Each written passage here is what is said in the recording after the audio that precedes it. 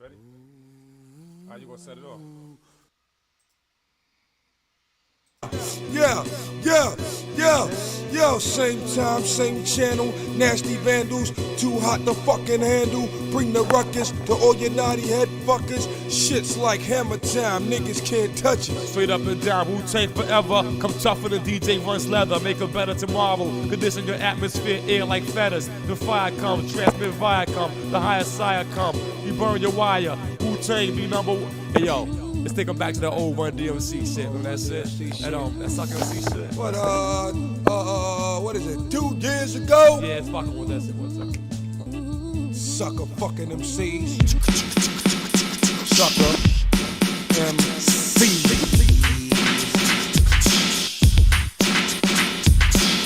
What? 4 years ago, a friend of mine asked me to say some MC rhyme, so I said this rhyme I'm about to say. The rhyme was Mac, and it went this way. Yo, we took a test to become an MC. All the withers in the crowd got amazed at me. The guard threw me inside, we chatted a lot. The show for Joe Morgan, we never came back.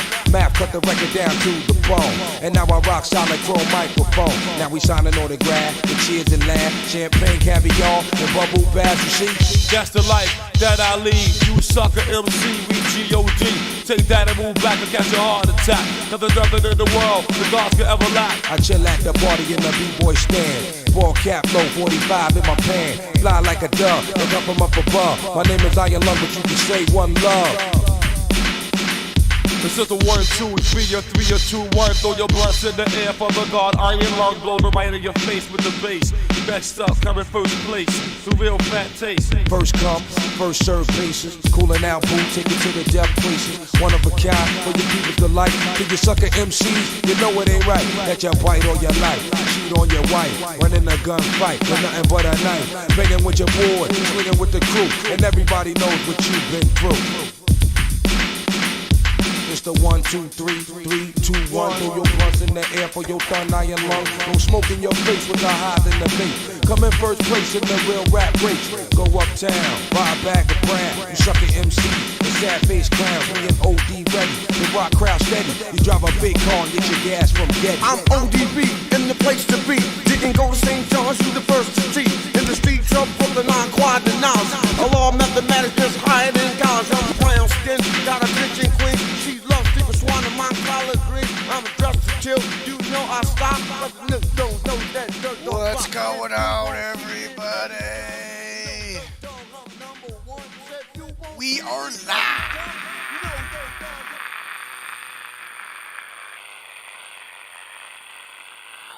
once again.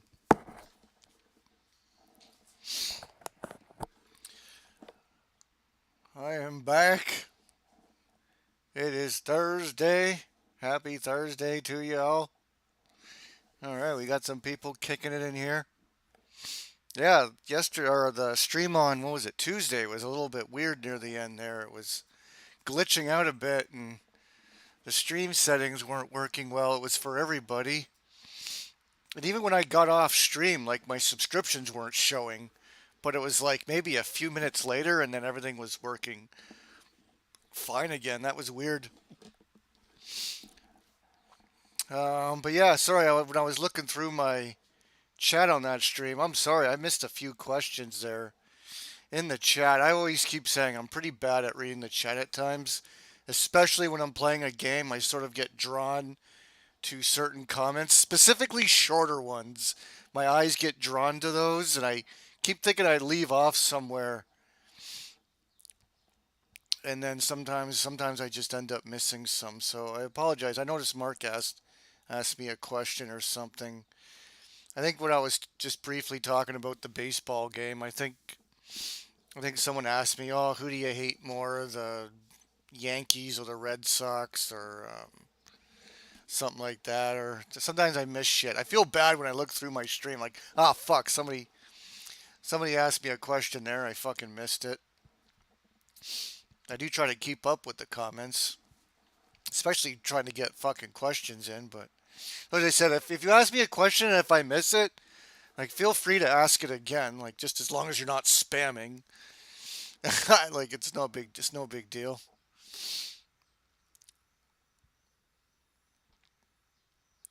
You got called in to work, Mark? That's okay. Well, you can watch it later if you want. I'll probably be streaming today and tomorrow, and then I might be just a little bit tied up on the weekend. Not too busy, but it's good to might just take a little bit of a break from streaming. Might take the weekend off, but I will do some videos.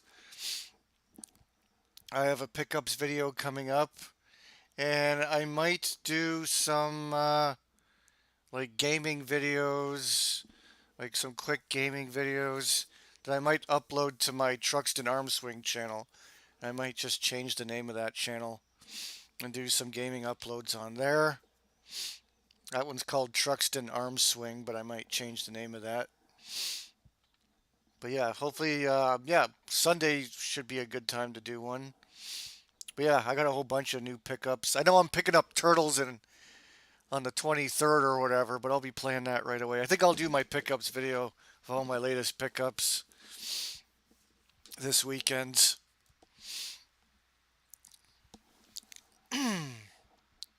Been grabbing some shit. I will be picking up a lot less shit coming up. I'm making summer plans and even stuff that's even coming up before the summer, so I'm going to be spending a little less money on junk, you know.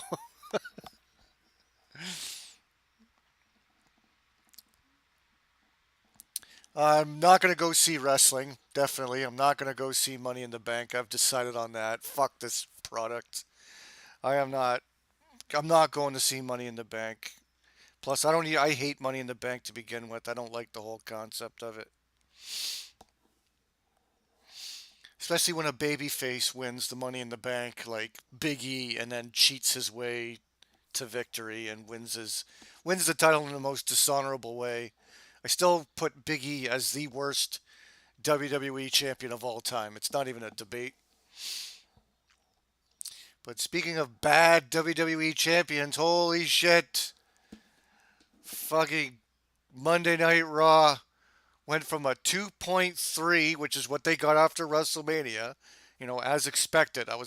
We were expecting like SmackDown style numbers. It went from a 2.3 down to a 1.8. That's 500,000 viewers gone. Gee, I wonder why. It's because the story is over. You got rid of the chase. You should have kept it going for another year. Or don't have it at all. Don't even finish the damn story. Life's not all about fucking finishing your story. Like, the Utah Jazz never got to finish their story. Like, they got their ass kicked by the dominant champion, the Chicago Bulls. Okay? Dan Marino didn't get to finish his fucking story. The Buffalo Bills never got to finish their goddamn story. They lost 4 straight Super Bowls. That's the way life goes. They shouldn't even have had his dumb story finished. That makes it a valuable lesson to people. That sometimes you can't just ride off into the sunsets. That's not what life is. And yeah, we knew that it wasn't me. It wasn't just me that was right. It was people that actually are not idiots, and the people that are idiots goes into the category of Eric Bischoff and these other schmucks. Even Vince Russo is saying this was the best WrestleMania ending of all time. What? Vince Russo, you of all people, think that was the best WrestleMania ending of all time? That was hokey and trash. Thank God Stone Cold Steve Austin did not participate in that. Otherwise, I would have to write off Stone Cold as one of the greatest. Thank God he protected his character. Thank God he protected his from him not doing that. Like I'm ready to say fuck Undertaker for doing that. That was lame. And we never even got an explanation of what the Bloodline Rules match was. What was it? Roman didn't even take advantage of it. It was dumb. It was just a no disqualification match. Lazy booking, as Jim Cornette would say. I can't stand these schmucks that kiss ass to it. There's a lot of smart people on YouTube that's saying this was one of the worst WrestleManias of all time. There are smart fans that actually call it like it is. I'm tired of people fucking these they're these anti AEW motherfuckers that kiss the fucking ass of WWE so much, and everything they do is great. I can't stand these people. I hate them even more than the AEW fucking marks. I do. I'm starting to hate the WWE marks more because they're so one sided. They piss me off even more. I'm more annoyed than watching WWE right now. At least I can turn on AEW and laugh at how cringe it is. I saw that promo the Hook, with Hook and Chris Jericho. Like, that was so bad that it was good. Seeing Taz like take that stupid bump, and oh, it was hilarious. At least I could laugh. I can't laugh watching WWE. I just cringe. They're just so lame. It's just so fucking lame. Them calling this a new era? This is not a new era. It's the same shit.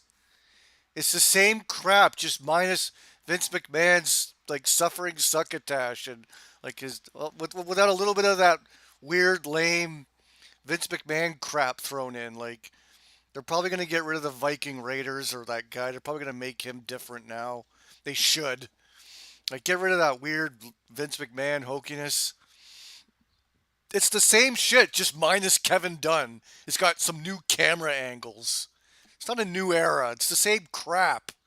It's the same garbage you see in NXT, which is getting bad ratings still, 0.6. Their ratings are trash over in NXT. This Triple H era needs to stop already. You need to put the fucking brakes on it. Stop this. Get rid of Triple H and that fucking googly-eyed fuck, Shawn Michaels. Get some real writers and some people that know television. I know The Rock just got his, whatever, he brought in a writer or whatever. Just get rid of Triple H. That's step one. The ratings are going to continue to plummet. It's going to go right back down to a 1.4. It will. It will go right back down to a 1.4, maybe even 1.2 by fucking SummerSlam. Just like what everyone who's smart predicted, everyone's going to turn on Cody Rhodes. Because he's not a babyface. He's unlikable. He's douchey. The only thing that got him over was the chase. And his boyhood dream type storyline. And again, these wrestling fans are just mindless idiots. And they just love karaoke. That's it. It's the love of karaoke. Let's all say, whoa, when the fireworks go off. Yay! We have the IQ of a fucking retard. Oh, here comes Seth Rollins, guys. Are you ready to sing? Are you ready to sing? Karaoke, guys. Let's go. Let's all sing. That's what it is. Without their fucking theme songs, they have nothing. That's not good enough. That just annoys the people watching at home.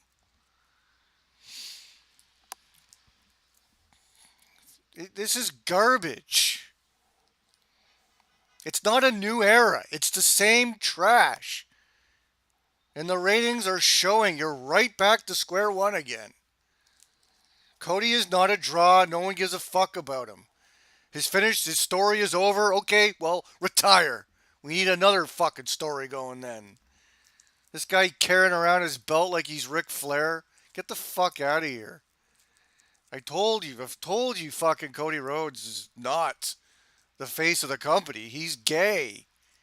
You can't have a gay champion. Like, it's easy to understand. All these boring wrestlers with these generic names. There's no creativity. There's no creativity. No one cares about a guy named Chad Gable. No one cares. His name is Chad Gable. Are you going to watch a wrestling show with a guy named Chad? No. No. Gunther. Oh, that's a draw. I'm going to watch a skinny naked guy named Gunther. No.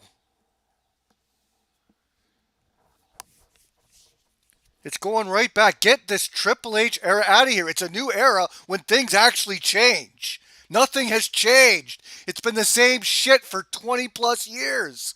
Boring, generic garbage. Make some characters, make some stories. There isn't any. Just some queer walking out saying, finish the story. That's not a story.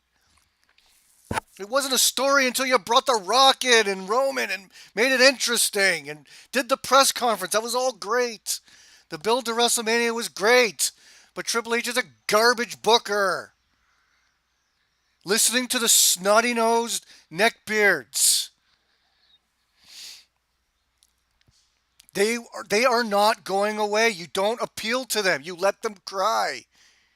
Let them cry. They're not going anywhere. They're lifelong wrestling fans that have nothing in their lives other than wrestling. They're not the people you appeal to. It's simple. You appeal to the people watching at home. Then your ticket prices will go because those casuals will want to go see the show. Those smelly marks aren't going anywhere. Fuck's sakes. It's so easy to understand. But Triple H and Shawn Michaels are all like, oh, it's important to listen to the fans. It's important to listen to the fucking marks that do nothing but obsess over wrestling on Twitter all day. Oh, yeah. Trash. I refuse to watch WWE. Will not watch it. No, not even fucking on DVR. I'm not even going to watch it later on. What is there to watch? What, Ricochet? Ricochet? That guy that fingers his anus backstage and does a bunch of flips? No, that's not a character. That's retarded. His name's Ricochet. That's like Vince McMahon garbage. Ricochet. That was like the name of like an American Gladiator. No, it was like an event. That was like one of those events in American Gladiators. I think there's million other characters named Ricochet. He's garbage. Sami Zayn? Him and his midwife? Are you kidding me? Good God, Sami Zayn. Go to the gym. Fix yourself up. That's your wife? You're a WWE superstar and that's your wife? Good. These aren't stars. They're walking around with Karens. Unfucking believable. This product is so cringe. Kevin Owens, get this Pillsbury donut boy off my screen.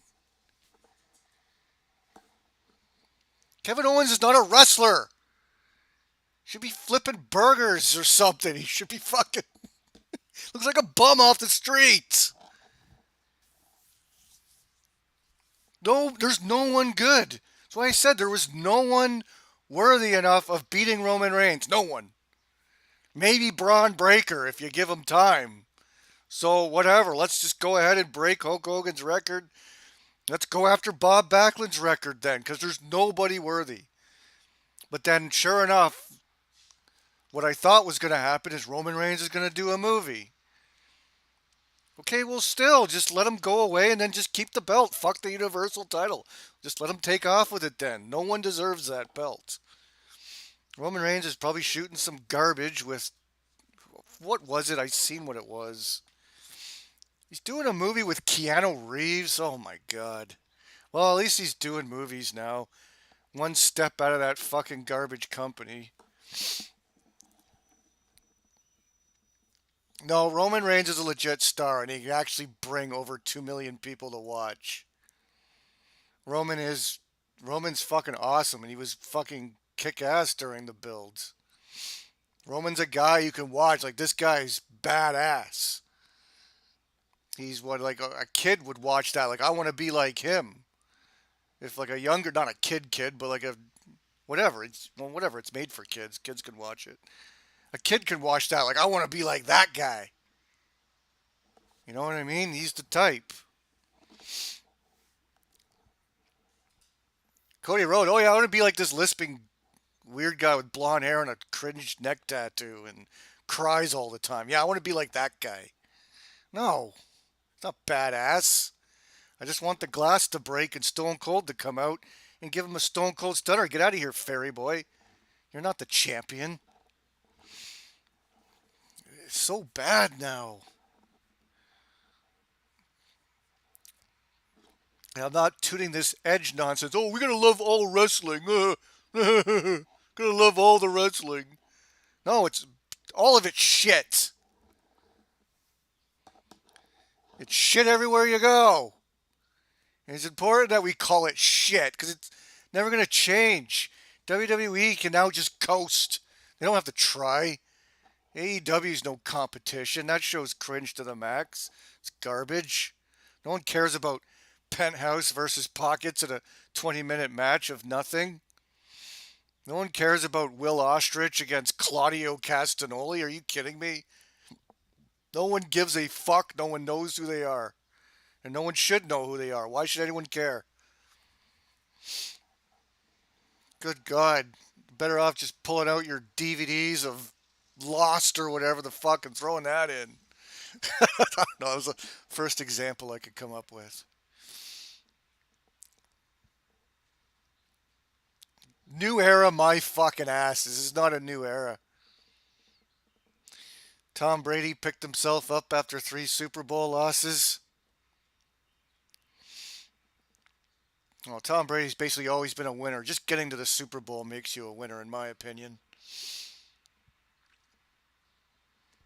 I'm sure Brock Purdy will get his fucking chance. But you know what?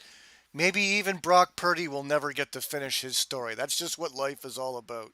Caitlin Clark never got to win a fucking NCAA championship. She's got a chance to finish her goddamn story, winning it for fucking creepy fucking Indiana with their creepy fucking journalists that hit on her and shit. That's fucking weird. You guys see that? You see that, DJ Rudden? Fucking Caitlin Clark getting creeped out by that fucking woke journalist, that douchebag.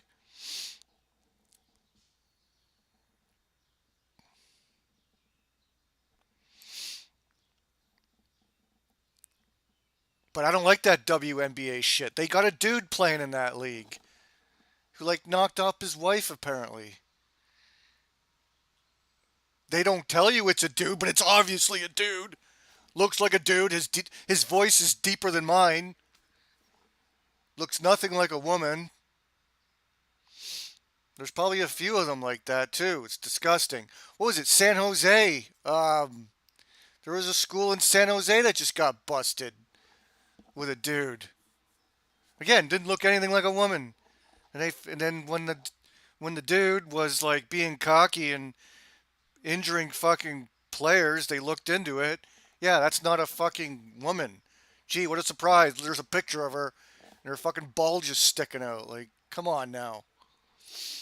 Yeah, I'm not watching that women's basketball shit. Caitlin Clark, why did you take $75,000 to go play in that garbage league that's just gonna fucking try and bully you each and every week? Like, why would you go there?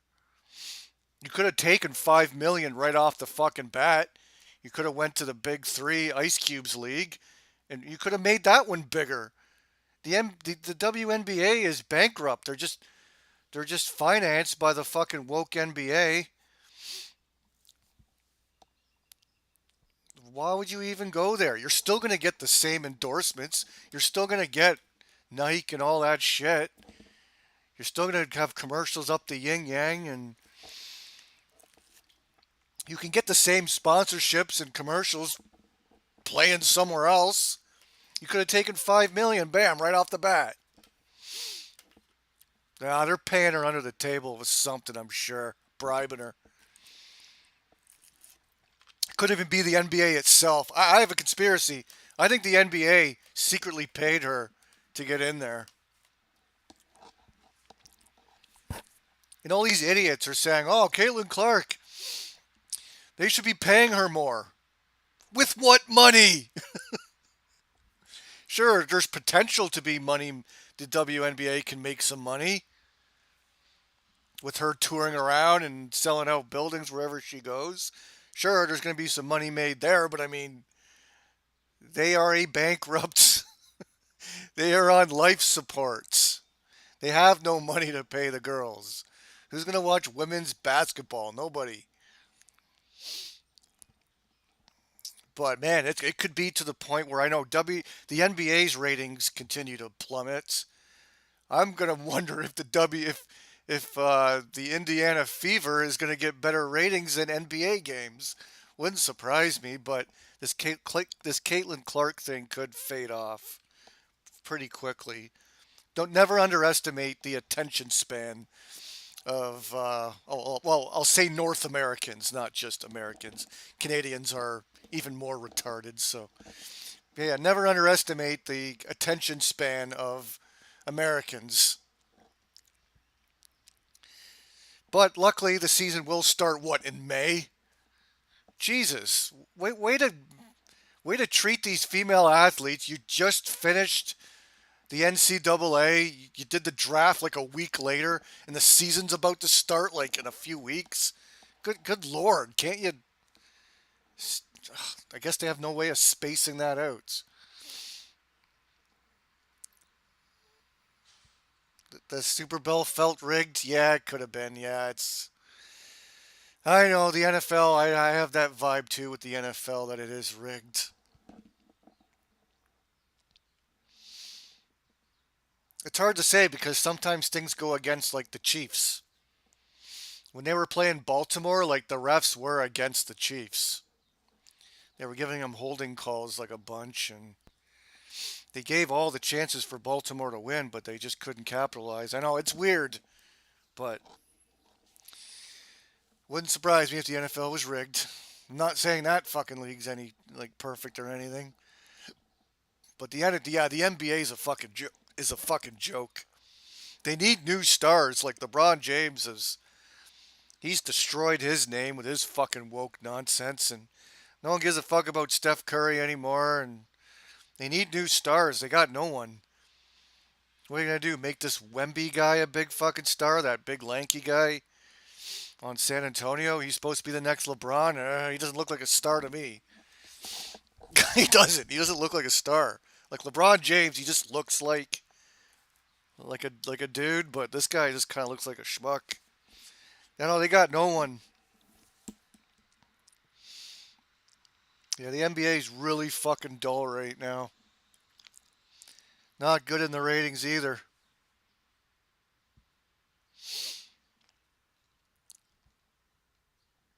Anyways, that's my rant on that. Just everything's so goddamn cringe.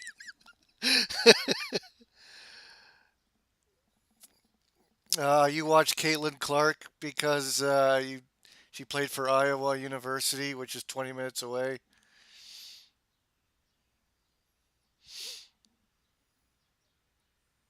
You don't care. You don't even give a fuck if she plays for Indiana. Yeah, I don't know, man. I just don't. I can't see people getting too involved. There's going to be a bit of a boom, whether you like it or not. People are already buying season tickets, and the hype is still there. So it's very fortunate that the WNBA season is starting soon because let's just say it doesn't start till like September. Then yeah, there's a whole summer of that buzz to kind of wear off, and then. But it's very fortunate for the WNBA that this is starting up soon. So I do think there's going to be some mild success. We'll see how long it sustains. Of course, the Indiana Fever will have to start winning. How close am I to beating the game? I have no idea. I haven't looked at the walkthrough or anything, but I'm going to get to it in a minute. Oh, yeah, LeBron's a woke lame brain. You got that right.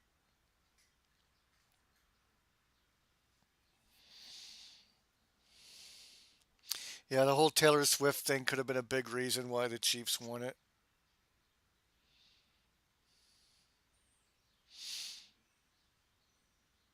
But the WNBA is a very toxic environment.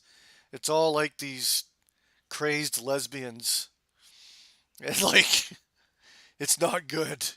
There's a lot of activists in the WNBA. It's not a place for a straight Christian girl to go to. Like it's not a place for that.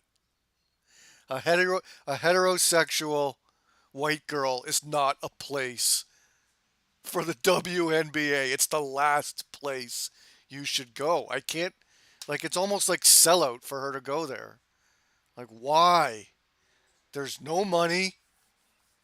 You could have went to go play with Ice Cube. If I were her, they would have asked, like, where are you going to go play after college? I'd be like, well, I don't want to give anything away just yet, but I got to check myself before I wreck myself. And that would have been it right there. People like, Ice Cube! I got to chickadee check myself before I wreck myself. That's what I would have said. That would have been awesome. And then she, and then she can go play for Ice Cube's league. She would have got $5 million right off the bat. And still, she would have got the same endorsement deals. And she gets to stay the fuck. And you give the middle finger to the WNBA. But the only thing is, well, she wants to play against the best. I guess, you know, be like, well, Caitlin Clark's ducking the best. Like, let him fucking criticize. Just come straight up like, I ain't playing for that woke bullshit. I ain't playing for those fucking weirdos. Like, just, oh, that would have just been heroic and awesome, but this whole thing could just be a fucking... Yeah, Ice Cube has a basketball league. He's like co-owner of, I think it's called the Big Three. It's a women's league. I don't think it gets any airtime on TV whatsoever. I don't know how big it is. I saw the interview on Pat McAfee though. Like Ice Cube was offered her $5 million to go play there. Like I said, I think she probably got bribed under the table. And it wouldn't surprise me if it was the NBA that bribed her. She got extra money. I don't believe for a second she's getting paid 75 grand a year. No way. Especially not when there was Ice Cube's offer on the table. I think that would have been heroic of her to be like, I'm playing for Ice Cube. Fuck this league. They're going to treat me like this. They're going to fucking... All these crazy activists want to see me fail. Fuck them. I don't have to play with them. I feel like I'm going to chickadee check myself before I wreck myself. Fucking Ice Cube would have marked out huge.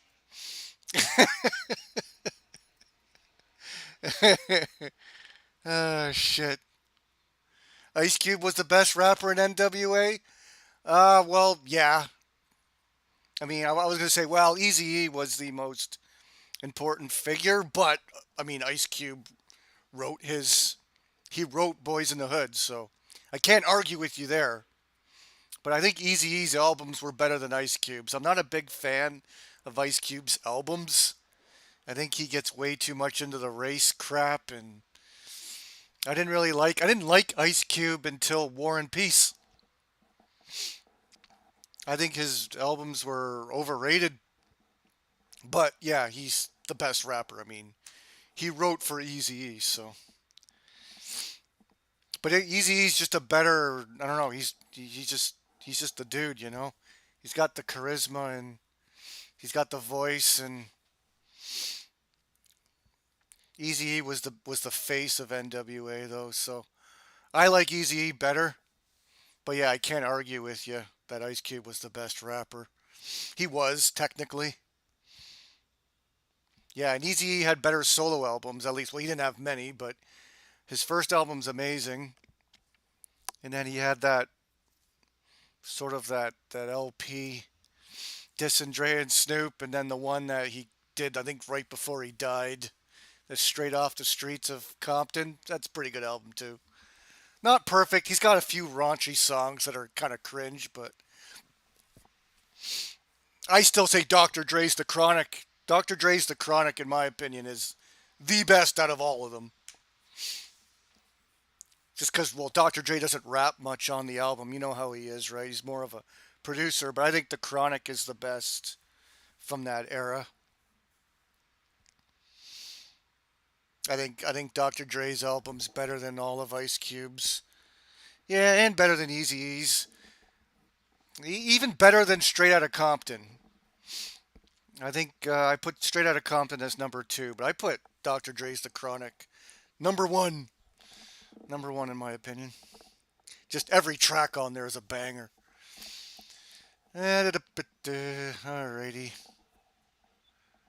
The next part of the Rocky story for Caitlyn is where she wins the championship and stays on top for a few movies.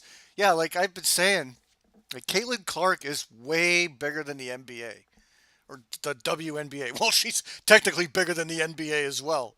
Her brand is way too big. Why even go there? Why? Like, don't. That's a dumpster league. She doesn't even have to, like, play basketball anymore. She doesn't even have to play. Yeah, no, she could probably just go straight to Hollywood and do movies.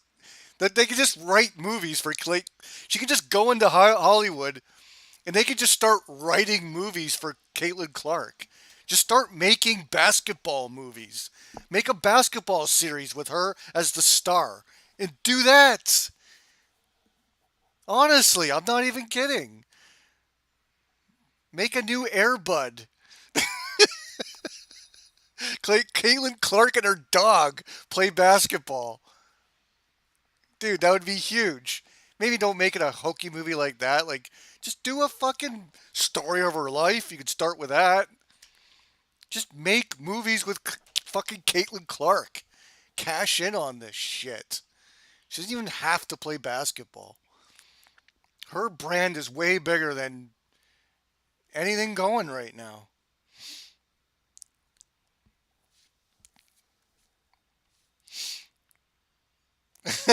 Caitlyn Clark and Air Bud is a great combo. You got that right. I like Air Bud. Air Bud's hilarious. Air Bud Spikes Back is my favorite. Just the stupid paws going up to block the ball. Like, it's hilarious. Cracks me up every time. Air Bud Spikes Back. That's the part that I watch for, is the cheesy effects of, like, the paw, of the dog paws, like, either, like, throwing the ball or, like, yeah, spiking the volleyball, or, like, I just look for the cheesy paw effects. Or, like, when the bad guys are chasing Air Bud, and he, like, goes to, like, a merry-go-round or something, and, like, the bad guys are looking for him on the merry-go-round, and then, like, the dog paws goes up to the machine and cranks it up to high speed.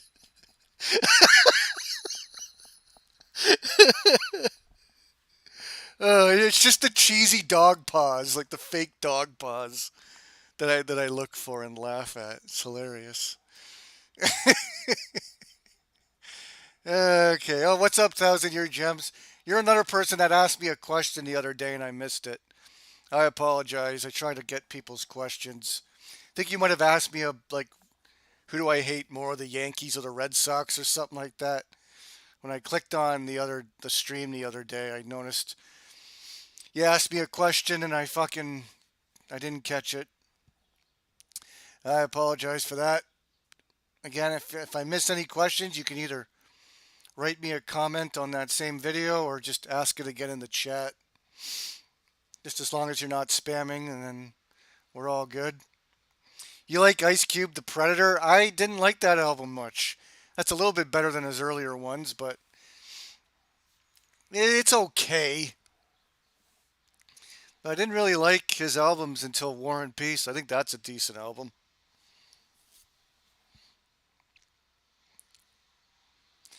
Oh boy. Alright, so that was some good ranting. Ranted about some wrestling. Ranted about some fucking Caitlyn Clark. But yeah, you guys see that fucking reporter? It was yesterday's news, that creepy reporter. That was like, I don't know, I can't really repeat what he said. He made some, it was just weird, it was awkward.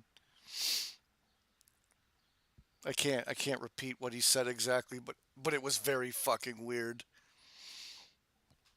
I think today he apologized or whatever, but dude, it's too late.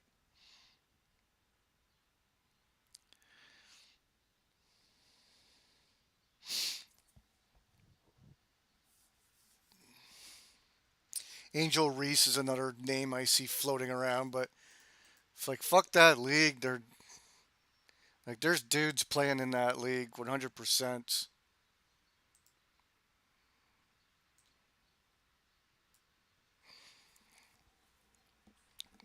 But I don't know, maybe she feels she has a chip on her shoulder and she needs to go fucking show those activists who's boss. Maybe that's a part of it. But I think she's getting bribed under the table. Okay, I'm going to put some sound on here. Just bear with me. It'll get a little bit loud. I'll adjust the volume in a second.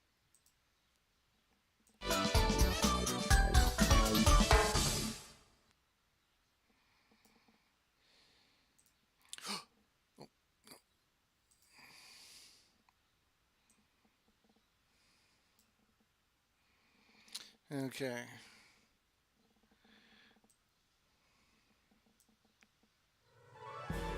There it goes.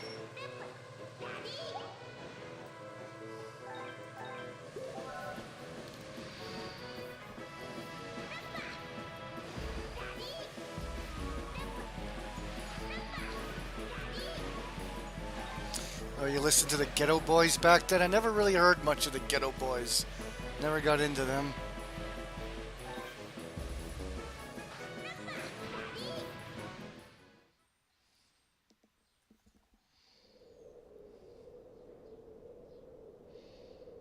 What's up, Proto Luigi? Yeah, Onyx. I like Onyx. I still got Onyx first album. Back the fuck up.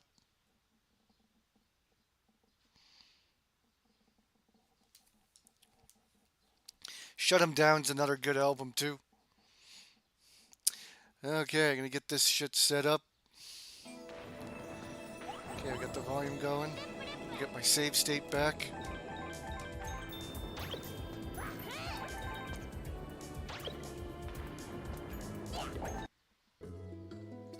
Yep, this is where I left off. Did you see the post where retro games in Japan are disappearing? What?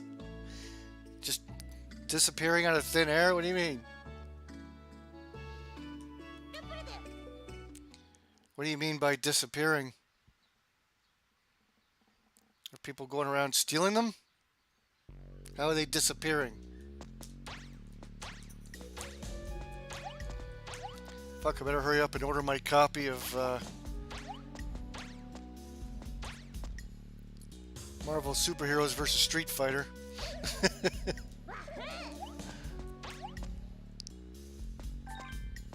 Oh shit, uh-oh, platforms that disappear.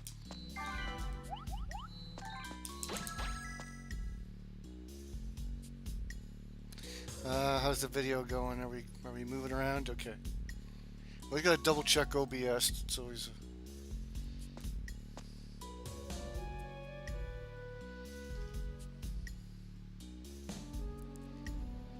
So you mean people are just buying them up?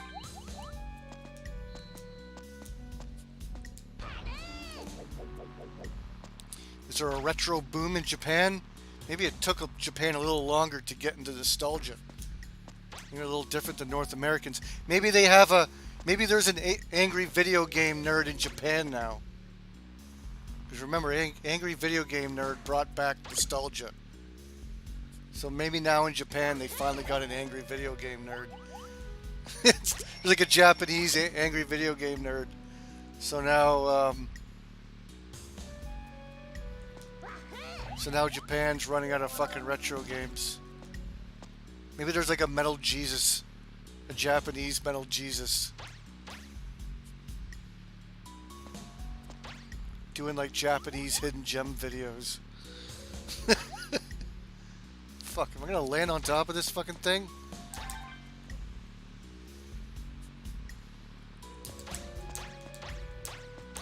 What? Oh, there it is. Okay. I'm just not gonna go down in there and get those. Fuck that. Ooh, looks like...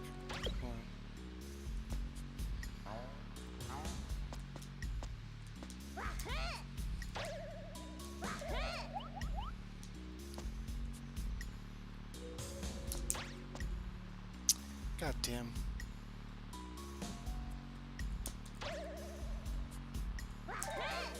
Oh shit, gotta go a little bit further. There we go, got it.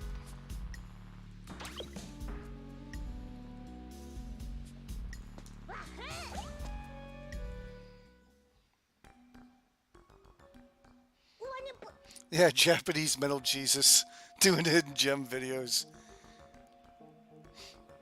And he's brings on some little, probably goes and finds some little Japanese girl working at a game store. Hey, you want to be a part of my channel? Do some hidden gems videos? Yeah, it's like a Japanese Metal Jesus. He's got to go find some cute little Japanese girl. Here, stand on this stool and talk about games with me. We'll filter your face a bit and we'll make you look really hot and put you on my thumbnail.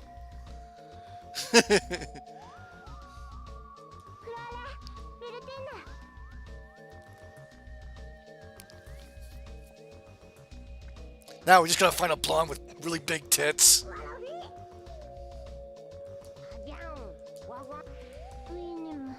And some smelly black guy.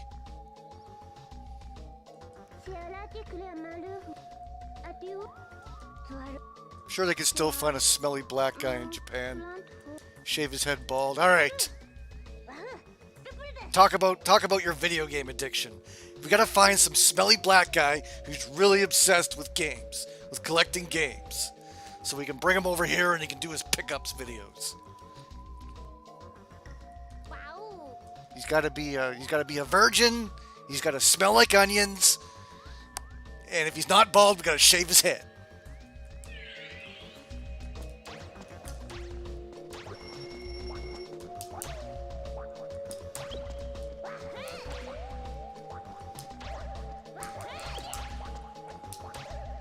It's like, well, we found the smelly black guy, but we're having a hard time finding the blonde with big tits. Well, she doesn't have to have big tits, but the more girls, the better. Remember, the internet virgins love girls, no matter what they look like. Ask Saggy Melons.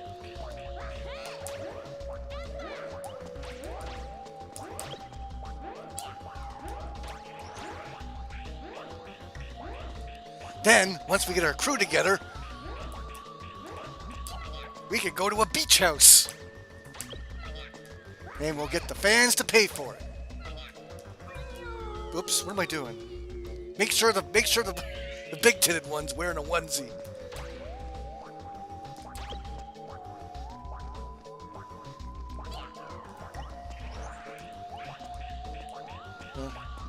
Alright, so I gotta do this properly.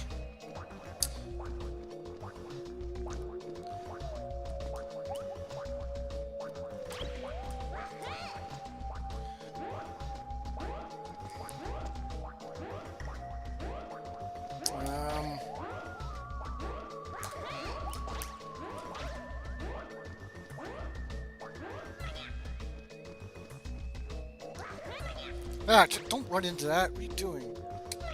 Oh, Jesus! What am I hitting? I think I don't have any lives in this game. Okay, so I gotta get this thing. Oh, that's right. You can beat it to the punch. So you can. But I have to still be able to jump up there.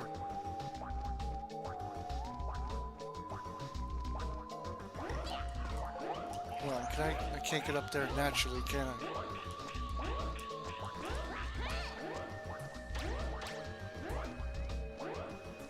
I can grab it while I'm up there, can I? What am I getting hit by? What? Hey, what? What am I getting hit by? What? He's just randomly getting hit by stuff. What am I not seeing?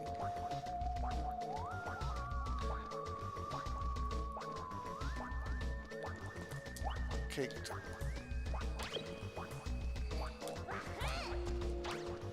Right, so I can't grab it from here. So how?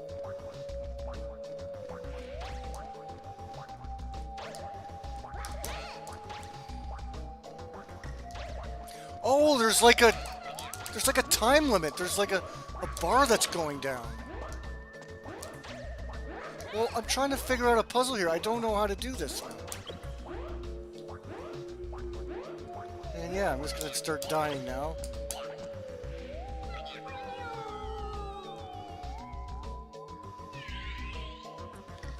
Jesus, what do I even do here?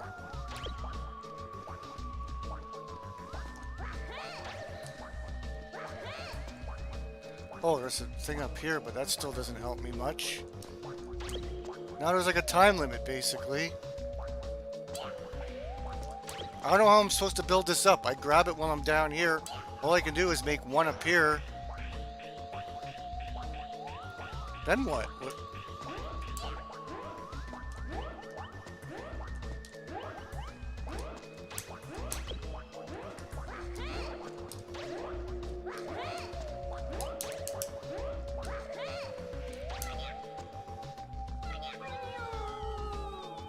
I don't know what to do in this puzzle.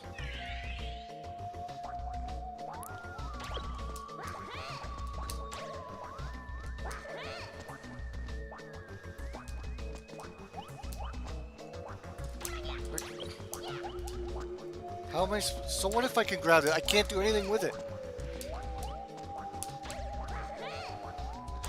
I can't get up there.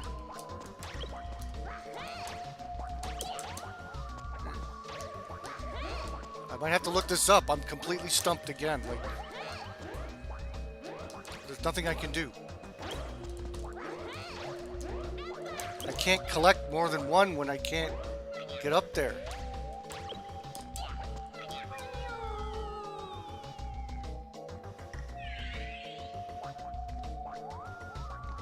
If I was able to grab that thing while I was on this platform, then maybe, but how am I supposed to?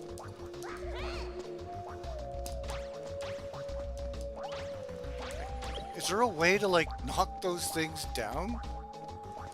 You can't. You can only just grab it. Oh, I can I drop it? No, I can't drop it. What if I do this? No, it dies. So what the hell?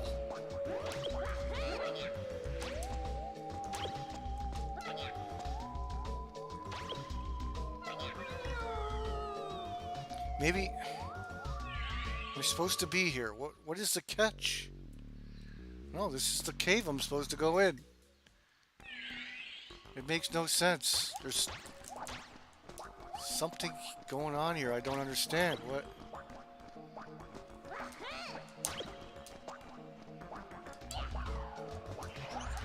Now, if I'm able to get up there naturally, then it would make sense, but I need a boost. I can't just jump up there.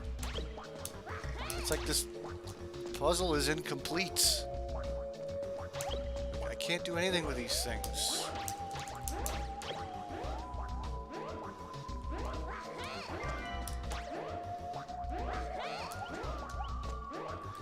If there's a way to knock those things down from flying, it would make sense. I'm gonna have to look this up. It's I played this whole game without having to look at the walkthrough, but this doesn't make any sense. There's nothing I can do here. I know how to play the game, and there's nothing I can do here. At least I thought I knew how to play the game. Look at, can I like stomp on them and make them fall? No. What other controls are there that can allow me to do this puzzle? What? Something is stumping me here. What could I possibly do? Look, does that thing move, or can you manipulate them to move?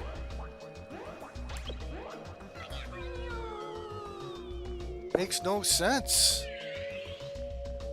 I hate using walkthroughs too. I don't want to do it, but did this game show me something that I don't know? I gotta break that red crystal.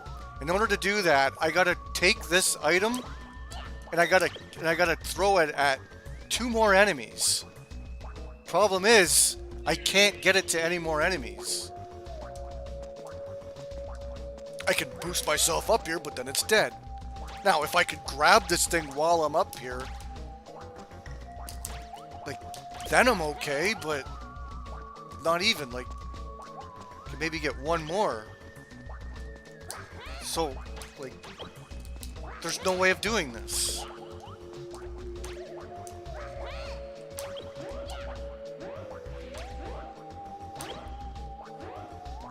Let's see if I can just take this guy and leave.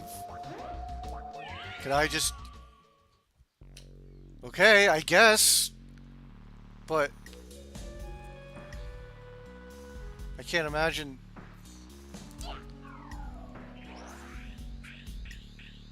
Okay, now there's yellow. Oh my god, they actually expect me to do this? Oh, I still need one more.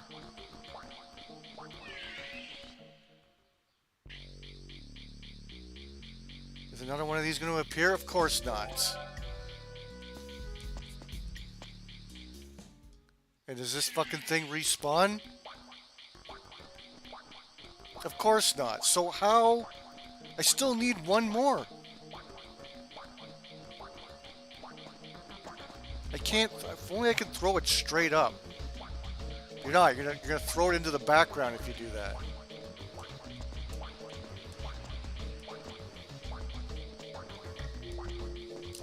See? There's the respawn, but... I need to kill 2 enemies with it. I can't get up there. It's physically impossible. In order to get up there, I have to sacrifice one of these enemies. This is crazy. I've never... Like, there's no way of doing this.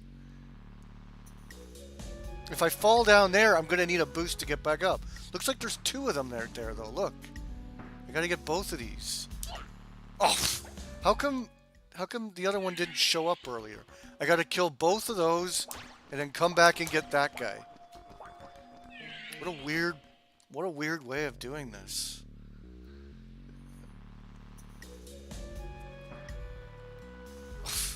This can't be the way to do it. Look, oh, got him. Now is that one gonna keep coming back? Over here, you jackass. There he is. Oh, that hit him! Then once you miss the throw, you gotta go back and get it again. This can't be the way to do it. Well, I'm gonna make sure I get these 2 first. If I can get them. It's pure luck. Can I get you closer? It's just, come on, man.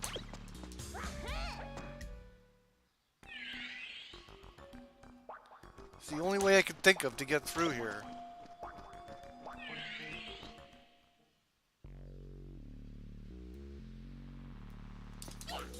Oh, it's gonna throw one and just hopefully one lands on it. Oh! Who knows how many attempts this is gonna take. I have to make 2 lucky shots in a row. I can't just go over there. If I fall off that cliff, that one I get by luck. And then get over here.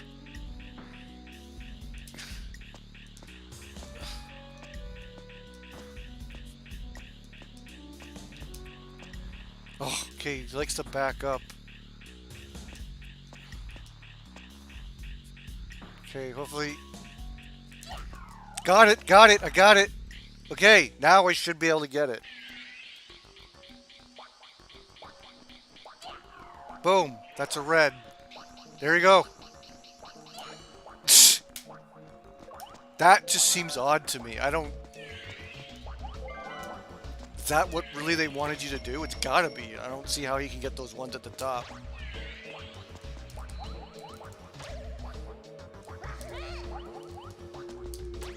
Weird. It's just not how puzzles are usually done. It's just a weird way of doing it. Oh, I still got this energy bar I gotta deal with. How do you fill your fucking... What's going on? How am I supposed to get by this guy? Now look, I'm gonna die! dead. What, you can't jump on that? What is that? Oh my god, this game just took a shit all of a sudden. Oh, thank god it starts me off here. Does that light refill? Oh, the light refills your health. Okay. That's good to know.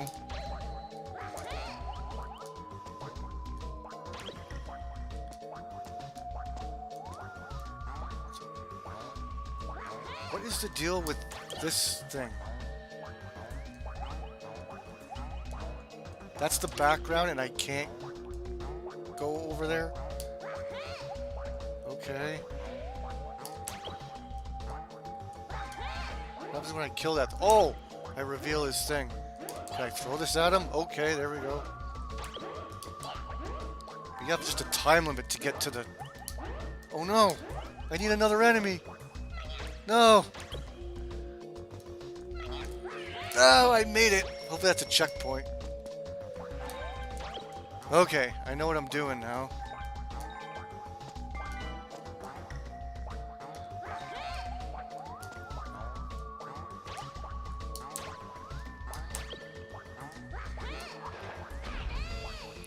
Oh yeah, for the Japanese Metal Jesus show.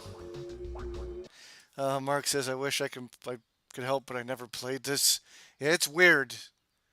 That was a weird thing that they did there. It didn't make any sense.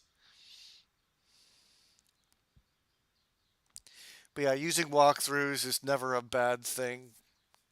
Especially when you have, you know, if you don't want to waste your time just running around aimlessly. Sometimes there's just things that you don't understand, like maybe the game didn't explain it thoroughly enough, or maybe you don't own the instruction manual, so maybe you're supposed to know something that the game didn't teach you, or...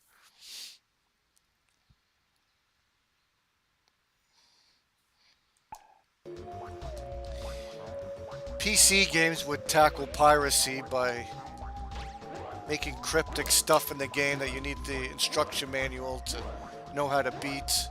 So if you pirate the game, you'll be clueless. Or I hate when they did like questionnaires that were only in the instruction manual to keep you from pirating it.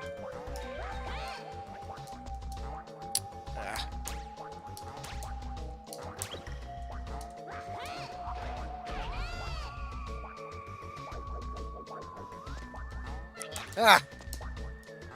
Uh-oh, I need that.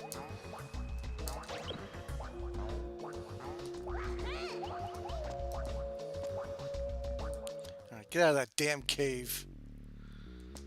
Evil cave. Like, run out of oxygen.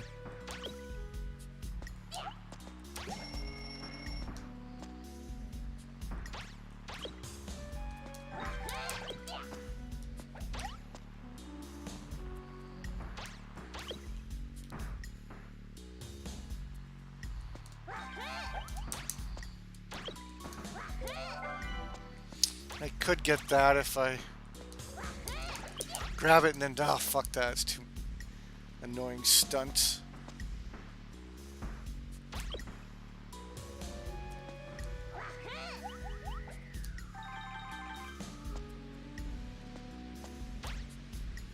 I like in this game you don't have to worry about lives. Like you're not going to get like a game over and then have to start the level over again or anything. Oh, am I supposed to grab the enemy? Ah.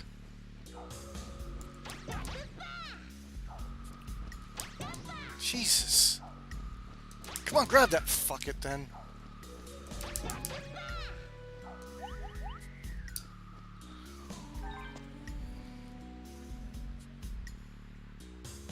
You know, back into the fucking suffocating cave again.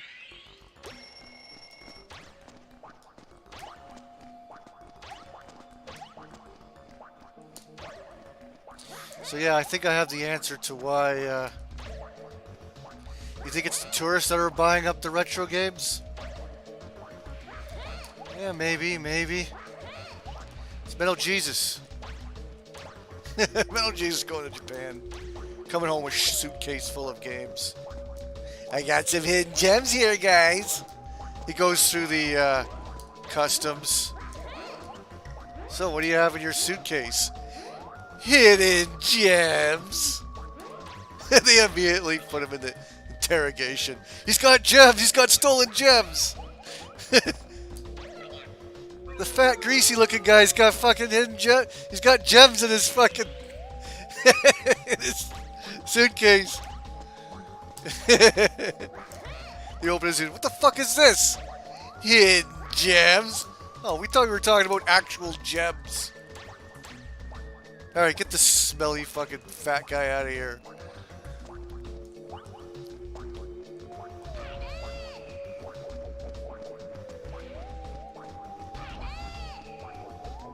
Alright, it looks like there's another door I gotta break. Oh yeah, and where's my health? Okay, right here. Oh, can I just leave?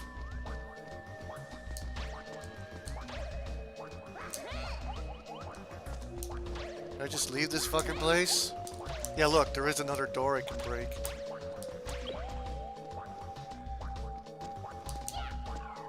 There's one. Oh, I was supposed to go to the other side. See, this one kind of makes sense.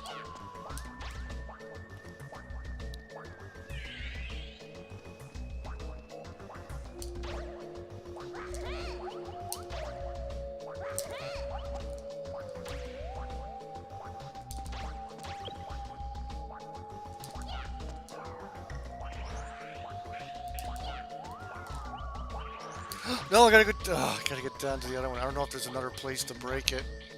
Doesn't look like it. Gotta do it in the right order, I guess.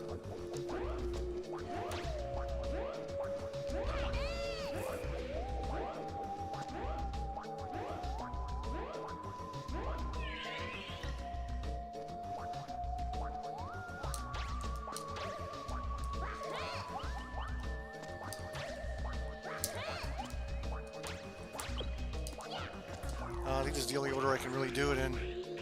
I gotta get over there somehow really fast. Oh, I made it. Boom. Alright, we're red. We're red.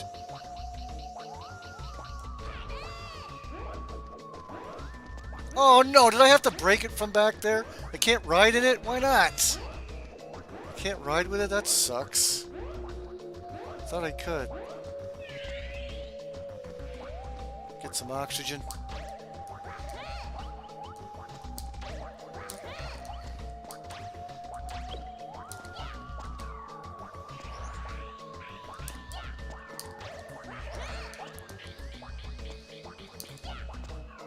Okay, so I guess I gotta throw it from here. Okay, this should work. Bam, there we go. Oh shit, I should get some okay, there's oxygen there, okay. There's oxygen right here. Checkpoint. Yeah. It's one of these fuckers again. Ah, shit. Can I throw it from here? I'll just drop it down. There it goes. Whoa, shit, we're going up. We're going up. More oxygen. Good.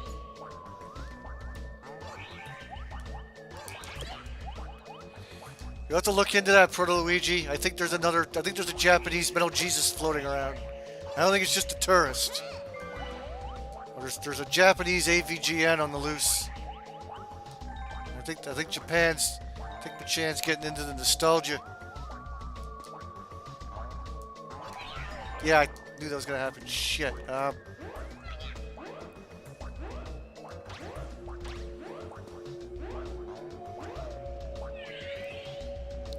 Where do I get an enemy to throw at him? Oh, right here.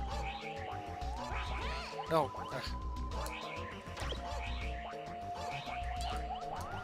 Okay, gotta be quick. There you go.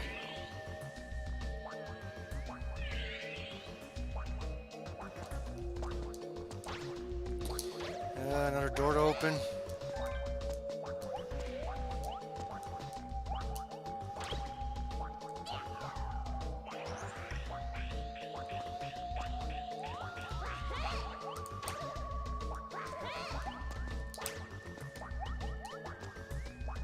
how would you get up there? There's something in this game that I'm not knowing.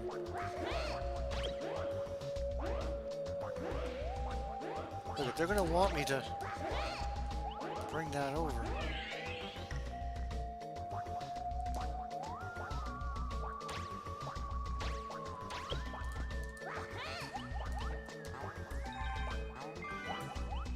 Oh shit, look at, how am I gonna get...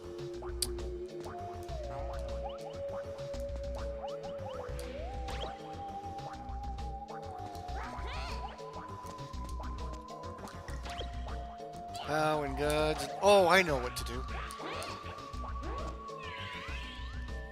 I think,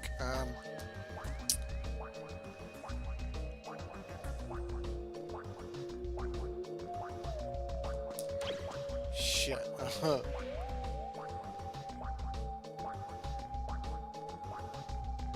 Yeah, but if I...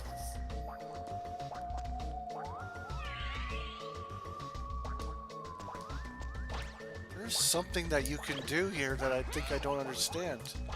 Like there's a gameplay mechanic I think I'm missing out on.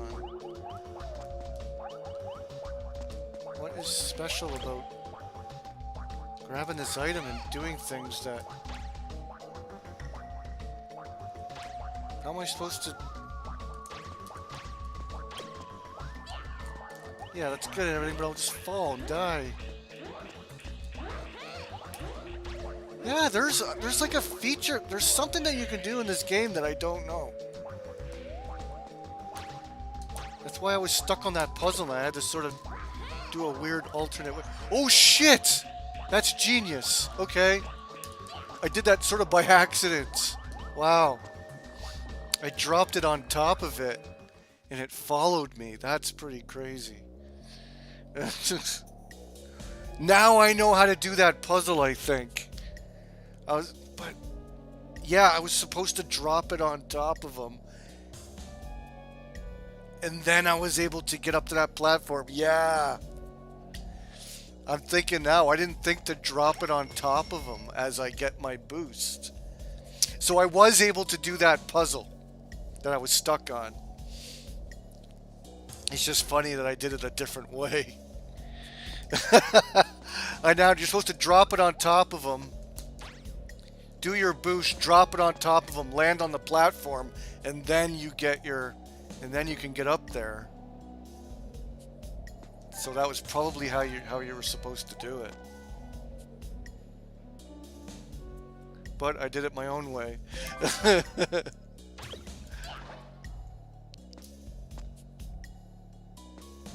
Oh shit, they respawn. Okay, good.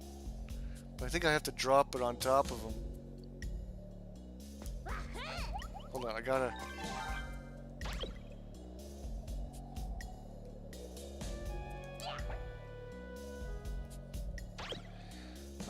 Wait, the first thing you gotta do is break it. This thing should respawn, right? Yeah, okay. Stun him. Grab this and then jump on up. Oh shit, if you fuck it up, you have to try it again because these platforms break. Fuck the secrets, let's just go. It's basically, this game is basically a puzzle platformer. It's, once you get deep into the game, it's just puzzle after puzzle after puzzle after puzzle. It doesn't really stop. You're just going to one spot to the next trying to figure shit out.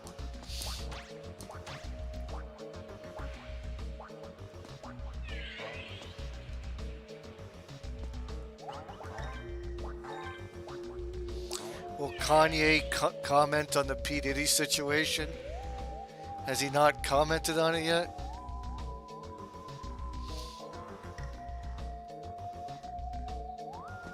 I don't know how much the original PlayStation game of this is worth.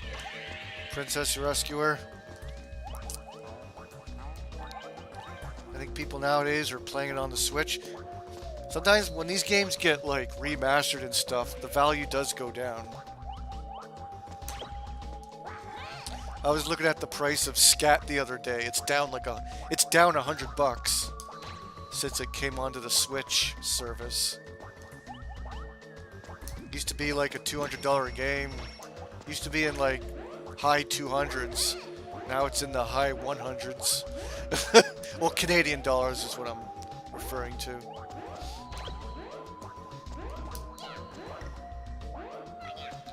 That's why if that little Samson price needs to go down, it needs to... Oh, I'm dead. That little Samson price needs to go down. The Switch needs to put it up.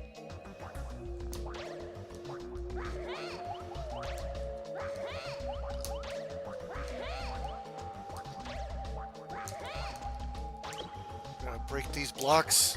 Oops, shit.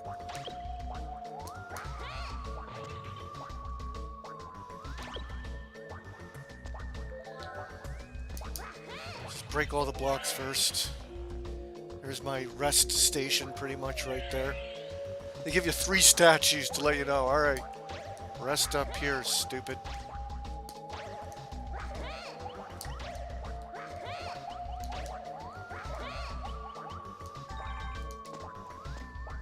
Is there more shit over here?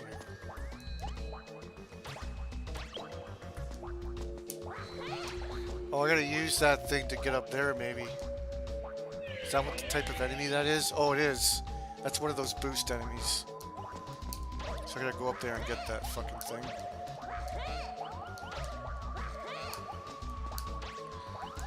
Or I can even boost up here and get some gems if I want.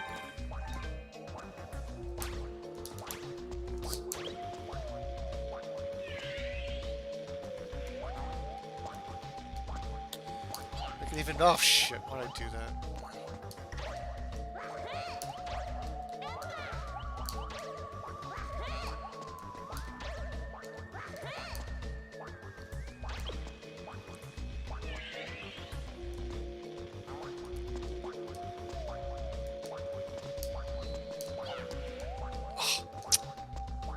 Keep forgetting you're not supposed to press up.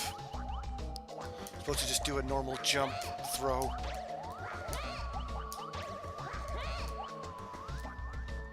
The 2.5D can be a little bit confusing at times. You'd think you'd have to press up to jump up, but there you go. You gotta do a normal jump to jump up. If not, you'll throw it into the background. So what do they want me to do here? Shit, what am I supposed to... It's gonna run out on me now. Fuck, I didn't... You caught me off guard. Oh, but I can get it again.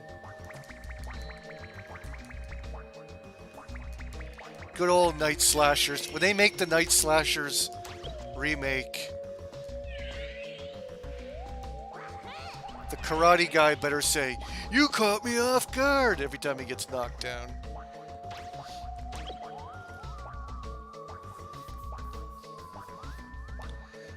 What's everyone's thoughts on Stardew Valley? Well, I heard it's one of the best farming simulators. I think Animal Crossing's #1, Stardew Valley's #2. And Stardew Valley's an indie game, so if you value your indie games and your farming simulators, then there you go. But yeah, I never play that game. It's on sale. Yeah, it usually does go on sale. It's been out for a long time. You like Tomba for PS1, but it messes with my head getting around. I kind of don't like how there's like things that you can buy. I don't know. I wish it was more of a straightforward platformer. I don't know. I don't know if I would have the patience for it or not. It looks okay, but I don't know if it's my type of game. I don't think I'd like it. Yeah, for Princess Rescuers saying, you hope there's a flood of little Samson re-releases and stuff. Like, back in the day, I just resorted to, I have the Famicom cart of little Samson. It's called Lickle. It's the same game. I don't think there's any differences. I got the Famicom cart of little Samson. What's up, Ray Durazzo? Cody is just swagger in a suit. He prances around like a heel. And he holds the belt now like Ric Flair. Yeah, and he's so unlikable, and it's stupid. They did this, finish the story. It was all about the chase. Well, now that the chase is over, people will stop caring. since the only thing that was over with Cody Rhodes was his theme song. And the WWE fans nowadays, they're all about karaoke. Oh, let's all sing along, guys. That's what it is. It's just people's love for karaoke. He's not really over.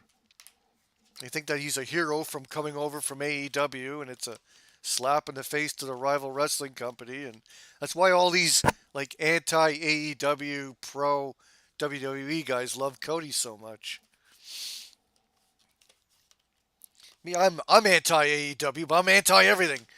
I'm anti-everything that sucks, and I'm pro-everything that's good. I'll say when things are good and when things are bad. I thought the build to WrestleMania was excellent. The Rock did some of his best heel work I think I've ever seen. Roman Reigns has always been good. It's just too bad he can't be on the show every week. Roman Reigns just has to stand there. And he's better than Cody Rhodes, than a Cody Rhodes promo. He demands attention, and he's an actual fucking star, and he's established. Cody Rhodes is not establishment. He has a career of failure. And this is all just like a pity story of him finishing his cringe story from his schmuck wrestling family. If anyone actually knows Cody Rhodes' story, it sucks. Like, he's garbage. The story is him being trash and never getting over.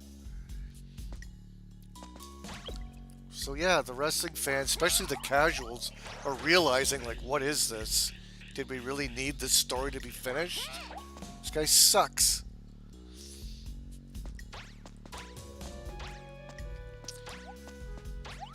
You heard Rune Factory 5 was big time disappointing. I've heard of that series. I can't remember what it is. Never played any of them.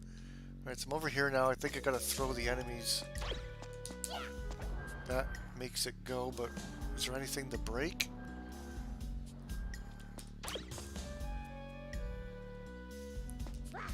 See if I go up here, then...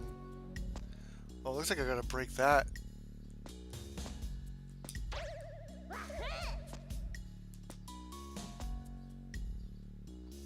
Looks like I can position it to break that. Oops, I missed. What? Gonna hit it with another enemy? Oh yeah, there we go, I get more distance, but I think it's still not. Or it missed. That's not the piece that I need to break, though.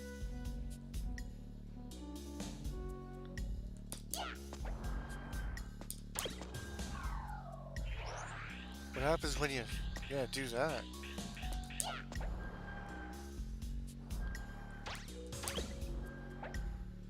No, it's got to be from a different angle.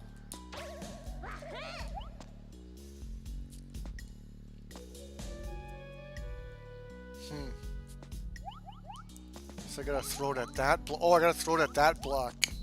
I gotta bring the enemy over there. On that disappearing platform. And I think making it stronger. Oh, but yeah, but then I can't. I know, I gotta do that trick again. See if this enemy walks over here. No, he doesn't go any further than that. Okay, it might not matter.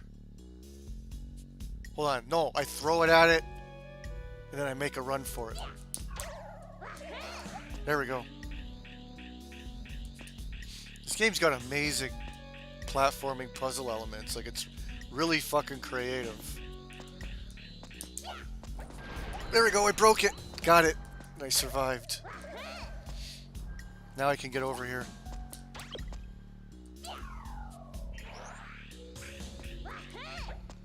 Now am I gonna have to take these enemies with me? I don't think I can.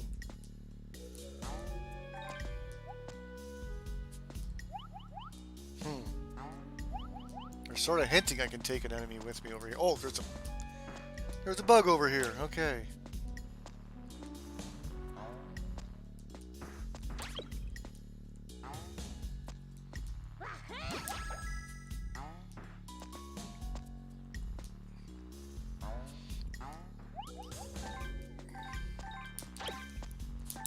Oh, jeez.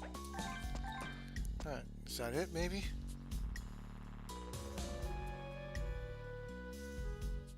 Alright.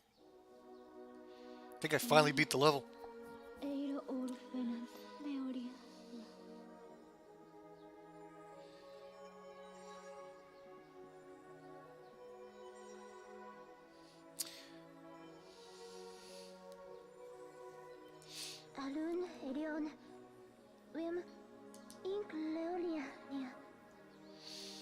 I'm good at this game. Well, once you play it enough and you learn the mechanics, and yeah, you start to come up with ideas of what you can do. There's not too much to the game. It's rather simple. There's only all you can do is jump and throw. So there's not like a huge arsenal of stuff you have to like go over. It's just things you got to remember. You can drop enemies below you. That's how I got stumped on that one puzzle. I forgot that I can drop the enemy below me, get a boost while dropping the enemy below me, and then I can get up to the platform, and then the thing can follow me up there. I didn't think of that. But I was able to cheese the puzzle another way, just going in the previous room and throwing it at those insects. That's not how the game wanted you to do it. I thought, like, there's no way the game expects you to do that. There's something I'm not getting, and yeah, sometimes it can stump you a bit. I haven't looked at the walkthrough yet. It's just a good game. It's just a very well thought of puzzles, but with simple controls and.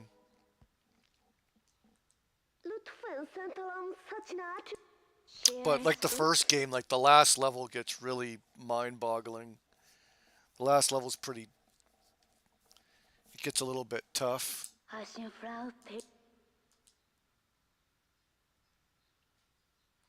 Then the bosses have a little bit of a puzzle element to it as well.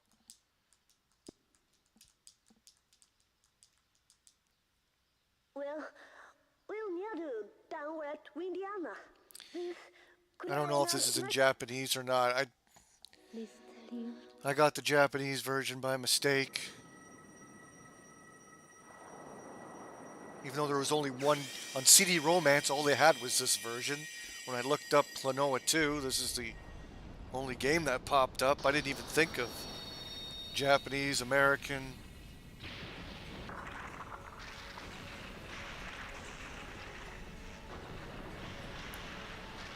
Or at least I'm pretty damn sure that. I doubt this is the North American version. They were really lazy if they did. Yeah, there's English text, but it just sounds very Japanese.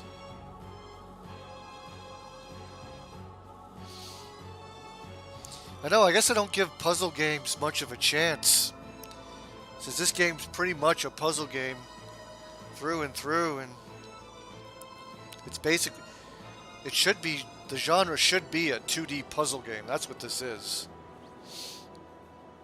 You could call it an action platformer, kind of, but it's more of figuring shit out. It's more of a puzzle game than it is an action type game. Puzzle platformer, I guess you can call it.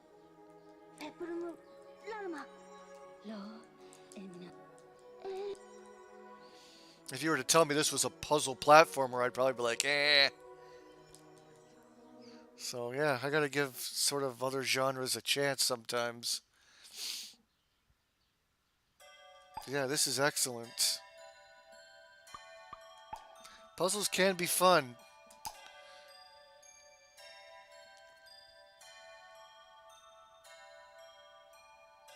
The Klonoa 2 prices aren't bad.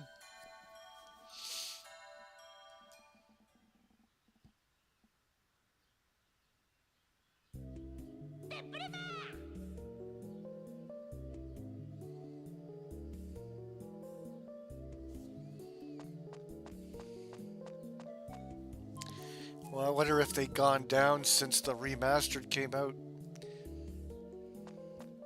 I picked up a couple of games on Video Games Plus, which is sort of the Video Games Plus is a Canadian website that sells lots of games, sells a lot of those limited run games, and sells some Japanese imports and stuff like that. Picked up a couple games that you can't get on retail. I'll show those in my latest pickups video coming up this weekend. Alright, we got a water level coming up here.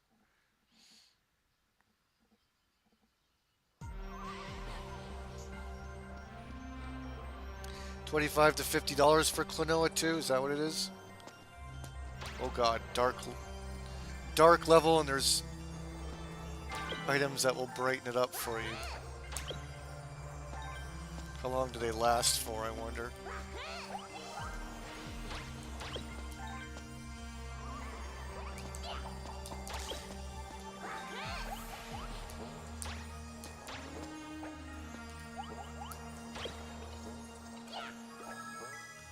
Can I go in that cave? No? Ah, jeez.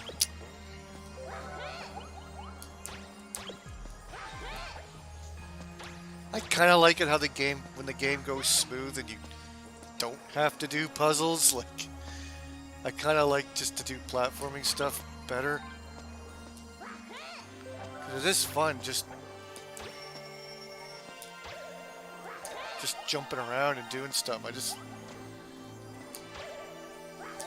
guess some levels are different. Some levels are more like you just use your skills to get through it, and then other levels is just puzzle after puzzle after puzzle.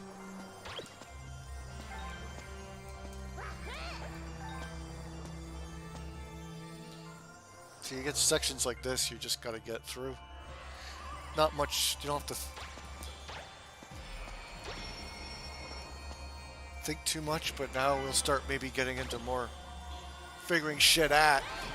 Ah, shit.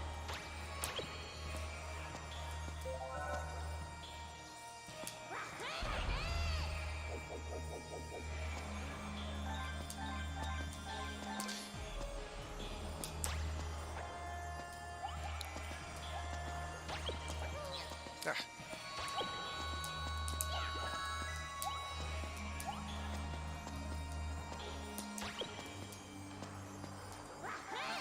Oh, yeah, I shouldn't have let go. Ugh.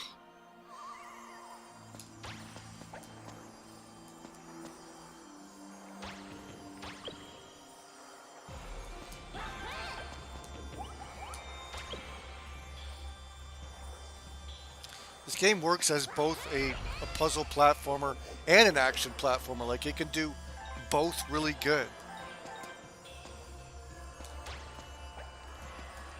This game's very underappreciated in my opinion. This is excellent. Like, for the most part, I'm always having fun playing this.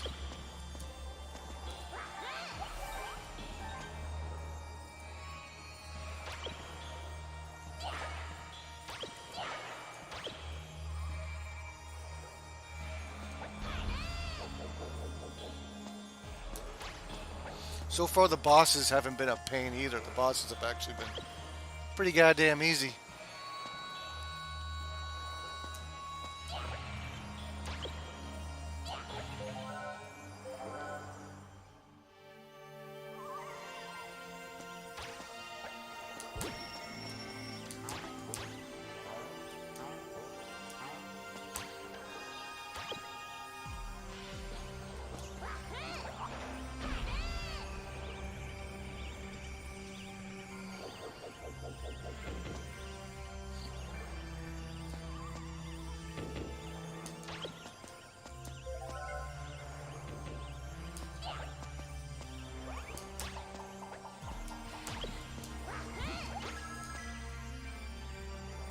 I always didn't like these enemies.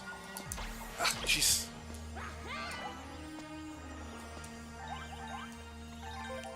Got Ninja Turtles coming out on Tuesday. I posted on my community tab. There's a new Ninja Turtles indie game coming out in the summer. I don't know if there's going to be a physical for it, but it's Hades but Ninja Turtles. And it's I guess it's 4 players. It might only be couch co-op, I don't know. What the, hey, what? Ah, what? What happened there? But yeah, there's a Hades style Ninja Turtles game. It's hilarious. It's a roguelite. It looks just like Hades, but with Ninja Turtle skins. You can get permanent upgrades and stuff. Of course, you build up your Ninja Turtle. When you die, you go back, but you can grab currency to buy permanent upgrades, just like Hades. It's coming out in July. Then another fucking game got announced. I don't think it has a release date, but Steam World Heist 2 is coming out. Dude, Steam World Heist is like my favorite indie game of all time. Like next to like Cuphead. It is amazing. It's the best strategy game like ever made. I'm serious. Like I love Steam World Heist. I played through it twice. That's how much I love it. Oh shit. Okay, I can't see. Ah.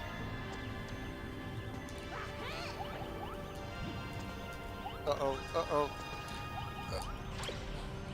I can't see. Is there like things coming after me? Just like bugs that come after me when it's dark. Okay, I got a heart. I got my checkpoint. Brighten it up, will you? Okay.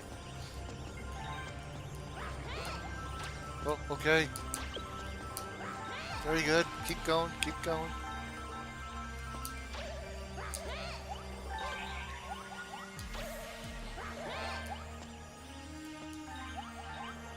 They're just adding, in SteamWorld Heist 2, they're just adding a different scenario, a nicer looking scenario, and the ability to like buy like equipment. They're basically just adding more RPG elements to it.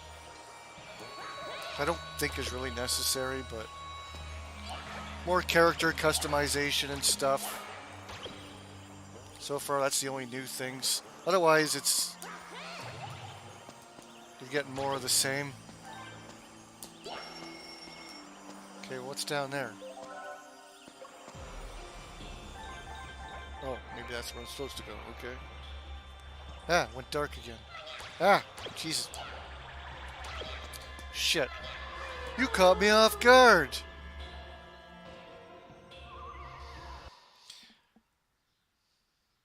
Yeah, if you get the game, we can play if they have online.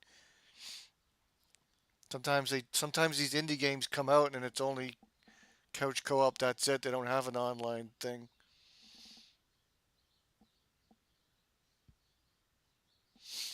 In Japan, they love their mobile games. Japan just loves everything like mobile, handheld. That's why the Switch did good as well in Japan.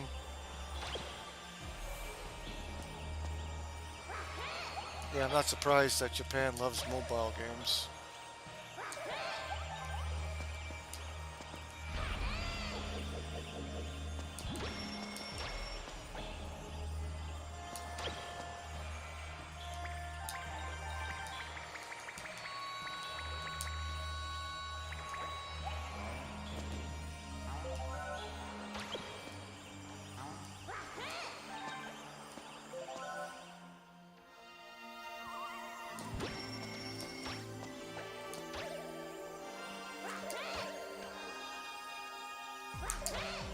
Ah, you might fuck that up. Can I grab another light thing? No.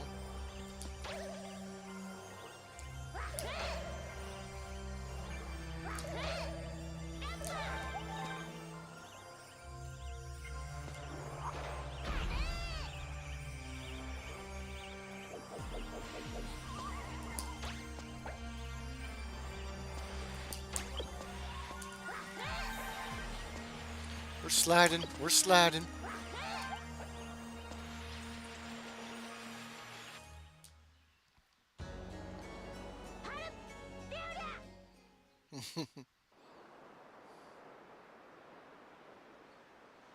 What's my next game going to be?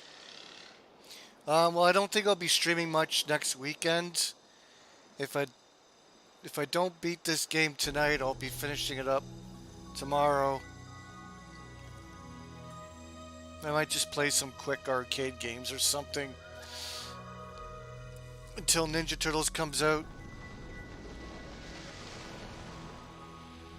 Play some smaller games.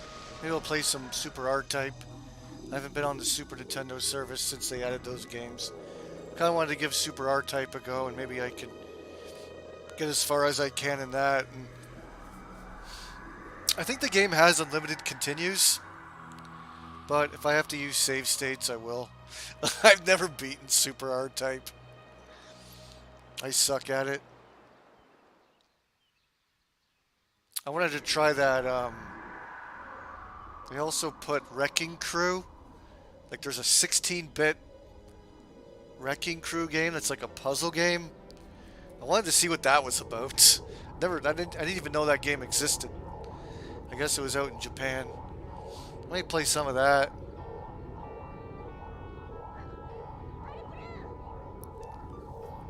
Mr. Airwalk, you want to play Ninja Turtles? Do you have the Cowabunga collection? Some of the online games are stupid. You can't, like, set your lives and continues. I think that's for Hyperstone Heist. You can't get an option menu. So dumb. They didn't have the best online in that Cowabunga collection. But, if you have the Cowabunga collection, we can play Turtles in Time. I don't know what state you live in. I don't know if that matters too much. I remember it was a little bit finicky with the connections.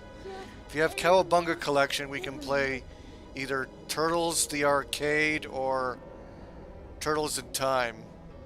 But for some stupid reason, the Genesis version, you can't go into the option menu when you do 2 players. You have to play with 3 lives and like 2 continues. The game's not that difficult, but if you're no good at it, then yeah, we might not even be able to get through it. You can't customize the game. You're in California? I don't know. I don't know if it matters, the region. I don't know if like when the Switch puts you together with games, I think they try to keep you in the same region, don't they? I don't know what it would be like playing with someone in Cali. We could try. Maybe the Cowabunga collections. Maybe the connection's pretty good since no one really plays it much anymore. Maybe. But do you even have that game? Let me know. I can play. I wouldn't mind playing some Turtles in Time. Do you have the Cowabunga collection? Yeah, you got me on Twitter, right? So I can. I don't have my Switch plugged. I don't have my Switch going right now, but I can give you my friend code. Maybe when the new one comes out. So you do have Cowabunga collection? Alright, well send me a message on Twitter. Maybe we can play, I don't know, tomorrow or maybe on the weekend. I don't know. I wasn't really going to stream on the weekend, but might have some time. It's just hard to like guarantee a meetup time or anything. I should play some Shredder's Revenge. That's another one too. Yeah, we can play Shredder's Revenge if you want to do that. Yeah, DJ Rudden has that one.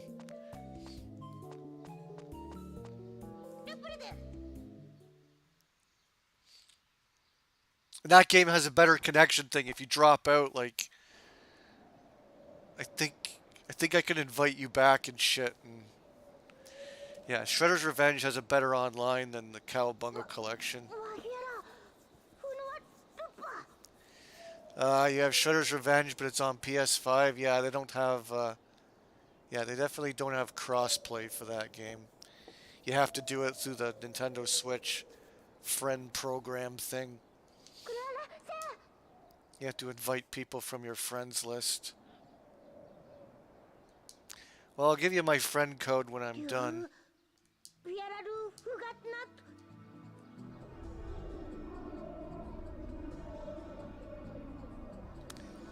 I didn't get the DLC, by the way. I didn't I didn't think the DLC was worth it. What is it, survival mode? And like, you get fucking Usaki Jimbo thing, whatever his name is. Usaki or Jimbo. And then, who else? There was another character. I don't remember what it was. You got like extra stages, like a couple extra stages. Oh, the game's got too many levels as it is. It's hard to play through in one sitting. That's the one thing I didn't like about Shredder's Revenge. It's like there's too many levels. I like a beat 'em up where I can play it in one sitting. That's sort of the point of playing a beat 'em up, but it's like, it's too long. I thought the same thing about Streets of Rage 4 as well. It's, you want me to play that in arcade mode? Whoa, shit, okay, hold on. Ugh. Alright, I gotta sit here for like 3 hours. Like, I thought Streets of Rage 2 and 3 were long enough as it is. They don't put that into the...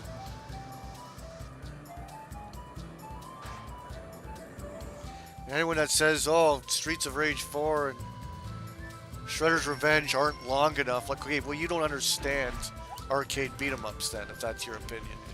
It's not supposed to be long.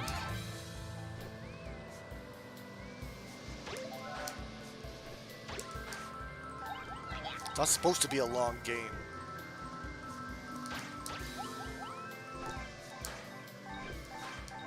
Like, how much longer do you need to just sit there and pound away on enemies? Like, you don't want to be doing that for more than 3 hours. Like, you don't, for more than 2, like, you only want to be doing that for like 2 hours tops.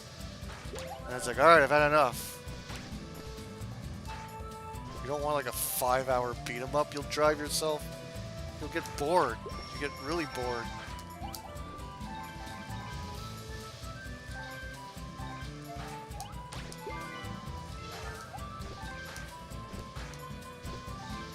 Or if you're going to do that, make it separate. Make the arcade mode. Alright, you play half the game and then you have to play a separate game, which is the other half of the game.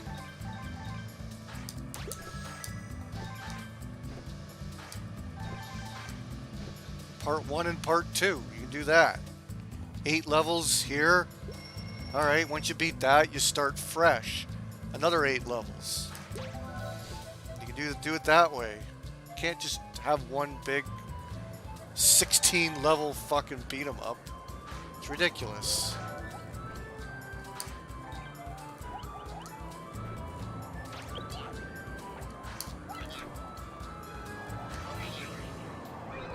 Ah.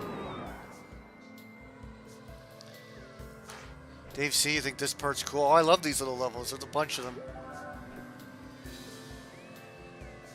They play pretty well too. I just love the camera angles. Like, they put you in all these cool camera angles and they work. Like, nothing sucks. There's never a time where I'm like, the fucking camera. Like, never. They really use the PlayStation 2 here. They're not just phoning it in with just another Klonoa game like on the PlayStation 1 where they just make it really basic looking. They just like, they went like full 3D with this. They added as much 3D elements as they could. I can see why the critics loved this game when it came out. It's just people don't, just back in these times, people didn't appreciate games like this. They wanted to play like, they wanted to shoot shit. They wanted like realistic looking games, and it just, unfortunately this game just came out on the wrong system. I think it would have been appreciated more if it came out on the GameCube. It should have came out for PlayStation 2 and the fucking GameCube. It definitely should have hit on Nintendo's system. Shit, watch out for the holes. Now it's a crying shame, and we would have gotten more Klonoa games. Potentially. And they can do this in full 3D. It would work. Still make some creative puzzles and stuff. You could maybe probably even do more, making it like full 3D if you wanted to. If you want to get away from the 2.5D for a bit. You can make a whole 3D world out of this concept. They did it with Kirby, you can do it with this. This game had a lot of had more potential. Oh, there's Donovan. Whenever we get into the Streets of Rage topics, Donovan from Streets of Rage always has to come in.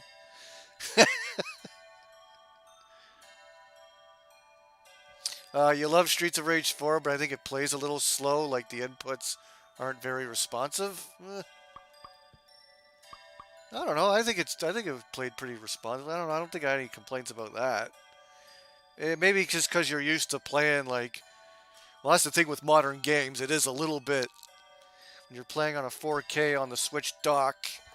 There is a tad bit of delay going on there compared to playing a Streets of Rage game on a CRT or whatever, but I don't think there's anything there that's game breaking or anything.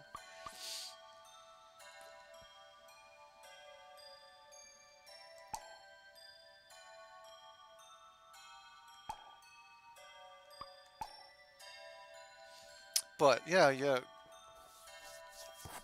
I like the whole thing of risk-reward concept. You can gain your health by doing lots of combos in a row. I don't know. I can't remember. It had a cool mechanic to it. The bosses were kind of crap.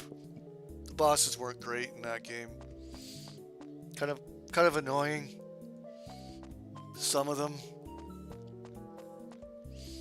Same thing with Shredder's Revenge. There was a couple bosses that were annoying.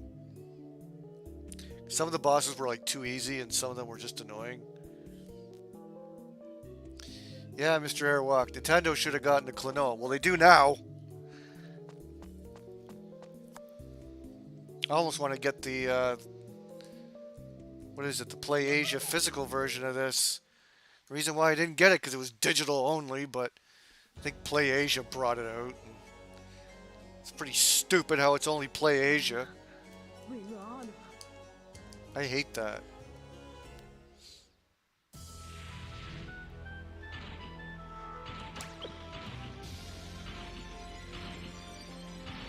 If I see it in a game store, I'll probably be eager to pay top dollar for this. So I think I can hit this thing maybe from underneath. Oh, Jesus. Ah! Oops. Fuck. Oh, I'm supposed to jump over that thing, not grab it. I grab this thing.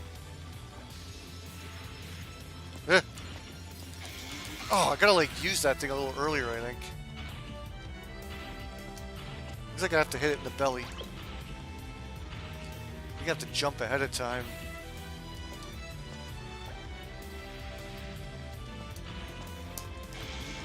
There we go.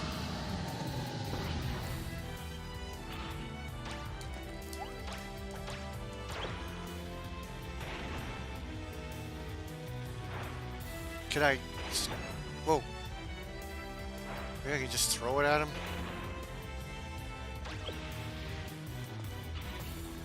Oh, he's going again. Okay.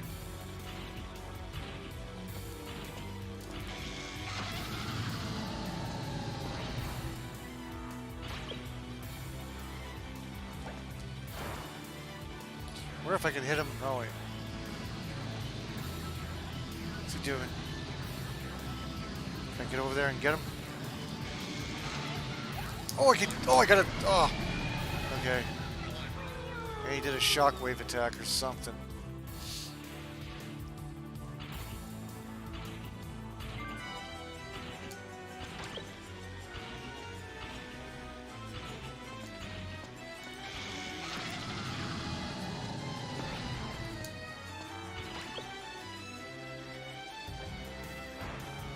I think I can get him again there if I...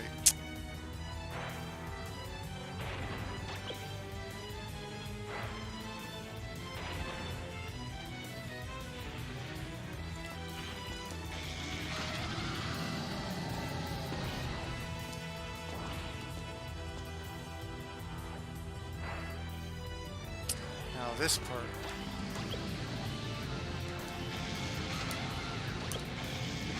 Got him.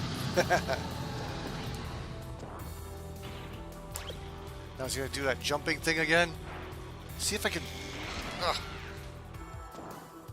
You gonna try and jump on me again? Come on. Ah! I bet you can get him there, but okay, gotta get over here.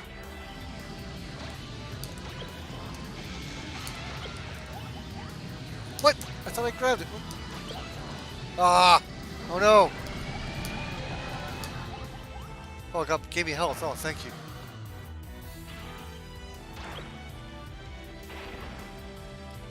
Come on, jump. Ah. Jump again.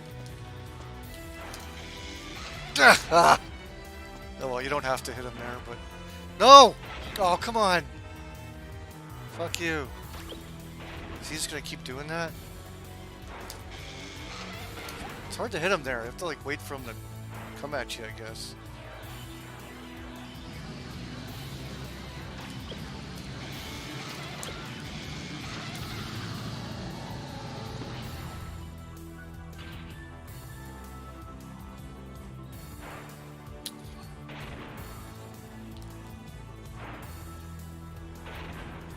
Okay, let's see if...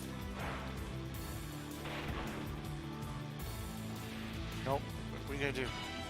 You're gonna do that again? Oh shit, okay.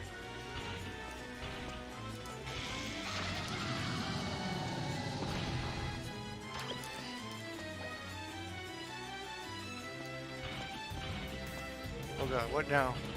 Huh.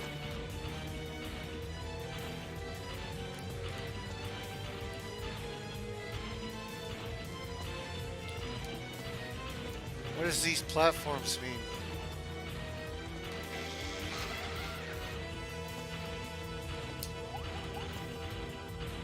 I think I gotta grab one of these. Break the platform?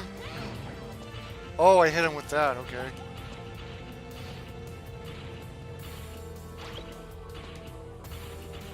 Come here, motherfucker. What?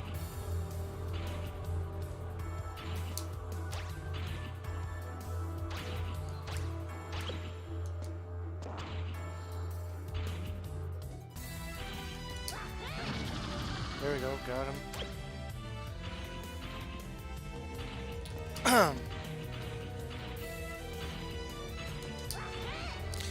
See, I'm hitting that. Oh, that's that shield.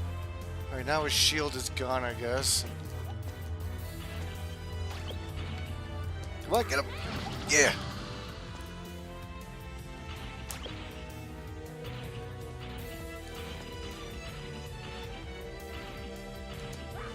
Yeah, you gotta get rid of that shield. I guess there's no other way. And then you just have to get him again. Just jump over the red ball.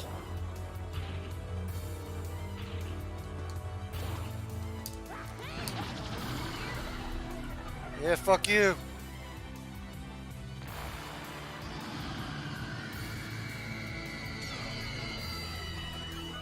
Oh shit. The fuck is he doing? Oh god. Okay. He's pissed. Trying to squish me.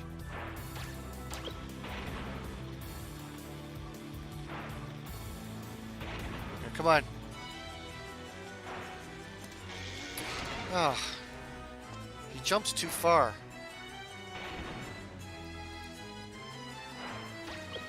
Oh shit. Okay, don't jump so far. I can't hit him when he does that. I don't...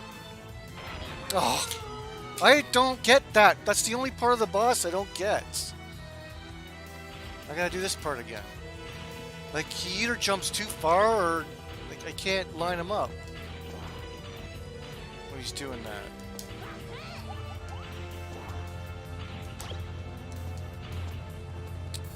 Ugh. Alright, get over here.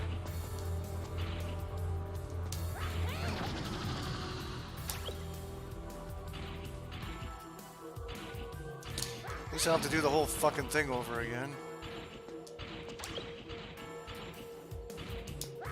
Oh!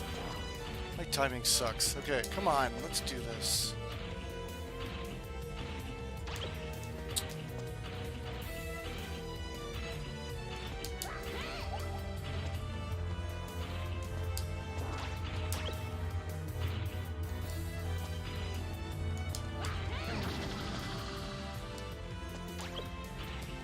I guess I gotta get him 3 times.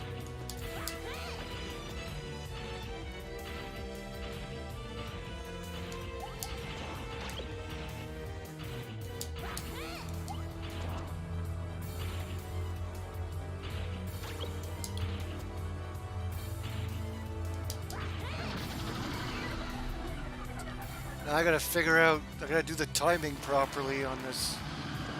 He starts to jump. It's like impossible to like, what? He got a cheap shot on me right there. Come on. Like he's always, he jumps way too far. Like I want him to, look at that jump sucked. No, jump better than that.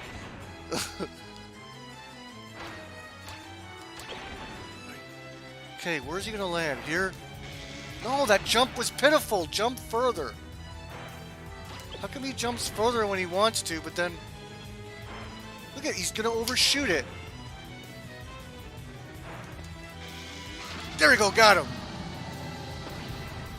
How many times am I gonna get him like that? Come on. Oh, he's back at it again. Sort of just have to...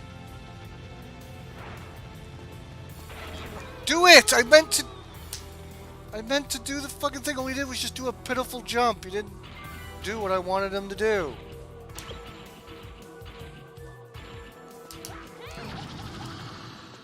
Oh, I managed to hit him with even though the shield was up. If you time it good, you can actually hit him.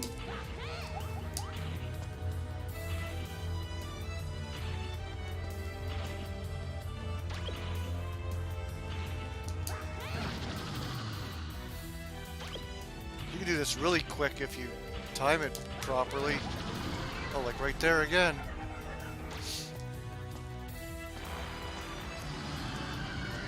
You really got to get the feel for his jumps. Okay, I don't want him landing on me again. Where does he end up? Okay, he's over there. Where's he gonna go? Oh, see, the move takes a while to do as well, so you have to line yourself up. You know, just barely get him. I barely got him there. Is he dead? How come he only took 1 hit that time? Okay, alright, fine.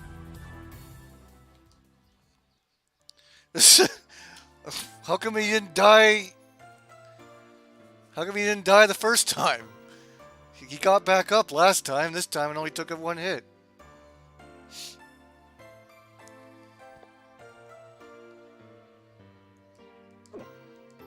Alright, well, win's a win.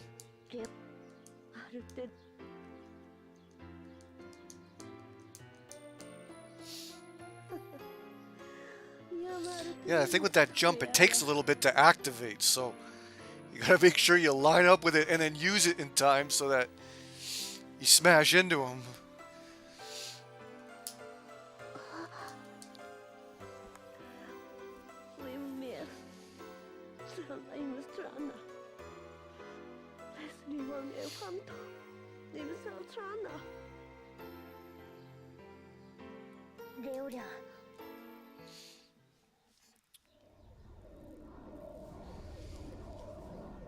Might be getting near the end. Oh, the commander boss and that commander boss in the cop level pissed me off. Is he that guy that like throws you across? The guy that whips across the screen a bunch? I don't know. There's a few like just annoying bosses. Oh, the GBA Klonoa games. I gave the first one a try, and it's all about collecting diamonds. It's like you have to collect all the diamonds. It's not just... I remember I was playing the game, I'm like, how come I can't advance any further? And it turns out you have to collect all the diamonds. It's different. It's not like just go through the level and solve the puzzles. You have to run around and collect all the diamonds. I didn't like that. maybe I can give it another chance because I didn't know what I was getting myself into, and maybe I didn't understand how to play the game. Now that I know how Klonoa works, maybe I can give it another chance. But I didn't like the idea of like, oh, you have to collect a certain amount of diamonds to get through the level, and yeah, you definitely don't have to do that in these games.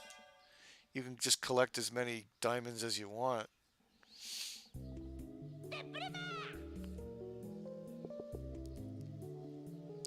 But I can give it another chance. I have them on my Super Nintendo Mini.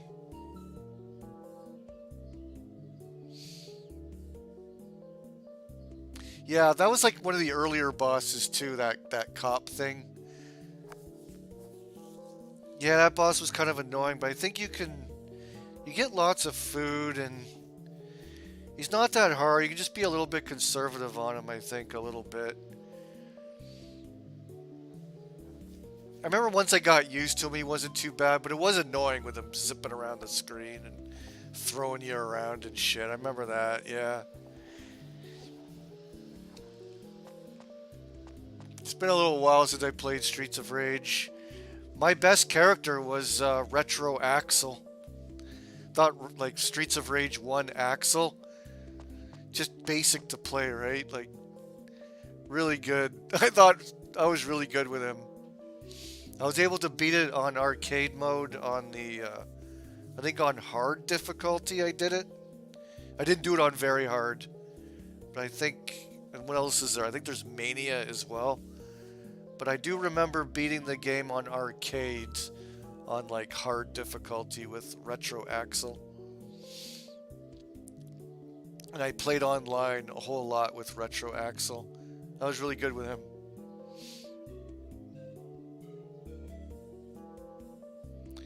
Okay. Next level. So this is even after I beat the boss. I'm going in this day. Shit.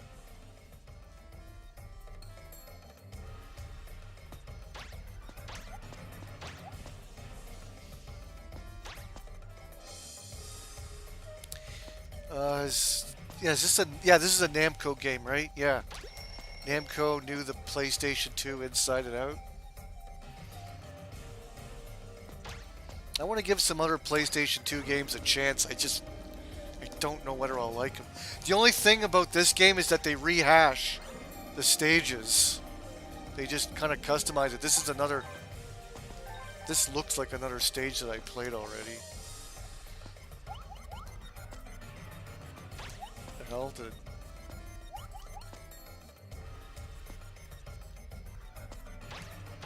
The hell? Where do I go?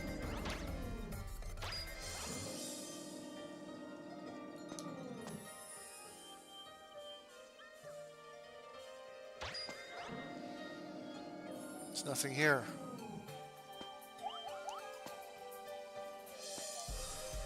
Oh, maybe... Yeah, okay.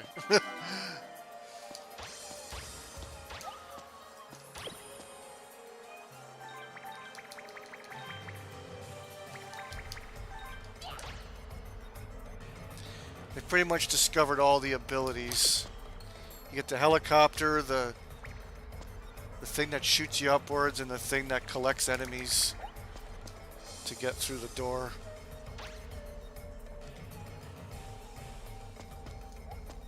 Oh yeah, the bombs. Ah, gee, fuck! Didn't think it was gonna blow up so quickly.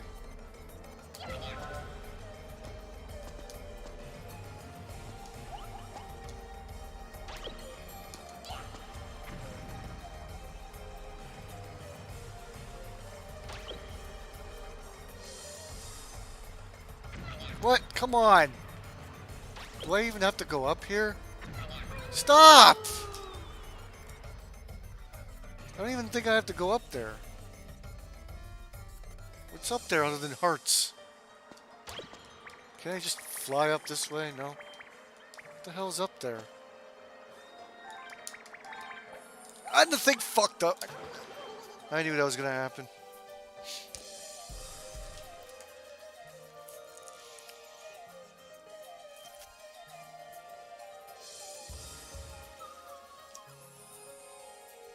Yeah, Streets of Rage Axel is a beast. He tears through shields.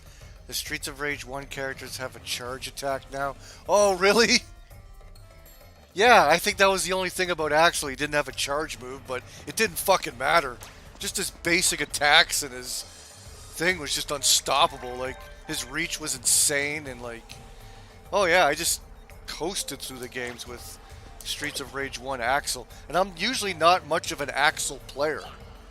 I'm like in the old games I like Max. You know, Streets of Rage 1 it doesn't really matter too much. You just basically have different drop kicks, but like Streets of Rage 2 I'm Max player, and Streets of Rage 3 I like Dr. Zan. Dr. Zan's the only guy I can use to cheese through that game. And but yeah, Streets of Rage 1 Axel though is just good for that particular game. Like, he just breaks through everything and really powerful. Crazy reach. Yeah, now he has a charge move. Yeah, I think that was the only disadvantage. Is like, you don't get a charge move, but who cares? Just, yeah, play it retro style and just fuck him up. There we go. Oh shit. Am I supposed to get up there? I just dropped down from here, didn't I? No? Oh, I get to the other side now. Okay. Yeah, they rehash these stages. Oh no. Oh no. How am I supposed to... Ah! He fell down with me! Son of a whore. Alright, fine. Die, motherfucker. Was I supposed to do that? I guess. I didn't think that fucker was gonna fall down with me.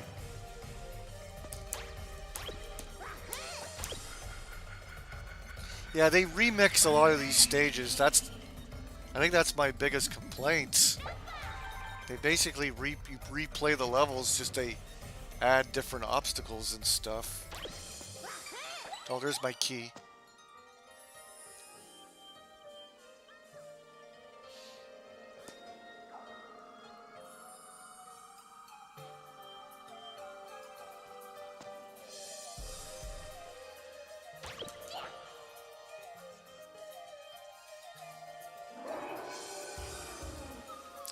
You like the newest Cody? I wish I could... Oh, what are you talking about? Are they... What, Final Fight you're talking about?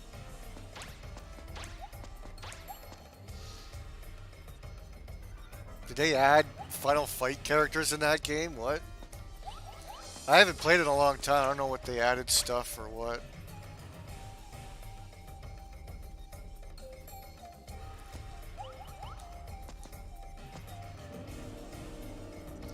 Oh yeah, I remember this. You jump on the elevators, and I kind of don't like these stages. If you don't pay attention, you might get lost a bit. You can go in different directions.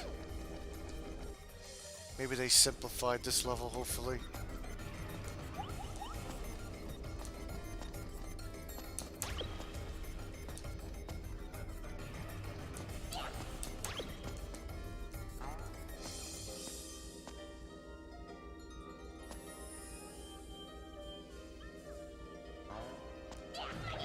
Ah.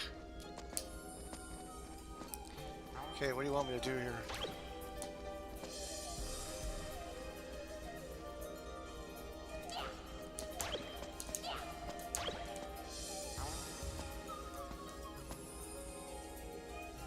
Kite. What do you want me to do here?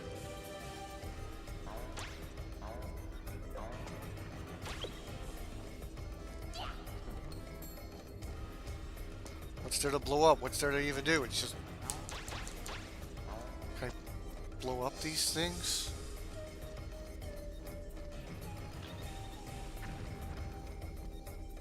What?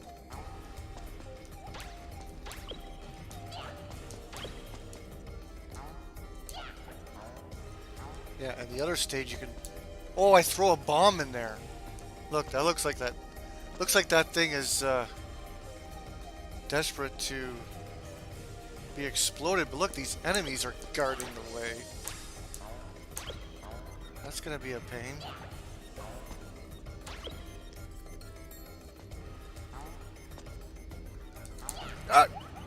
What? No, it didn't work.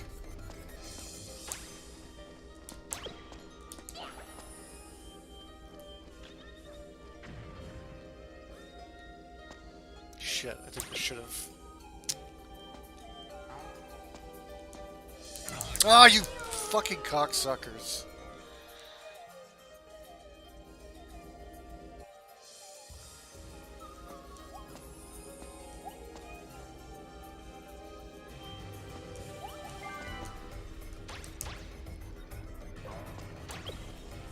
Yeah, probably the clip scene told you to do it.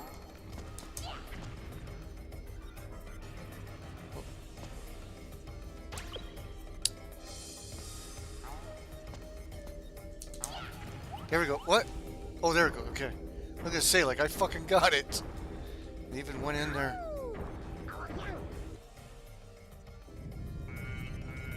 Uh-oh. What am I supposed to do? Run away? The other way? Self-destruct? Yeah, self-destruct. It's fucking gonna Metroid. It's gonna blow up like Metroid. That's the bomb timer down below. Okay, what do I gotta do? Okay, grab this thing. Get the fuck out of here. Okay, yeah, it's to the... It's this way.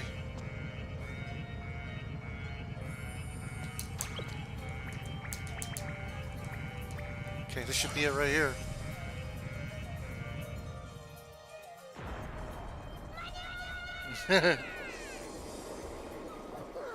Blew up that bitch.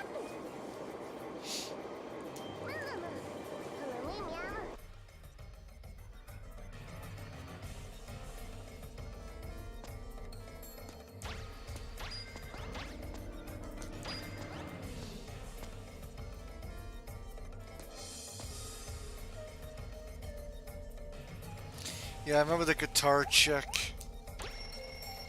She was okay. She was like one of the fast characters, of course. The chicks are always the fast characters.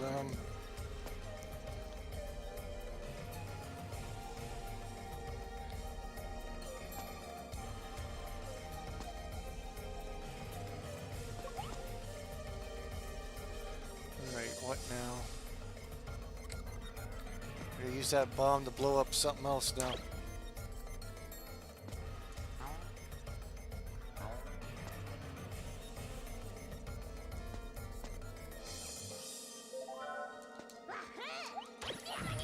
Ah.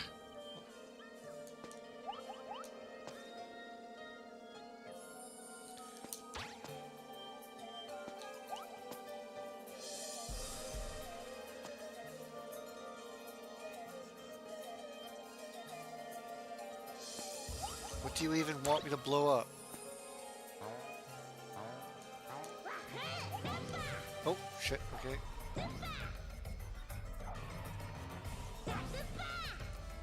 What? I gotta take an enemy up there to get a boost. Oh, go this way maybe. Shit.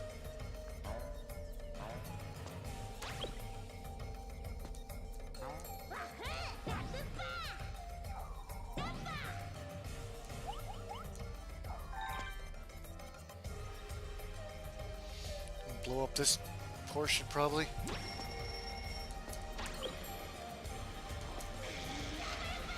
Oh shit.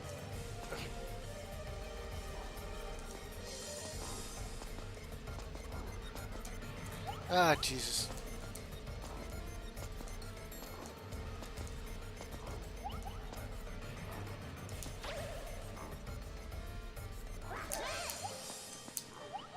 Oh.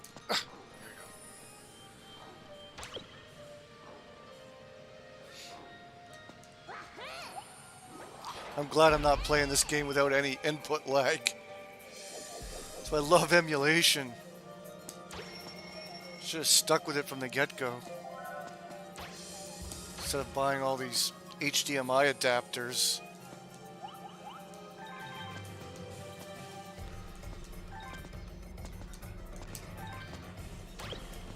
But I don't regret it for N64 and Sega Saturn. I have to play with the proper controllers.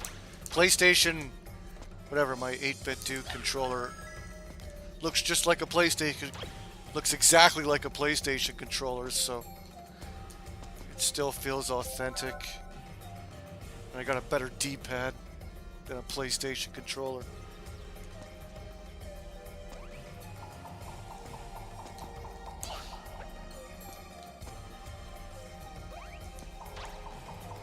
I do recommend the wired, what's it called? The SN30 Pro from 8-bit Do, USB. So it works on Switch, works on anything USB, I guess. USB controller, great for PC, great for Switch. And it's dual shit. It's like, it's got Rumble, it's got the Nintendo Switch home menu, and you can even take pictures. It's even got the capture button on it. It's like the best controller you can get for the Switch.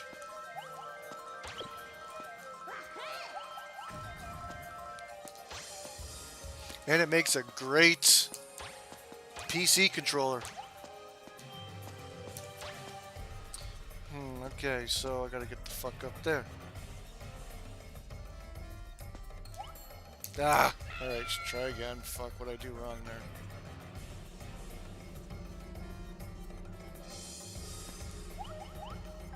Ah! Conveyor belt. Ah, wrong enemy.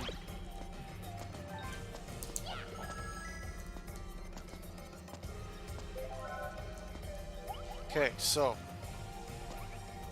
I drop down here. Gotta use him to jump up.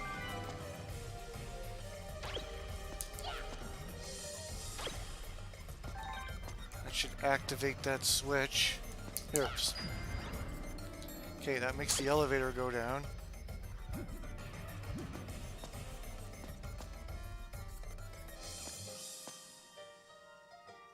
Oh, that's it?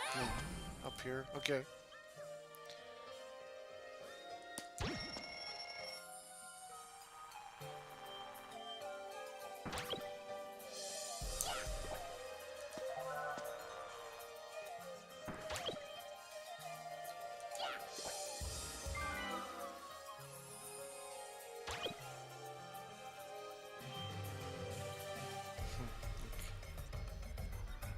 Oh, the switch is...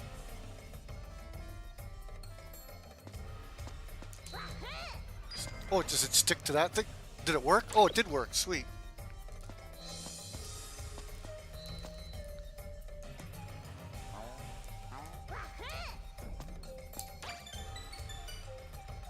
Oh, I could have used that actually to get up there. Oh well. Where am I supposed to go now?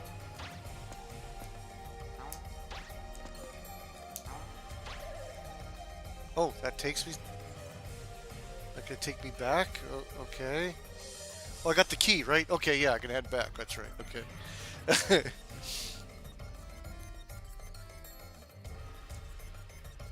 You don't have to hold the button when you're on this thing. Ah! Thought that thing was gonna... Okay. Back to the key door.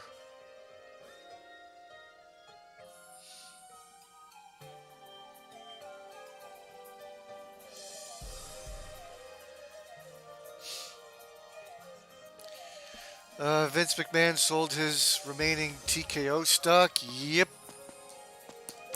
He's got a lot more money now. Yep, he's out. Well, now that his family turned his back on him, you fuckers, I hope you get taken down with him. Fuck you, Triple H and Stephanie. I don't believe for a second they didn't know what was going on. They're disgusting and evil. They deserve to be. And I think Vince McMahon's the victim. Fuck that bitch. She was with it. No one was forcing her to show up to work. She could have just quit. She signed on to be a little fucking whore. And now she's playing the victim?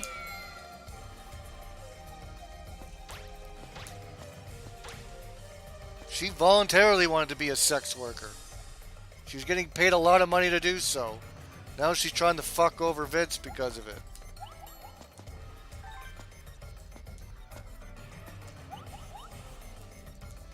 Sick of all these snowflakes. Oh, Vince McMahon's so terrible and everything. He didn't force her to do anything. She took the money.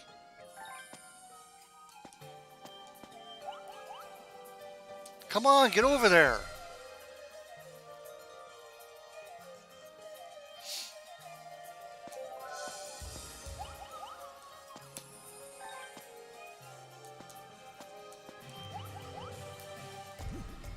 I think Kevin Nash was the only one who's talking sense. Sure, you can say what Vince is wrong. He shouldn't be getting involved with human trafficking, but at the same time, that she was with it. It's not like she was kept in a cage or kept in a cell. Where's the key? Don't you have the key? What, you didn't... I thought it would have saved with the key in mind. I gotta go all the way back because I thought it...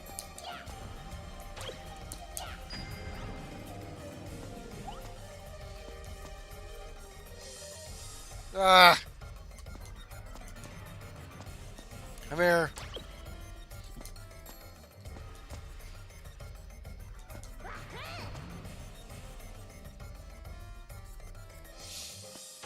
Vince should buy the NWA from Billy Corgan. It'd be nice if we can buy AEW, but there's no way Tony Khan wouldn't sell that company for all the money in the world. Because it's not a company about making money. Just like what CM Punk said. It'd be nice to just take AEW and like fire everyone and use that branding name. At least you get somewhat of a head start with the AEW brand. But oh, Tony Khan wouldn't sell that company for $100 billion. He wouldn't. That company is not about making money. It's just Tony Khan and his auction figures.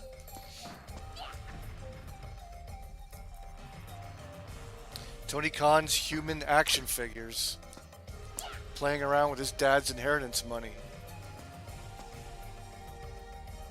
So yeah, Vince would start his own wrestling league, but due to his bad publicity, I don't know, man. There's just too many pansies in the world that wouldn't. How am I supposed to get across? Stop it! The jump is not working for me. They're gonna make sure I jump and hold on to that button. Like, I keep fucking up that jump.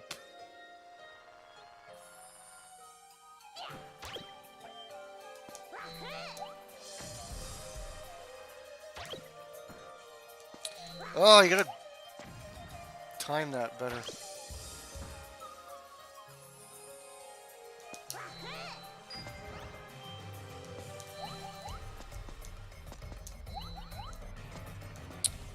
Make me go all that way, and then you make me do this ridiculous jump.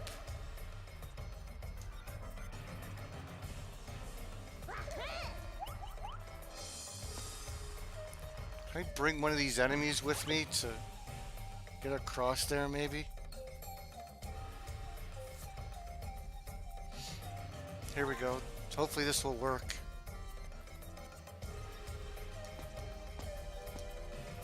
Yeah, that's a lot easier.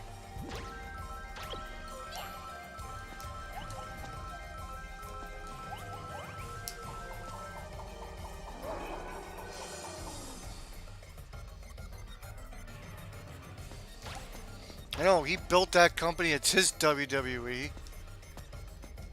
Now, I'm not saying that a lot of things that Vince does is good. He's got a really cornball sense of humor with his suffering succotash and his garbage, his cheesy garbage that he thinks is entertaining and funny, but Yeah, if there's no Vince, there's no wrestling. It's like he is wrestling.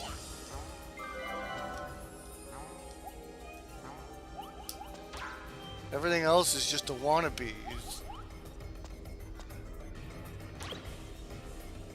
No, there's like no wrestling without Vince. I don't care. I don't think what he did was that heinous. If he has a thing with shitting on chicks and long as, like I'm saying, as long as Vince is... Shit, forgot I was supposed to run.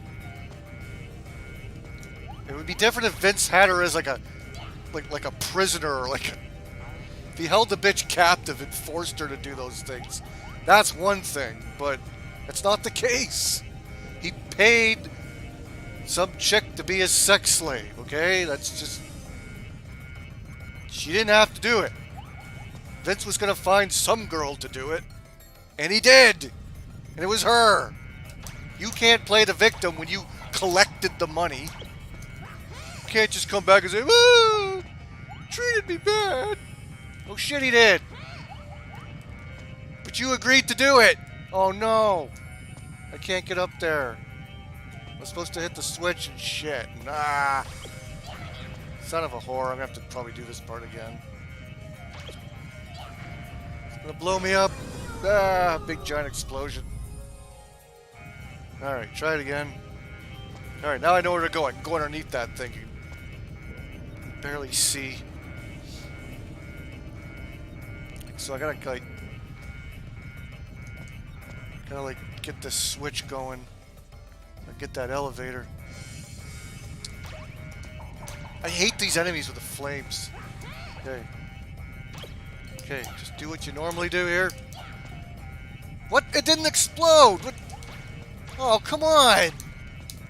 Look at that. What a bunch of garbage. Look at it, it takes forever. Finally it goes, I gotta grab another one. Maybe I can still make... Oh, then the bomb blew up there. I'm gonna do it again. That's the first time that happened. Usually you throw it at it and then you collide and they explode. Oh, unless I made it. I think I made it. Just in the nick of time. Alright, it lines up with the clip scene perfectly. Next week they could show the Andrade Guevara footage to get viewers for Dynamite again. Yeah, they should. Yeah. Maybe they'll get another 0.8. What was the ratings? I checked WrestleDomics when I got home from work. It wasn't up yet. Here, I have it right now. I'll refresh. Should be up by now. They got a... I just refreshed the page. Guess what rating they got? Don't look at it. Did you look? Don't look. Can anyone guess what Dynamite's ratings were yesterday? Can you take a guess? I just looked it up right now. Like, don't look at it.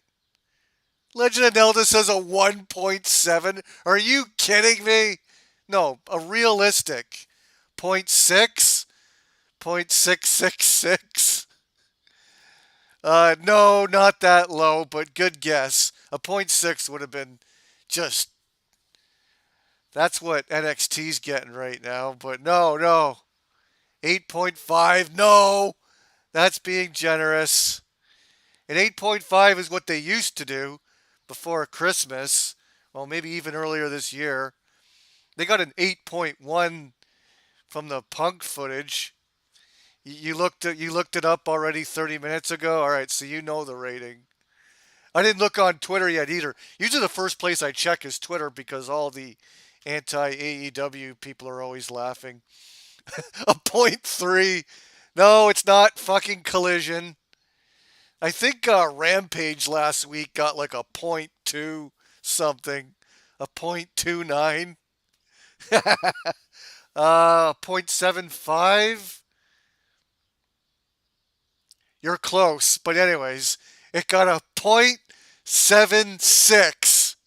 A 0.762. That was a bad Dynamite. I didn't even get through all of it. I watched the cringy Chris Jericho segment. That was really fucking cringe. With Taz taking that pathetic push bump. Oh my god. I knew it. I knew it was going to be around a .7, a mid .7.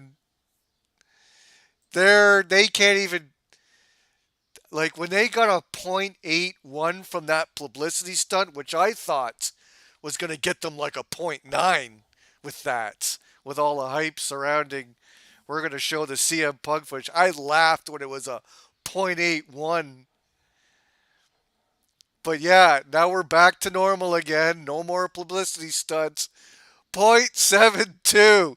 They're going to get down to NXT numbers. They are going to drop down to NXT numbers pretty soon. Everything's plummeting. Everything is fucking plummeting. Unfucking believable. We'll see what happens when they make Swerve Strickland the champion, but doubt it's going to move a needle. Doubt it's going to do anything. You turned off Dynamite? That's what a lot of fucking AEW watchers do. They end up shutting it off because who cares about Will Ospreay versus Claudio Castagnoli in a match that has no build or no point to it? They just put random matches. It's Tony Khan and is writing down random dream matches that have no story or any fucking build. Pointless, random matches do not draw viewers. It's just a throwaway episode of Dynamite. It's just putting Edge against these random people. Edge against some random dude from the House of Black. Just some fat guy with a bunch of tattoos. Like, who cares? Who cares? Mercedes Moné? Did anyone give a flying fuck? No one. That's embarrassing. A .76. See, you're down again, Tony. Oh, he wants to brag. Oh, we're up 20%. Well, the network gave me some great news last week. We're up 26% from last week. Yeah, because you had a .76. And then you went up to a .81. Back to terrible numbers again. You went from a really terrible number to a bad number, and now you're right back down to another terrible number again. What are you going to do now, Tony? What are you going to brag about now? Did your network give you great news again this week? Wake the fuck up. The only news that you're looking for is whether Daddy's going to let you carry on with this nonsense. TBS, get rid of this shit. Put on a rerun of Happy Days. More people would rather watch The Fonz than your fucking garbage, than your Will Ospreay, bruv. You can't draw a fucking dime, bruv. You're trash. Have fun with your back and forth flights to fucking Liverpool or wherever fucking cesspool you come from, Will Ospreay. Will Ostrich. Dude can't fucking draw a dime. Garbage. Has Ospreay faced Okada yet? Who knows? Probably. He probably faced him in a throwaway episode of Collision and drew drew not even 250,000 people. You watched the Ospreay Hey EW interview? Oh, with that pretty boy trans guy. He cursed too much that 80% of the video was, they were bleeping it out. Oh my, that's so cringe. They can't even swear on the YouTube channel.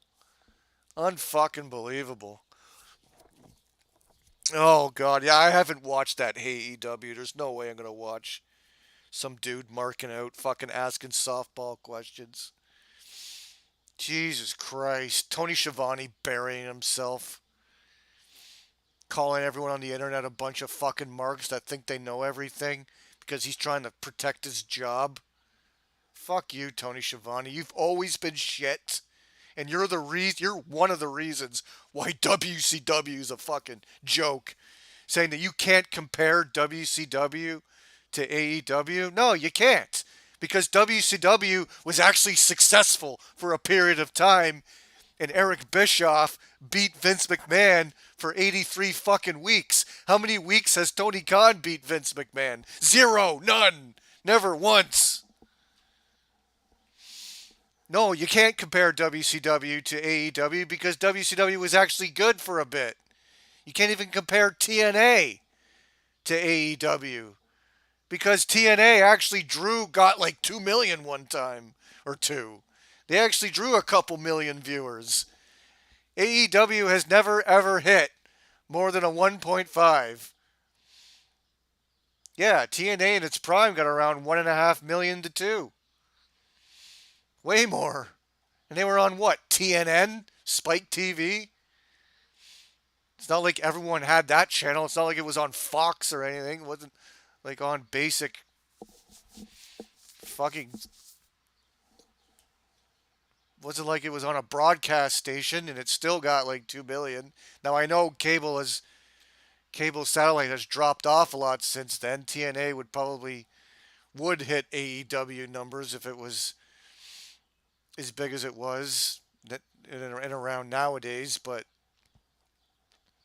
yeah, I know AEW can never hit those fucking numbers. It's just garbage. Nothing leaves you on a cliffhanger. Nothing compels you to watch that shit. Like Tony Khan thinks that just regular wrestling fans just like to watch these pointless matches that mean nothing. He doesn't understand wrestling and what draws and what... He doesn't understand characters and stories and details. WWE doesn't even understand that. A little bit. They do believe that stories need to take place, but they just write crappy stories. And they have no star power and blah, blah, blah. But AEW is just hopeless.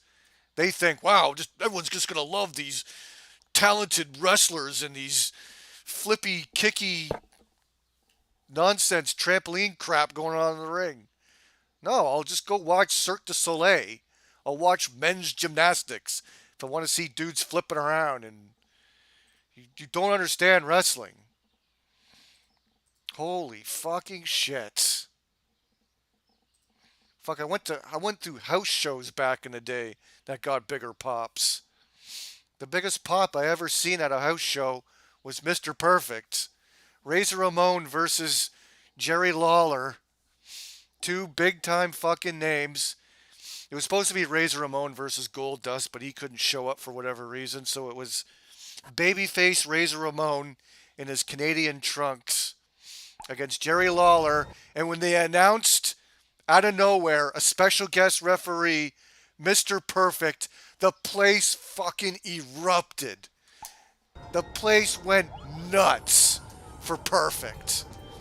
Because Hamilton, loves Perfect. He's main evented shows here before against, my first wrestling event was Mr. Perfect versus Tito Santana for the Intercontinental Championship. That was, the main event. I also went to go see the Bushwhackers, and I think Macho Man was there, too. But, yeah. We love Mr. Perfect. Who doesn't love Mr. Perfect? Stars. Wasn't because Mr. Perfect was a great wrestler. I mean, that helped because he was perfect.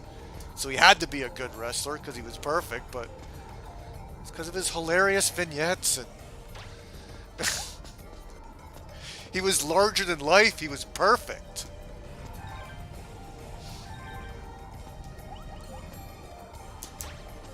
Will Ospreay just says bruv and claims that he's a great wrestler. Meanwhile, he botches like crazy, lands on people's heads. He's a terrible wrestler, in my opinion. He needs to go to the Performance Center and maybe learn how to wrestle properly because he's doing a bunch of Japanese... What am I supposed to do? Throw things at them? Okay. Oh yeah, I'll never forget that moment. One of the best matches I ever seen as a kid. Razor Ramon right before he was about to leave the company. I think it was weeks prior to Madison Square Garden when the Clique did their little hug out thing.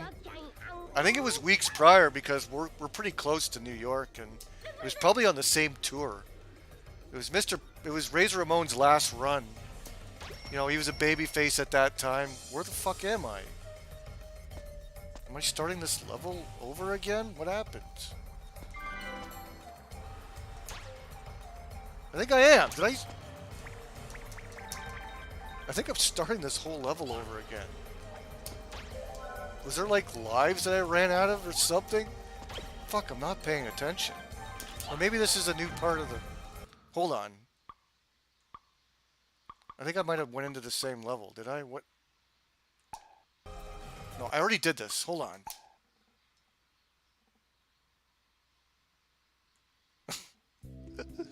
Okay. Oh, I don't know. Is this... I don't know. Okay, this is the level I'm supposed to play.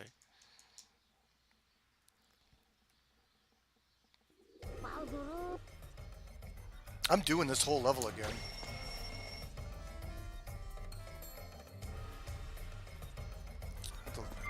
Go back and look at the tape and see what the fuck happened. Did I get like a game over or something?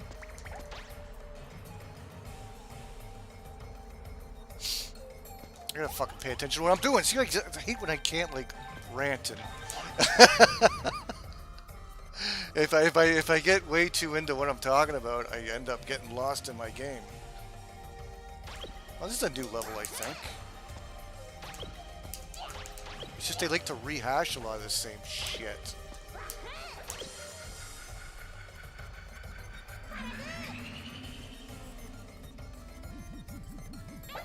No, like, how long is this level? Because this is all shit I've done before. What did I do? It's like, what, I didn't hit the continue thing in time? I'm playing this all over again. How long is this level? This seems like it's way back there. Seems like I did this like an hour ago.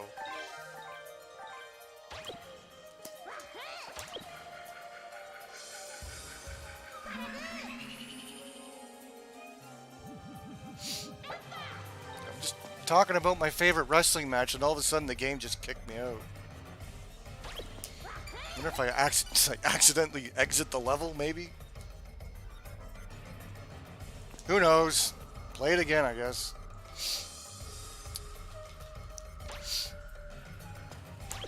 But yeah, it was babyface Razor Ramon against Jerry Lawler. One of Razor Ramon's last matches before he went to WCW.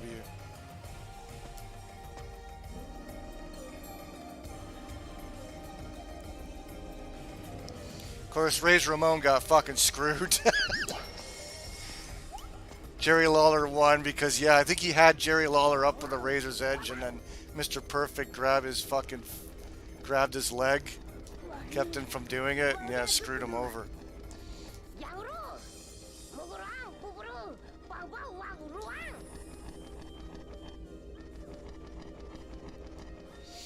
You think Dynamite can get a 3.0 rating if Vince McMahon shows up?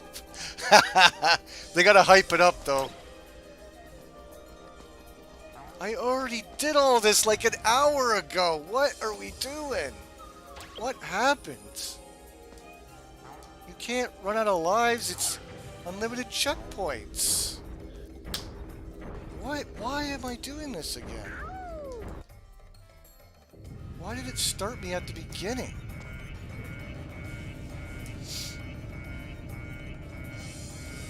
There's no lives. There's no live ticker.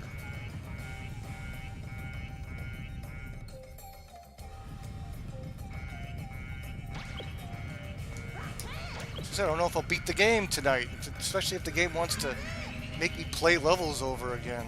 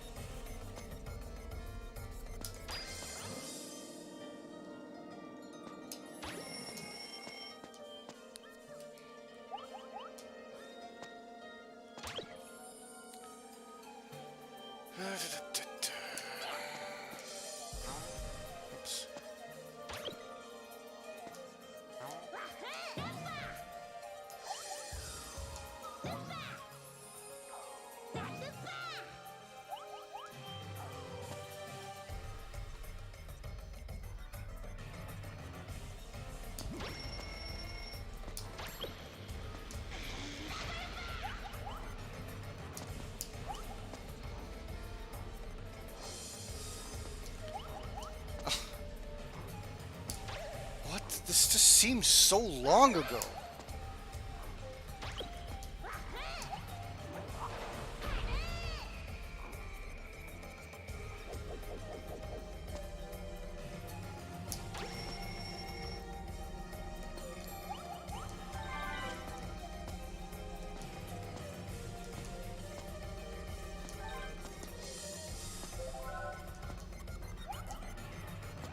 Hey, shit that I did like 2 hours ago. What happened?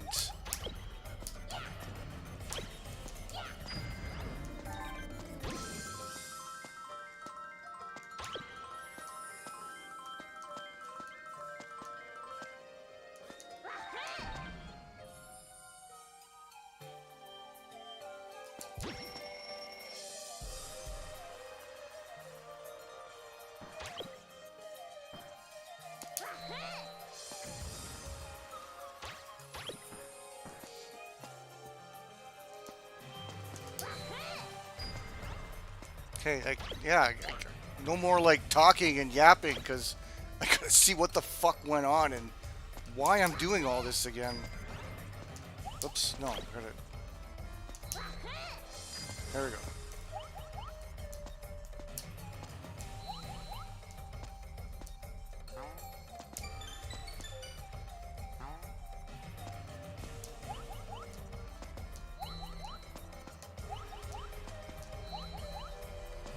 This game had unlimited lives and checkpoints.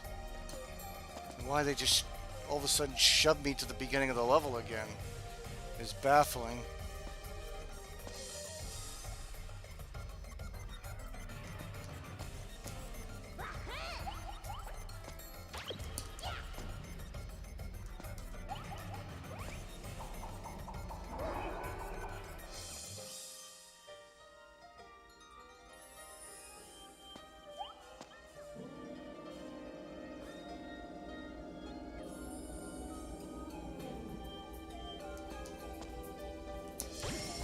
Crap I did ages ago.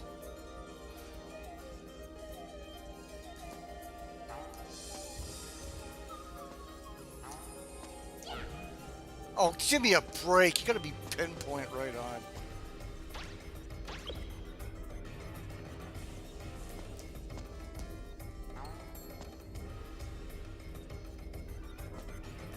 Okay, line up with it. In you go. There we go.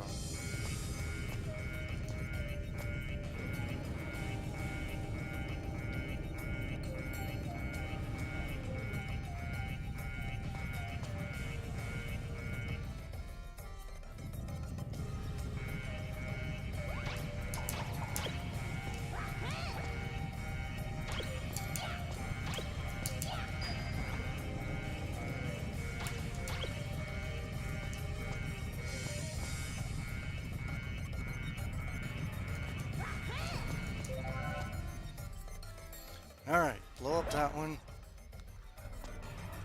Okay, now this. Is this where this is where I was fucking up, right?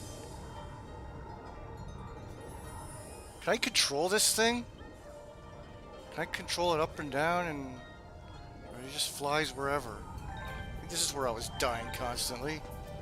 I think then the game's just like, ah, you're fucked. Get out of here.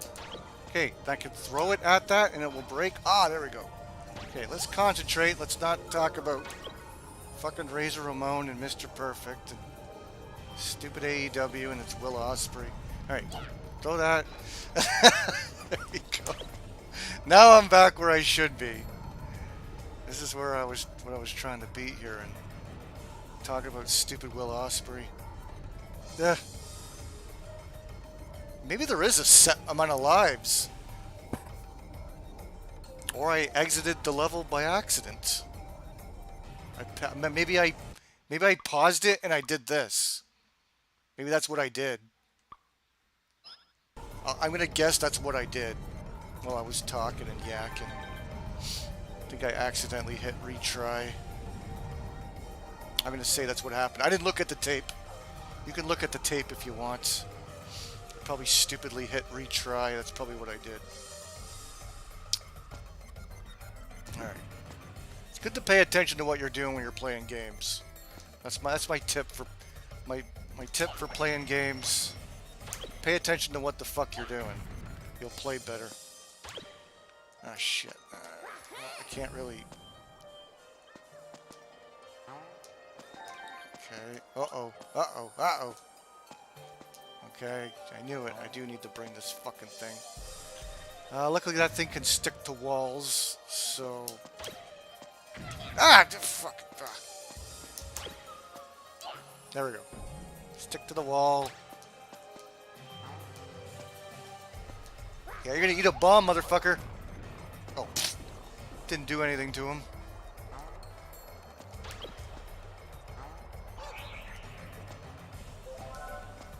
Do I even need... Oh, yeah. Alright, up we go. Oh, shit. Hey, get over there.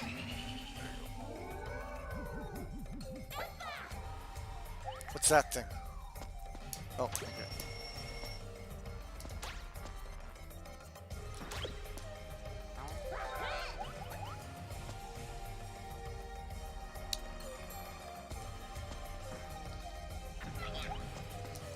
Oh, are you working on the, shit. Fucking stupid game, stop it. I want to try and read the chat.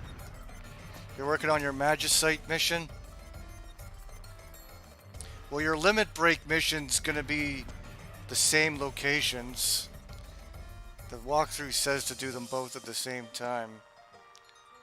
If you're not leveled up high enough, maybe you should get to level 60 first.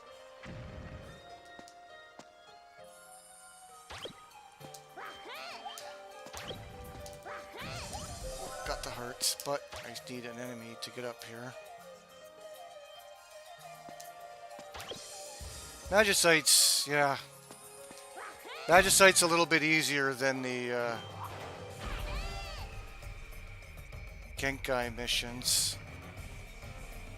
Well, I don't know why it's called Genkai. I guess it's limit break. You gotta go deeper in, I think.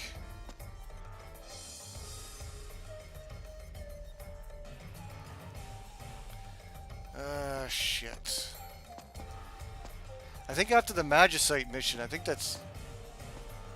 you get your airship pass after that mission. I think. Maybe there's another one you gotta do after that. Not like you need the airship pass, but you don't need it at all, but... okay. Oh shit. Where are we going? Oh Jesus! No. Oh, I'm dead. Fuck. I don't know what way they want me to go.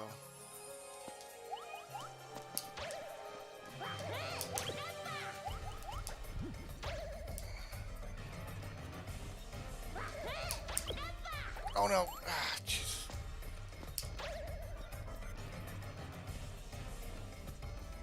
Oh, did you... Oh, your Tenshoto invite? Oh, yeah. I think that's what I did too. It's not expensive. They sell them on the AH for cheap. I can't remember what quest you have to do to get the Tenshoto. But yeah, there's a good vendor in there. They've actually added more stuff to buy over time. You can buy some good shit at the Tenshoto. That's where I got your Drain spell, actually. Before it used to be like a exclusive monster drop. But now you can buy it at the Tenshoto. Special club. Oh shit.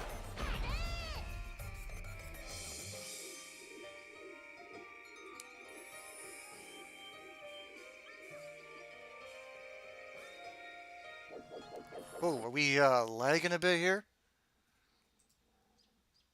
Excellent connection. Are you getting a little bit of lag? Connection looks like it's okay. I guess it was just brief.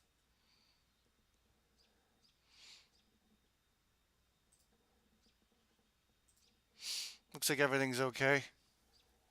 Hold on. Is my mic on? Okay, my mic's on. How do you search for that emoji?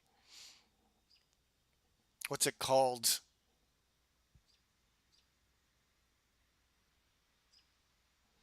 You're good, Legend of Nelda? Yeah, it says, YouTube says excellent connection.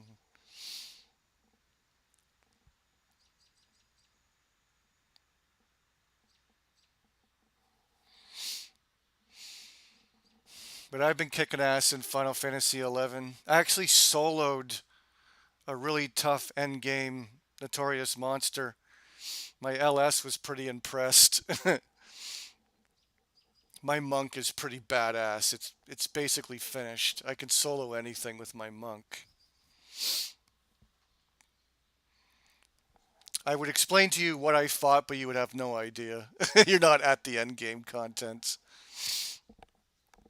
Well, yeah, my monk has got basically it's finished. I mean, I don't really. Yeah, I basically have everything for monk that you need. Probably just your connection. I think so. I think we're good here. One sec. Let me turn on a light.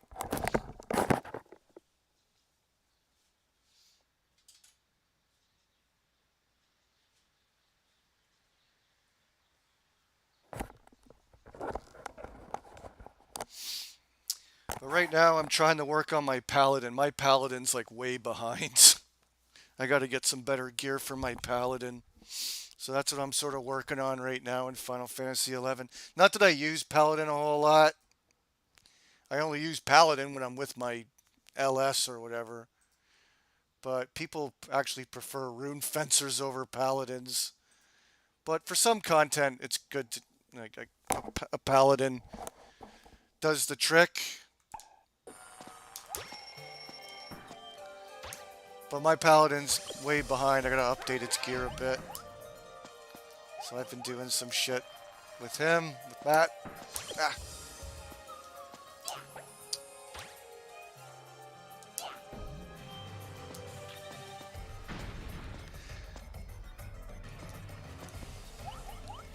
It's a shame that I chose to do Geomancer as my buff character, but Geomancer isn't used much anymore. Bard and Corsair's the most wanted job. Everyone loves Corsair in Final Fantasy 11. It's like a must. If you're a Corsair, you'll get a spot in a party with some people. But yeah, Bard and Corsair are like the two most wanted at all times. Nobody likes the Geomancer anymore, and it's a shame. Geomancer used to be the best.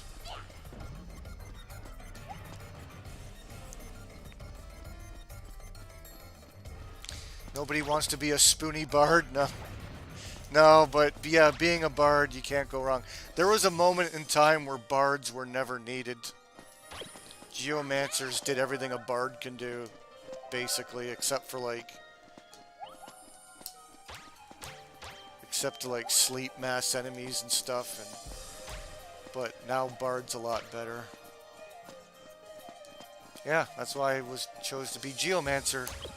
No one really gave a shit about bards for a while. Now it's the other way around.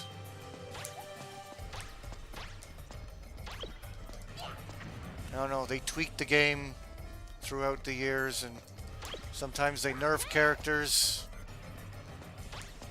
There was a time where Beastmaster was just ridiculously overpowered. They did something crazy to Beastmaster. They upped their attack by 150% or something.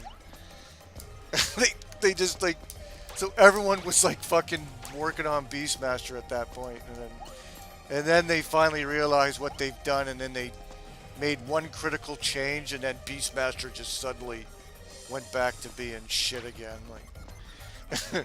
All right, so I gotta use this fucking. I gotta grab this thing and then make a fucking thing. It's another one of these puzzles. But how am I supposed to get up there once I'm up there?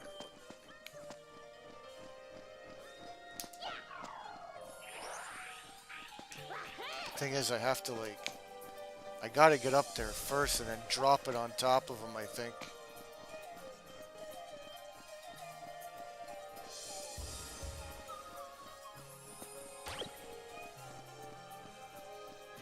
But I can't go anywhere with it.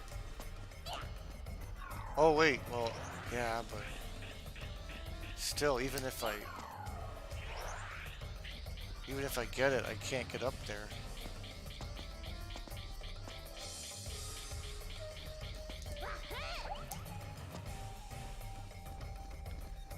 So I gotta maybe grab it from the top. Is that even possible?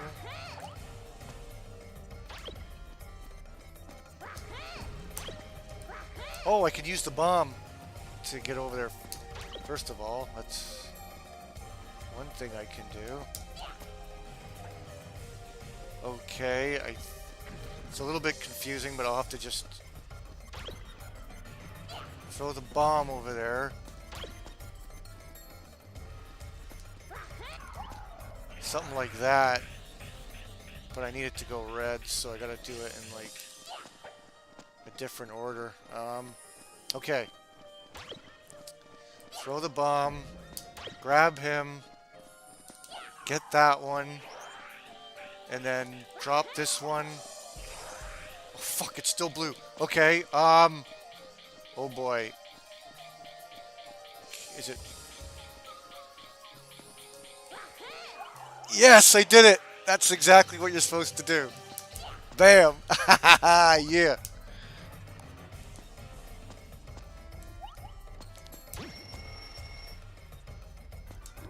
Let's go. This has got to be near the end of the game. I think this has got to be like one of the last levels. I don't know.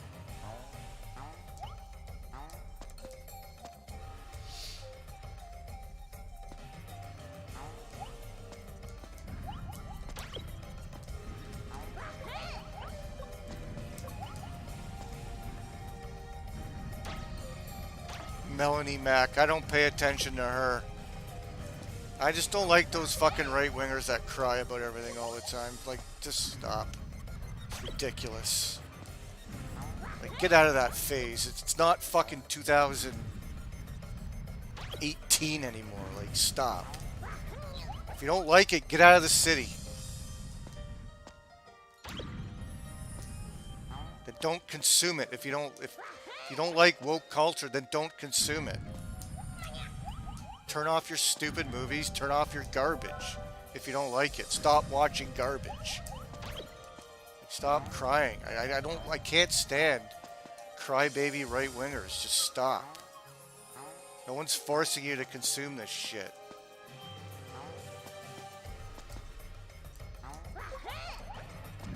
Change your life, then.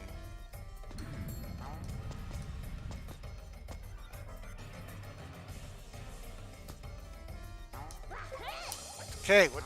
Just get up there, come on. Can I just jump to it normally, I guess? Don't need the stupid spring. Ah, there we go.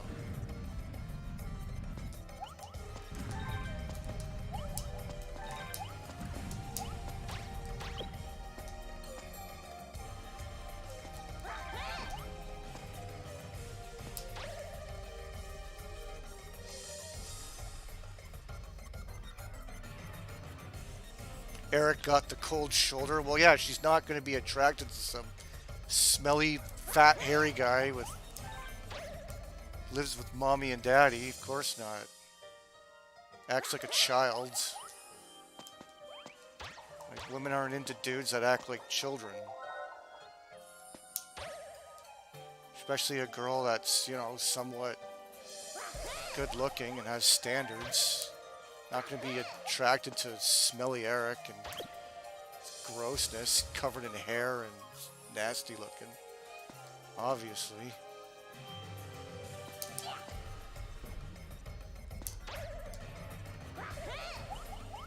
He's like smelly and perverted and brags about his gayness. Like,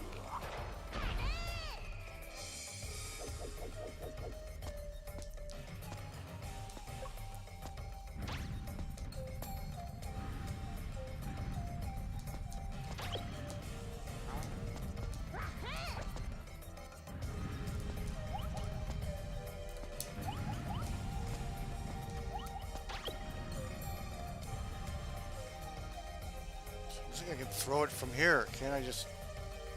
Can not reach it? Oh, there we go. Hey, don't you blow up? No, no. Oh, it's a death pit down there.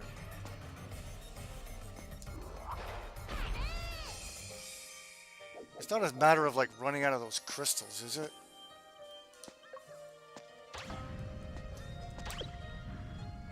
hope not.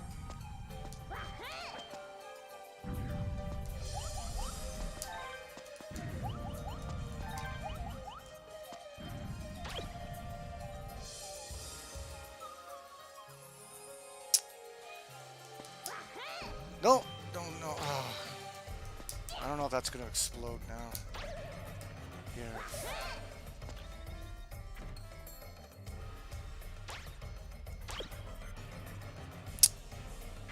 Oh, come on.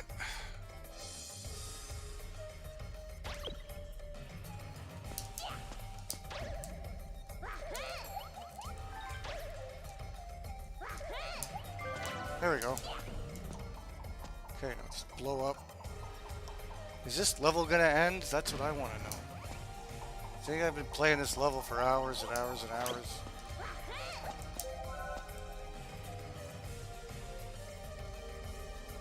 It's a level that'll never end.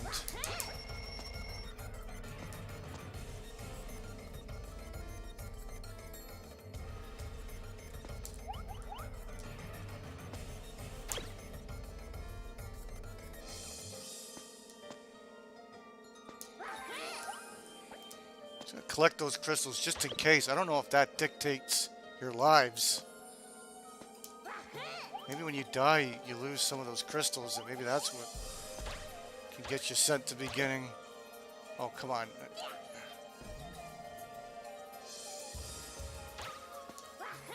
Alright, got a key. Get out of here, bomb. I don't want you anymore. Get. There we go.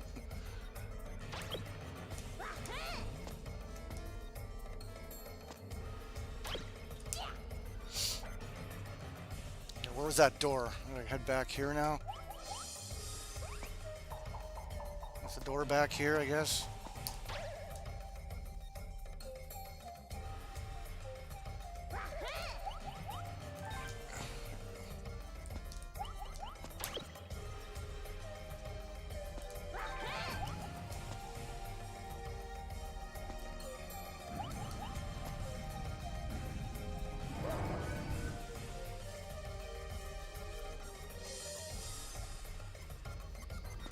Alright, gonna blow up another one of these now.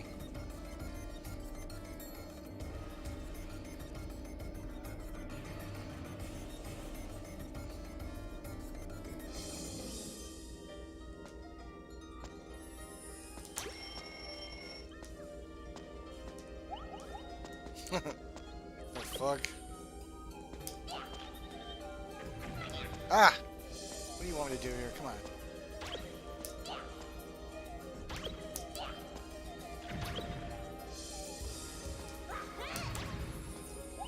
Oh, take it around this way, jump on that thing and go.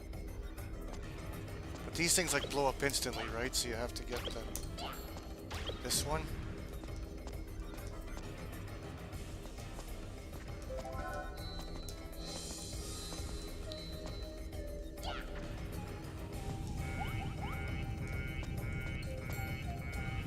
Uh-oh, what? Oh shit.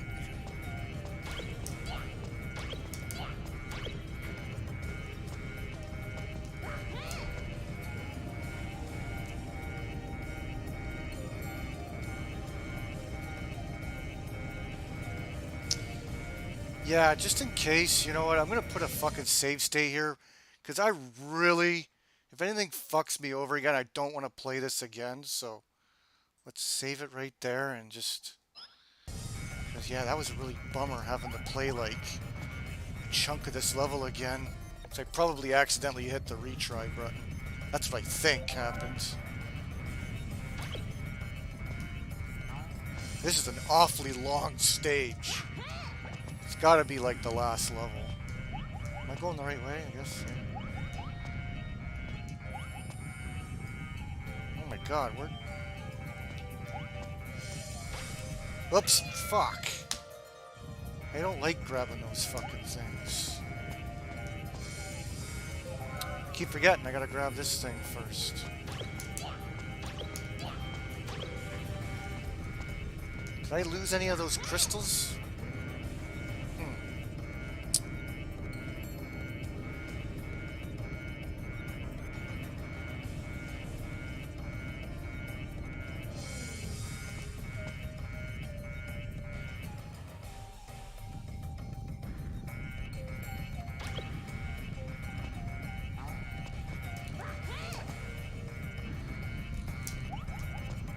Yeah, it's not really good going back for health on this part. Don't really have much time to do that.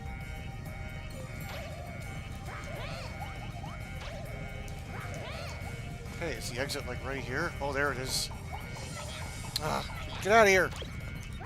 Come on. Yeah, got out just a nick of time. Okay, are we almost done this shit? Alright, we're back on the airplane again. Stage clear, finally. There we go. Did it. I bet I accidentally retried the level when I was yakking away.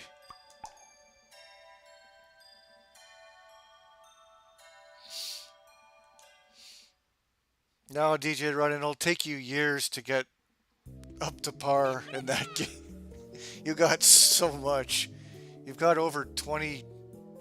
You got like 25 years of that game. Last level? Ooh, look at this. Oh, I warped into this area now.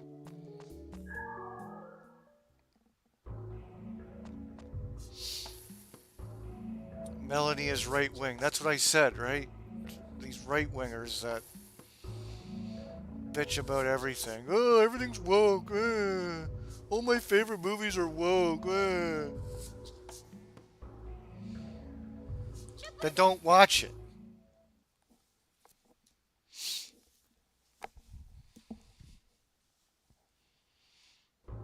Then don't put your... I bet she doesn't even have a child.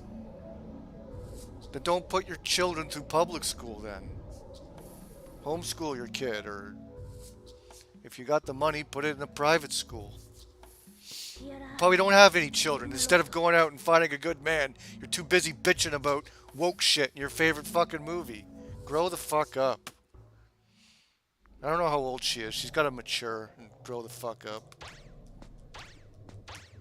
It's more to life than just bitching about, oh, my favorite movie. It's got a bunch of trans shit in it. Okay, well, no one's forcing you to watch it. You shouldn't be watching that shit to begin with. You call yourself a Bible thumper and a Christian, then what are you doing watching the Satan's television? Think television's always been wholesome? It's not. It's always been evil. It's always been shit. It's just, you just look at it at a different perspective now, because you were born into it.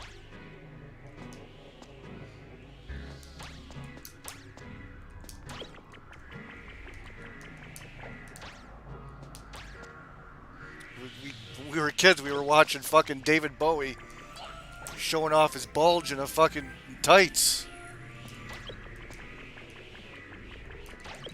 David Bowie's fucked in the head. He's claims he's a demon called Ziggy Stardust, for God. This stuff's always been around, like.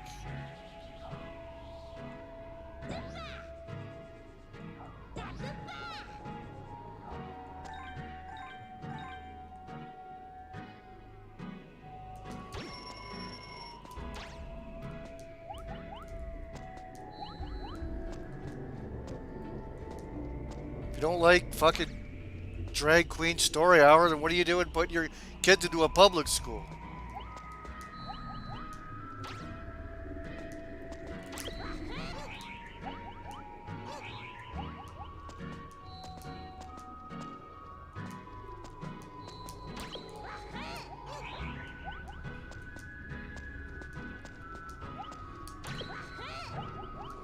Like, you guys are worse than...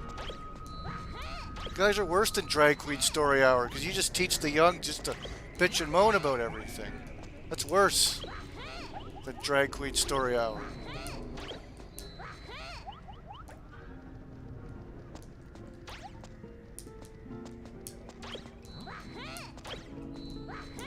At least Drag Queen Story Hour is teaching kids to get behind a movement. What movement are you teaching kids to get into? The bitch and moan movement.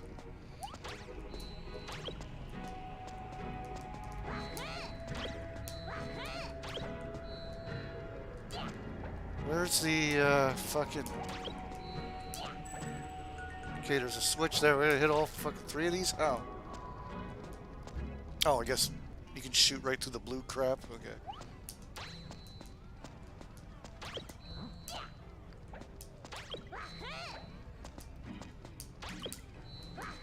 So I gotta do the top to bottom. And I gotta use these things to get up. Holy fuck. Like, give me a chance to... Gotta be really fast. Okay, then throw it that one. Fucking... Okay, boom. Boom. No! Ugh. It's gonna take a little bit of practice. I almost got it. Gotta be super fast.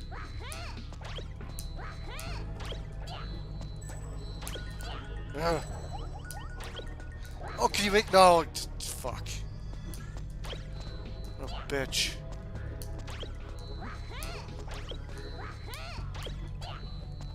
Okay, they line up, right? I don't have to do like a fancy little jump and throw. Okay.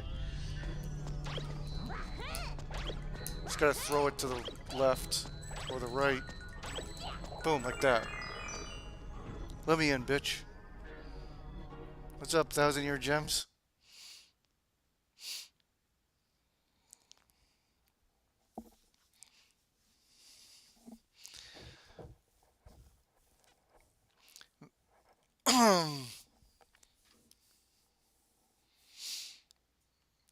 I was under the impression that being an inactive complainer is ungodly.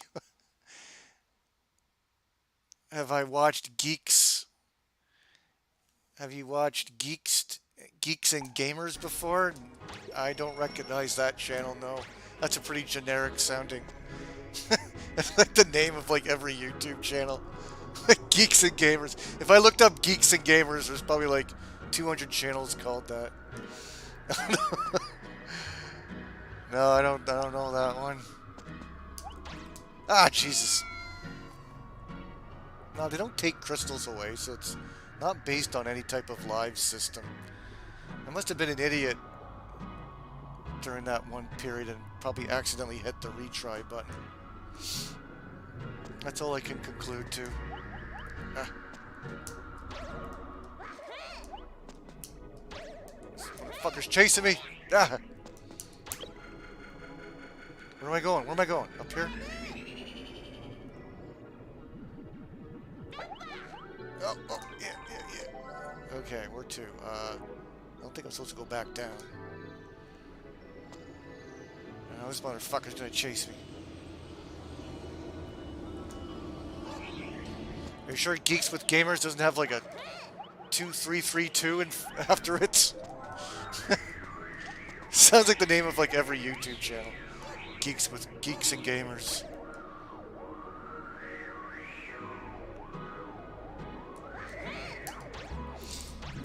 One channel I haven't checked out in a while is Levon Kaysen. He's got some...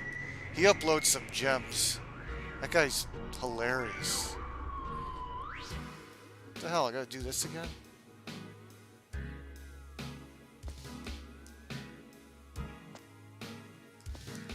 I gotta watch my jumping.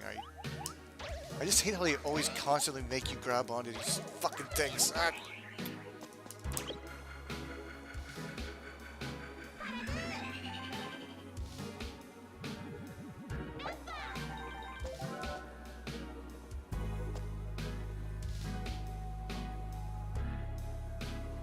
Oh, Geeks and Gamers, the most popular and most... No, I did it again! Ah. Geeks and Gamers, the most popular and woke channel on YouTube. It is? Well, yeah, it must be. It's called Geeks and Gamers. That's the most generic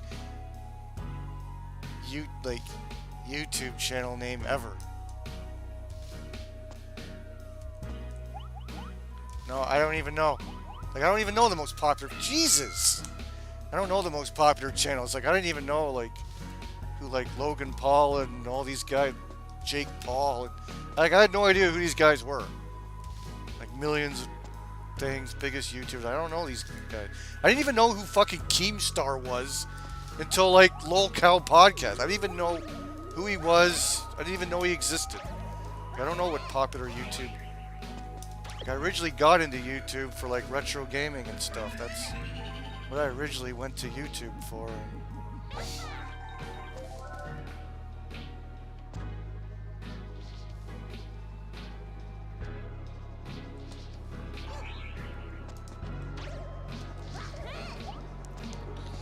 I don't watch these channels like Lady Decade, Cleavage of the Decade.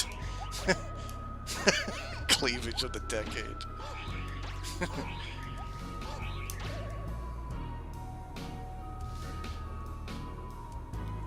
And like AVGN was like the first I watched or whatever.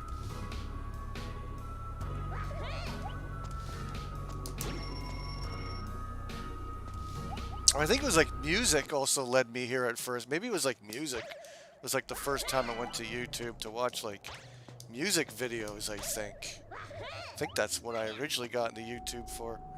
Watch music videos. Because it was cool to know that gone are the days of watching like MTV or much music here in Canada. What's going on here? I'm invincible. Can I kill them now? No? Fuck. What is going on there? Good, I got a checkpoint at least. Yeah, gone were the days of watching a fucking music station and hoping your favorite videos come on. Now you can just watch whenever you want on YouTube. I thought that was really cool.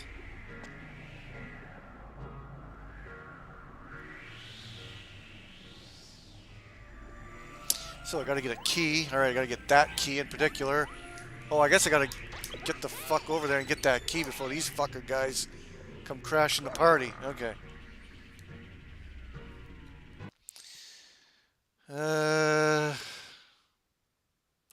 Gone are the days of YTV. Yeah, YTV was pretty much our Nickelodeon in Canada.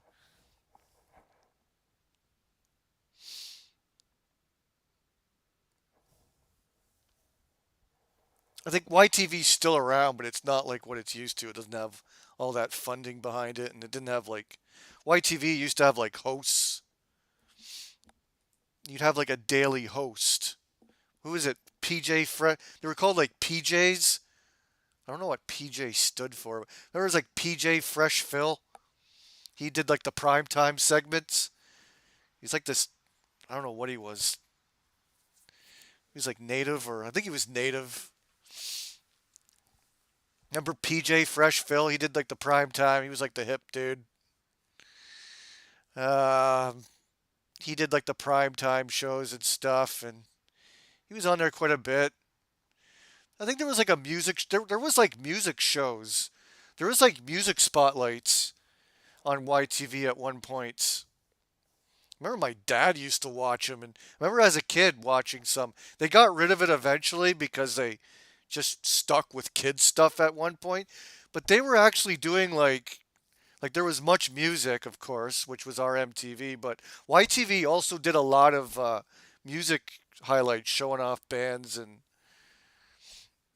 they would have their own little like half-hour music show or something. But then I think they eventually just stuck with just kids stuff, and it was a lot of Nickelodeon stuff would be on there, and Canadian shows. Was Camp Caribou a Canadian show? Was that American or was that Canadian? It was pretty low budget. I always thought it was a Canadian show. Plus we're up here and plus, you know, Ontario is all about camping and shit. Did you guys get Camp Caribou in the States? I don't know if that was a Canadian show or an American show. I can't remember all the shows on YTV, of course. One of my very first was You Can't Do That on Television, which, of course, went to America. And that's where Americans learned that Canadians say a boot, because that one bitch, or no, I think the whole staff would say a boot, because I don't know, they're from like the East Coast. Oh, Canadians say a boot. Like, no, we don't. It's just those idiots on that show. And then they created the whole stereotype of Canadians saying a boot. I don't know who the fuck says that. I think it's an East Coast thing. Or Quebec, maybe. French Canadians, when they speak English, maybe say a boot. Okay, yes, we say A like crazy. We're all about the A. But I beg to differ on the boot thing. I don't know a single person. I've only seen it on You Can't Do That on Television. If you go back and watch that show, they say a boot, and it's really weird. It's some sort of Nova Scotia thing, or I don't know. I don't know where they say it. I think it's East Coast. They don't have that kind of accent out west. It's got to be an East Coast thing. Or French. Again, French. Maybe there's French Canadian, maybe there's French English people that say it that way. I don't get the whole boot thing. That wasn't Alanis Morissette. Who, Moose? That wasn't Alanis Morissette. Two different, that was a rumor. That's not her. I'm 99% sure that's not Alanis Morissette. That was a rumor. That was like Marilyn Manson was Mr. Belvedere, the kid from Mr. Belvedere. Remember that rumor went around? Or he was Paul from the Wonder Years. Remember everyone thought Marilyn Manson was like Paul from the Wonder Years or the kid from Mr. Belvedere, and that wasn't true. They don't even really look alike. They just both got like, big noses or whatever, but they're not the same person. Alanis Morissette is from the Maritimes Agency. No, people thought she was Moose from, her name was like Moose. She was like the big haired, like she was like brunette. There's some similarities, but no, they're not. They don't really look alike. That was a rumor. She's not Moose from You Can't Do That on Television.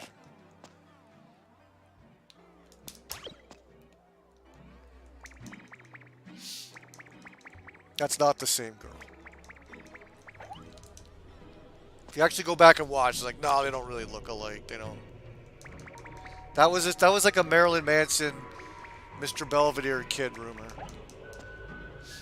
All the rumors with Marilyn Manson. Oh, he took his ribs out to suck his own cock, and it wasn't true. Marilyn Manson was asked about that. He's like, dude, if I was able to suck my own dick, I wouldn't be here right now.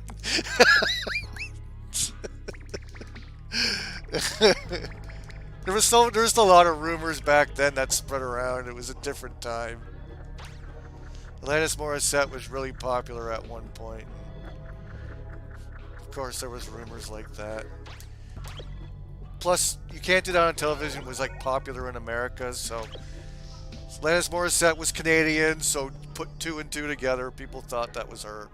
Oh, she's Canadian and she's Canadian, and it means that they're the same person.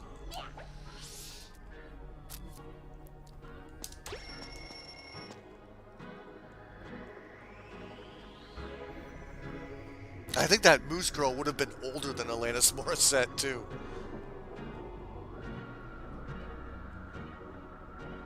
She was on a few episodes? Okay, well... Okay, if Alanis Morissette was maybe on a few episodes... Okay, maybe she was. Maybe she was. But she wasn't Moose. She wasn't like the main... She was like the main girl, right? Remember, she was on like... She was on like every episode, and it talked like Happy Console Gamer. Okay, maybe she had a few appearances, I don't know. But she's not the character people may think she is. I don't. Okay, maybe. Some of these stardoms, some of these people claim that fame always start off somewhere, right? Like a lot of celebrities start off on that Mickey Mouse Club. They get groomed through Mickey Mouse Club, right? They get their anus worked in through that molestation club, and then they become their stars, celebrities. There's a reason why like every child actor ends up being just a total wreck. It's because they were molested. A lot of them killed themselves. That Jonathan Brandis guy. The guy that was in, what, Neverending Story 2, Sidekicks. He's in a whole bunch of shit. He's dead. That kid probably got raped so much.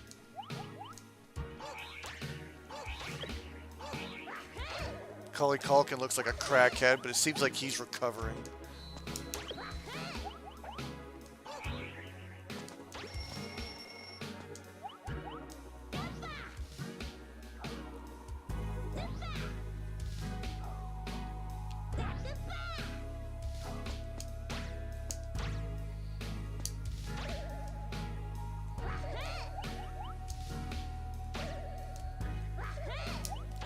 Ah, jeez. Ugh. I hate jumping around those things.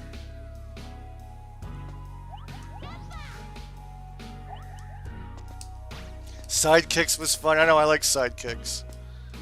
I liked it when I was a kid. I think I watched it a few years ago. Still holds up pretty good. Chuck Norris is funny.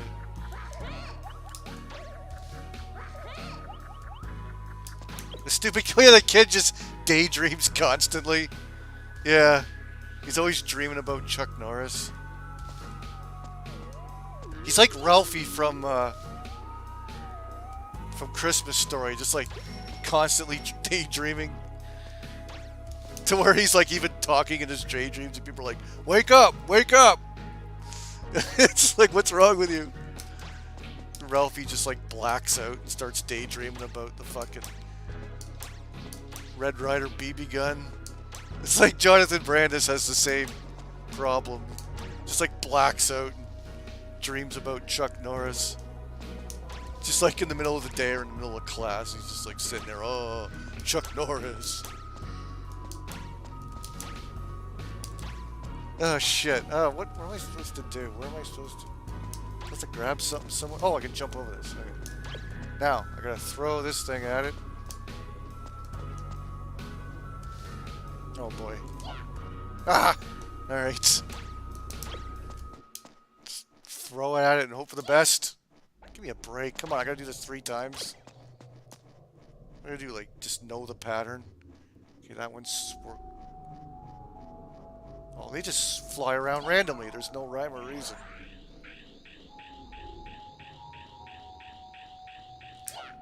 What? That went right through them! Are you kidding me? That went... We have to be a certain distance? Okay, that one, like, stops in front of me. Gonna do it again? Okay, that's good. Can you do it again, please? Oh, you're gonna play this game, are you? No! That should've... That hit the hitbox. Fuck you.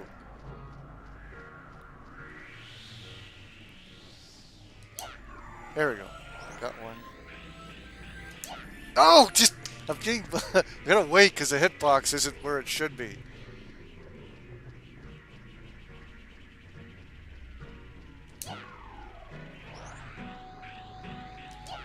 That sucks. It goes right through them.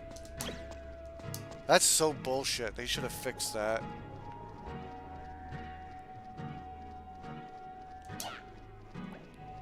Stupid. It's gotta be spot on with their face. That's so dumb. It just goes right through them. Just throw it randomly. It doesn't even seem to matter. Maybe it works better if I throw it somewhere else. No, I gotta throw it right here. You gotta wait for him to come right up to you or something.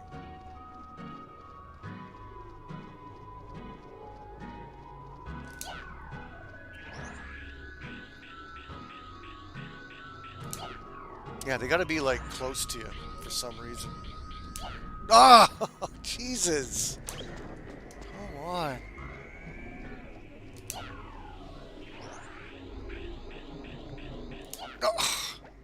How long is this gonna take? This is dumb. Why'd they do this? This was not needed. Just... Why? Don't make me bust out the save states, because I don't want to just sit here and...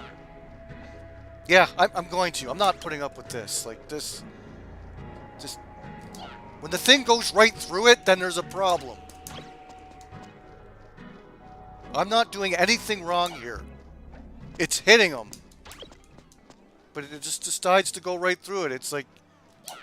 It randomly decides whether you get it or not. And trying to do it 3 times, odds are extremely against me. Okay, there's 2. I'm not playing the game. I'm not playing your stupid bullshit. Here, I don't even have to pause it. Just save state it here in case I miss. Oh, look at that. He came right up to me. Guess you can just wait for it to do that. Eventually he slows down and then... Oh, I see. Alright. Didn't need to save state. I see. They want you to wait. Well, it didn't have like a clear pattern. They all just zip around, but eventually they'll just stop right in front of you. Alright, I gotta do this again, so I doubt this will work, but let's see. Yeah, there's a blue, so I have to get up here and get another one. Yeah, that fucker up there.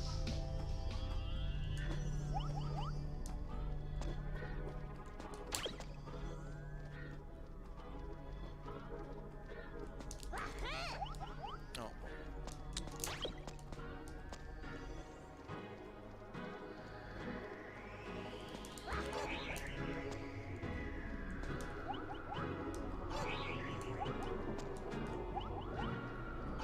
Stop it.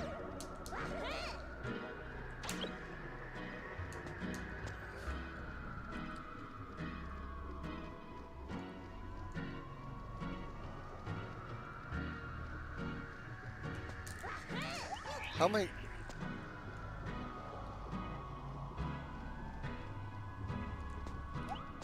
Fuck, how am I supposed to do this?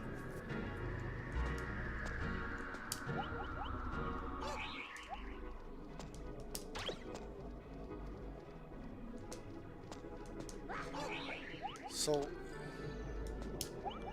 I have my cursor on the screen here? Sorry.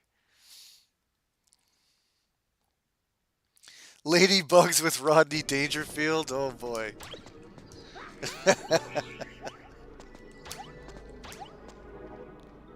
The part that I laughed at the most in Ladybugs, the part that I remember, is when Rodney's trying to teach that terrible soccer team like all the girls suck.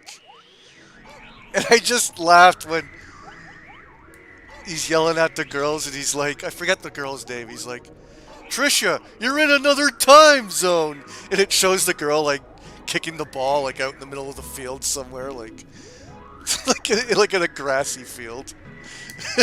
I don't know why, I thought that part was hilarious. Lucy, you're in another time zone! She's like not even on the soccer field, she's like in this grassy area just kicking the ball. I don't know why I thought that was funny. What the hell? How am I... What am I supposed to do here? I can't even get up there if I wanted to.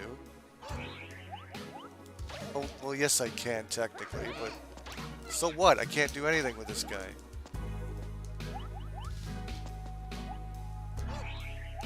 So...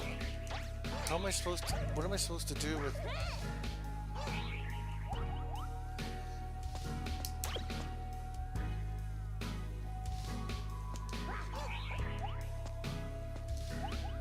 What the hell? Because when I can't just jump up to that thing normally. I have to use a boost to get up there.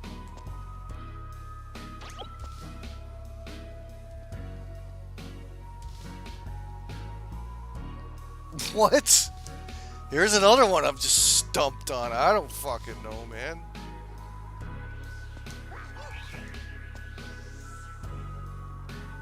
I need to kill 3 enemies, but what? This time I can't...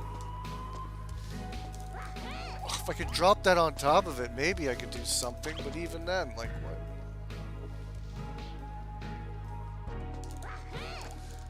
what? This might be it, I don't know. I have no idea what they even want you to do here.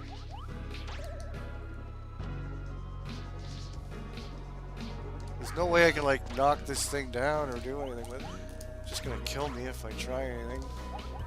I can kill it with something if I can.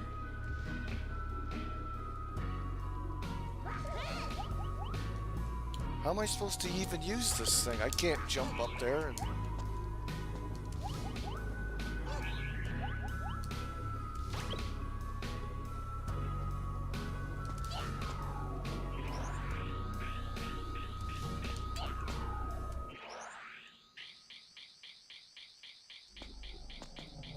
Yeah, well, I can't get up there.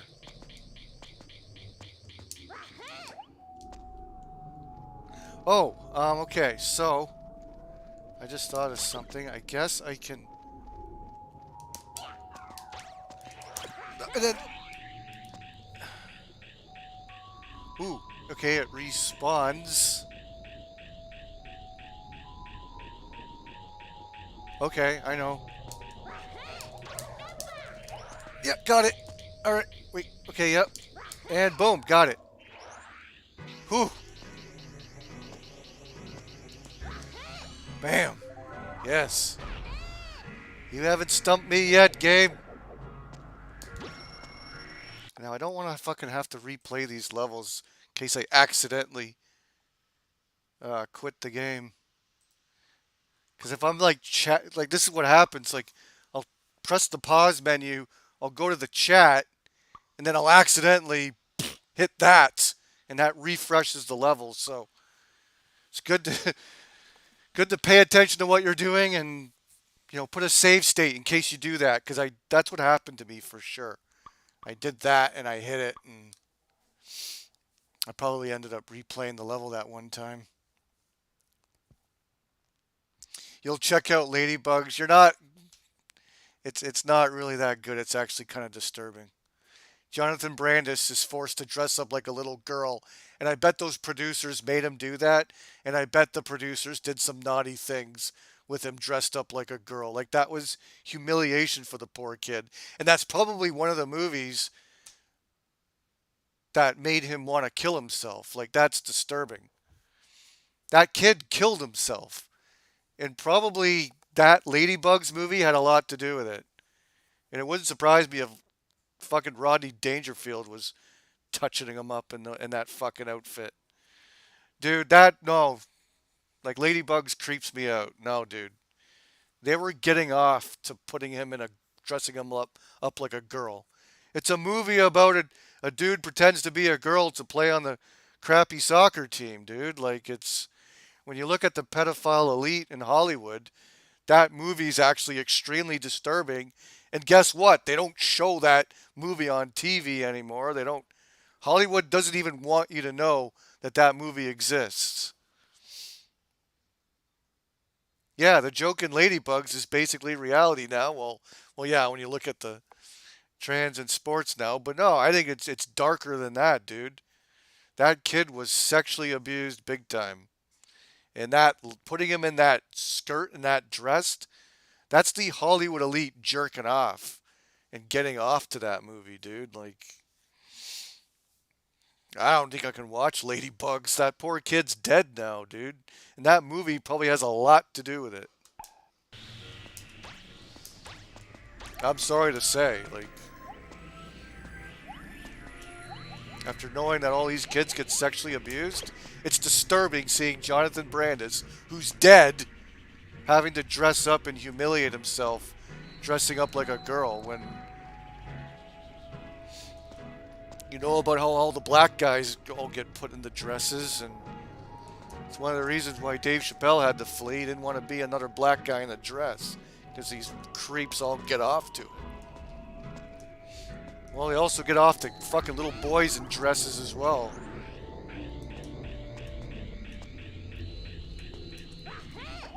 Oh, fuck, okay. At least this one isn't complicated.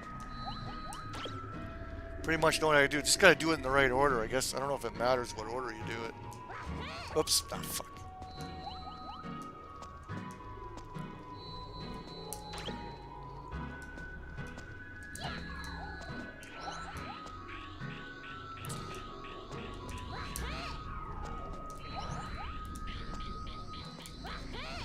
There we go. Got it.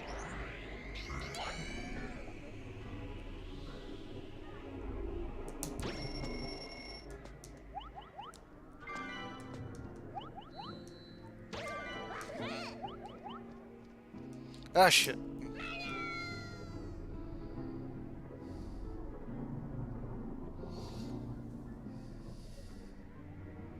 The guy who played Bonner or Bonner on Growing Pains also killed himself. Who's that? Which one's that? Is that oh, was he what was he, the blonde kid? I haven't seen Growing Pains in a long ass time.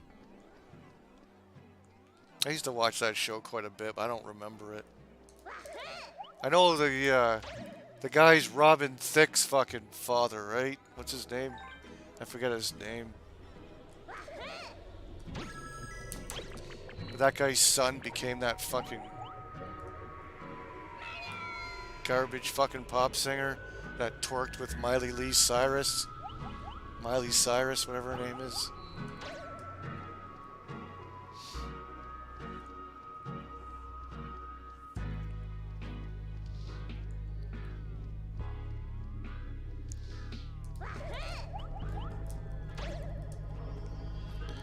Kirk Cameron's friends? Oh, I don't remember. Yeah, Kirk Cameron was like basically the main character. I remember there was a girl. Wasn't there like a younger blonde kid? Maybe that's a different show. I don't know. I'm picturing some like younger blonde guy. I don't know. Maybe not.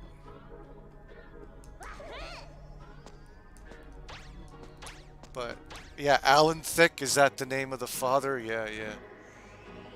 I think he was in Married with Children, an episode of that. He was pretty funny in it. Yeah, Alan Thicke, yeah. His son's Robin Thicke. Who names their kid Robin?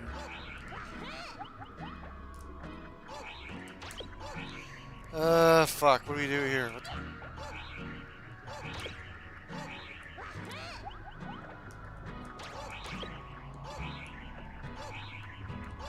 fuck you want me to do here? Well, it's as high as I can jump. Oh, okay, I thought that was a wall. Does that not look like a wall? Like, look. Looks like that's a fucking wall. I'm like, how am I supposed to get in here? It's not a wall. It's just... Gotta watch that, game. You can't do that. Don't put that there. Make it so you know that you can jump in there. Alright, now I'm supposed to get up to this one. Hey, what the... Fuck. There you go. Grab it. Fucking shit. Thank you.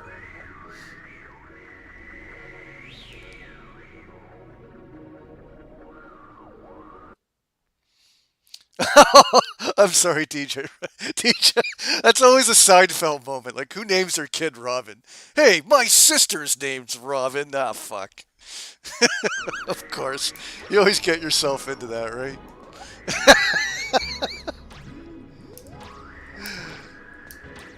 That's okay. If you didn't like my sister's name, that's fine.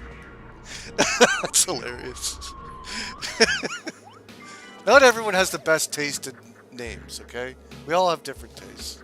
I'm not saying your parents are idiots. That's like Seinfeld at the dinner table saying,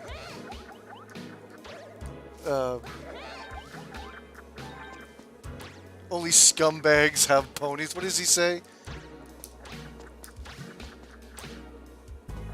Only the spoiled brats had a pony, and then the woman's like, I had a pony.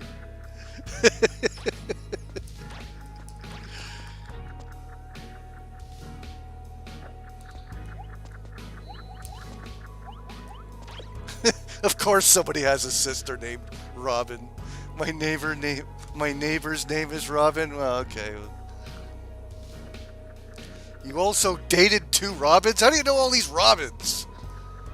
I think when I was a kid, I think I remember my friend's cousin was named Robin. And I always thought, like, whoa, it's a weird name. Who the hell names their kid Robin? Like, I think there was like maybe it was in Canada. I remember there was like a female pop singer named Robin. Like, I don't really see that name often. I haven't ran across many Robins. Alright, maybe you have. I guess it's more of a girl's name. It is a girl's name, right? I don't think... No, Robin Thicke. Dude has a girl's name. Robin is a girl's name. Okay? Yeah, Jay, like... Better off naming your kid Cardinal. Okay, Robin is I guess, works as a girl's name. To me. Not a boy. Can we agree on that at least? Okay, I can accept Robin as a girl's name, not as a boy's name. No, if you're a boy and your name's Robin, good luck. Good luck keeping that heterosexuality. Can we agree on that? Have you ever known a guy named Robin? No. If you did, he was probably like homeschooled or like...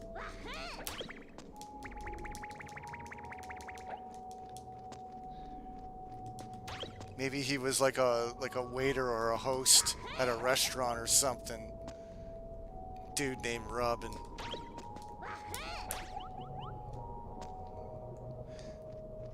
Robin Hood. I guess his name was Robin as well, right? Well, you know, it makes sense. He's in those green tights, and he kind of questioned Robin Hood a little bit, right? Unless he's the Kevin Costner. Ah, shit.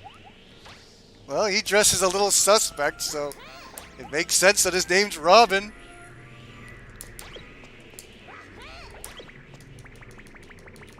Okay, I gotta fly up to this fucking thing and grab it. I don't want it to, like, I don't want to... Ah, okay.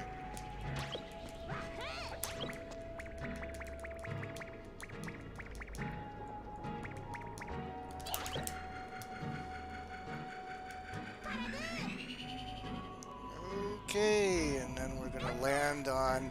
Well, there's health right there. Is it too late to get the health, I guess? Oh, fuck it. These levels are fucking long. Let's do another save just in case.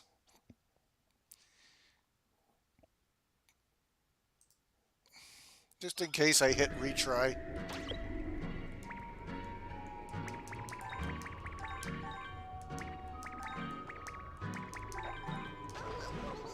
He was a dirty thief, that Robin Hood. He was a gay thief.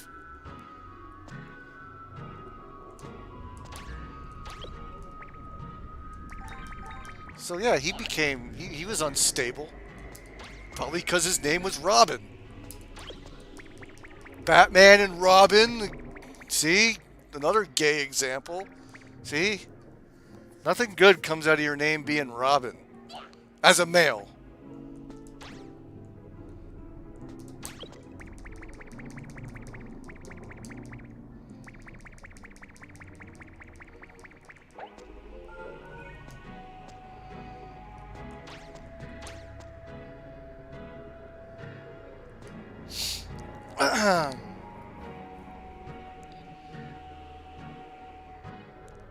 I'm not much of a Batman guy. Batman's a bitch. Oh, where? My parents died, so now I gotta make a stand. He's a demon. Dave C, you're the holy Christian. He tries to be God. He can't accept the fate of God. That's the thing with Batman. He's a spoiled brat. He can't accept his parents' death. So now he has to dress up as a demon and do justice on his own. He's anti-Christian. He's the bad guy. Meanwhile, the guys are trying to make... Meanwhile, the Joker's telling the truth about society and trying to show everyone's hypocrisy of their demons. Meanwhile, Batman is a bitch. Can't accept the fate of his parents. Now he has to walk around with a spoiled brat in his spoiled outfit, trying to put manners into his own hands while taking people's lives. Batman's terrible. Not that I give a shit, I'm just saying.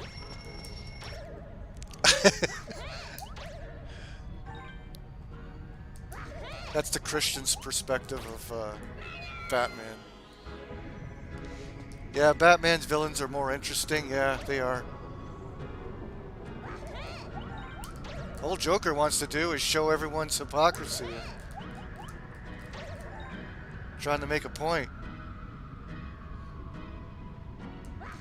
He's a truth teller.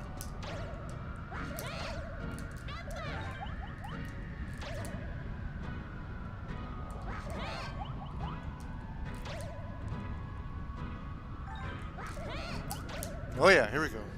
Some good shit right here.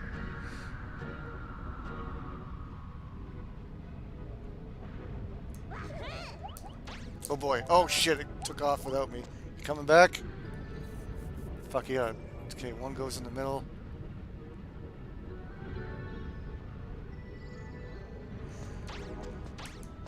I've never been into Spider-Man, though. I don't like the dorky guy and, oh, Aunt Meg, or whatever the fuck her name is.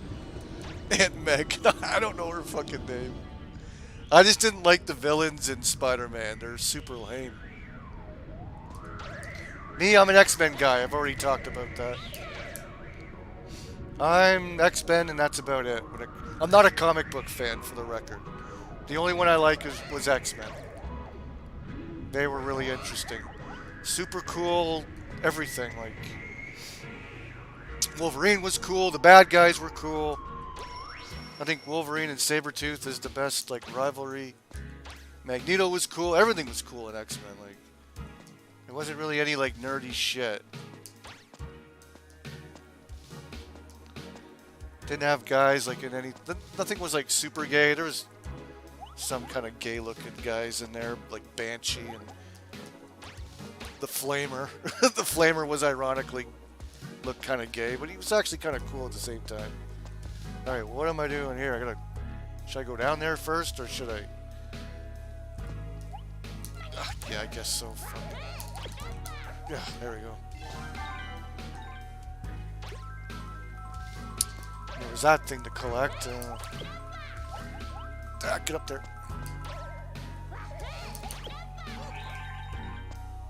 They make you do a lot of things really fast. You gotta be quick with it. Okay, so I gotta get down here. Whoa, shit. Oh, Jesus. Ah, Jesus.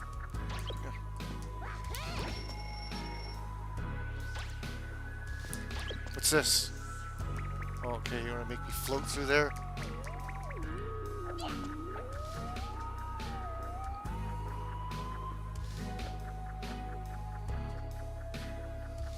Yeah, the X-Men cartoon was amazing. I couldn't wait.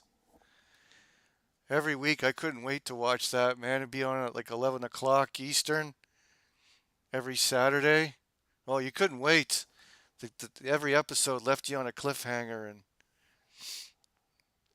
had one of the best theme songs of all time. Wolverine was your favorite? I was always into the leaders.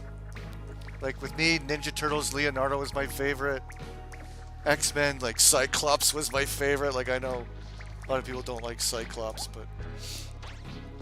like, I looked at Wolverine almost like the Michelangelo of the group. You know, like, he's always the one getting himself into trouble. He always needs backup. You know, he gets himself into too much shit all the time. He's a little bit of a shit disturber. Wolverine, you know, even though he's badass and, like, he has his moments and stuff, he's a good teammate, but he's greedy and he's jealous. He's always jealous of fucking Cyclops' girlfriend, which I just thought was just, like, dude, go find another chick. Like that's Cyclops' woman. Like, just stop. Like, this is what I thought as a kid. Like, I'm like, dude, like, just go find your own woman. Like, why do you care about Jean Grey so much? That's Cyclops' bitch. Just, why do you gotta be so jealous of him? It's not like Cyclops came across as like this asshole boyfriend. He was fine. He's a little bit like demanding. Like, he was like the leader of the group, so he was like straight edge, and but like not like he was like abusive towards her or anything, where you like felt bad for Mary Jane. It's just like Wolverine's just this jealous bitch. Like, dude, you're supposed to be a badass. You're acting like a fucking woman. Like, so Wolverine, for that reason, wasn't my favorite. Him being all butthurt over Jean Grey was just... and it's not like Jean Grey, you know... she was nice to Wolverine. I don't think she was, like, over the top, like, flirty with him. Like, she didn't, like, provoke him into being all into her. Wasn't like she was like teasing him. It's just Wolverine just had a hard-on for her and just like jealous of fucking Cyclops. Like, dude, you're a bitch. Just get over it. It's not your woman. Let's go find another chick. So I was... He'd always get himself fucked up, too. He always, like... He couldn't fight on his own either, Wolverine. Sabretooth would kick the shit out of him. It's like... If it wasn't for Wolverine's rejuvenation, he'd be dead so many times over. Like, am I wrong? Like, Wolverine's a bit of a bitch. Like, honestly, he was never my favorite. Like, I like Wolverine, but I just never understood why he was everyone's favorite. He was an emotional bitch, and he couldn't do a one-on-one fight. He'd get his ass kicked. Wolverine wants a girlfriend, but he's a bitch. Yeah, he is. Like, dude, stop obsessing over fucking the other dude's girl. Like, just go find another chick, dude. Get over it. It's not your woman. It's Cyclops' bitch. Calm the fuck down, dude.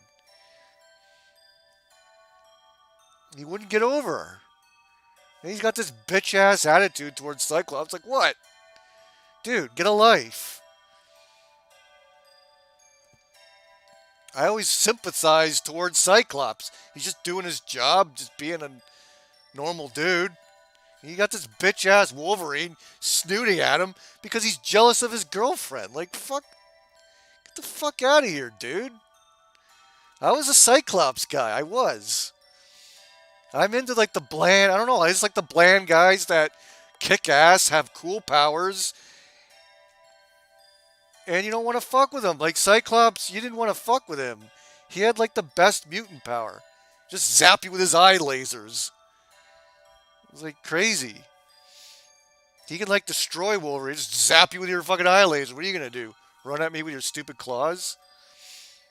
Like, that's why I like Leonardo. He had 2 fucking swords. He was like, no nonsense. Like, you don't want to fuck with Leonardo. He was the most competent turtle. Oh, he's the most boring. Yeah, but he kicks ass. It's not just about cracking jokes and eating pizza. The turtle's got to save the fucking day. They need someone to get their head straight. If you just had Raphael and Michelangelo walking around just cracking sarcastic jokes and eating pizza, they're never going to save the day. You need someone in there to set the record straight. So Leonardo was my man. Yeah, and in X-Men, just Wolverine was just a bumbling idiot most of the time. Reckless. He thinks he could just take on everyone on his own, and he was reckless. He needed the X-Men's help big time. And if it wasn't for his rejuvenation powers, he would have been dead a long time ago. He's so reckless.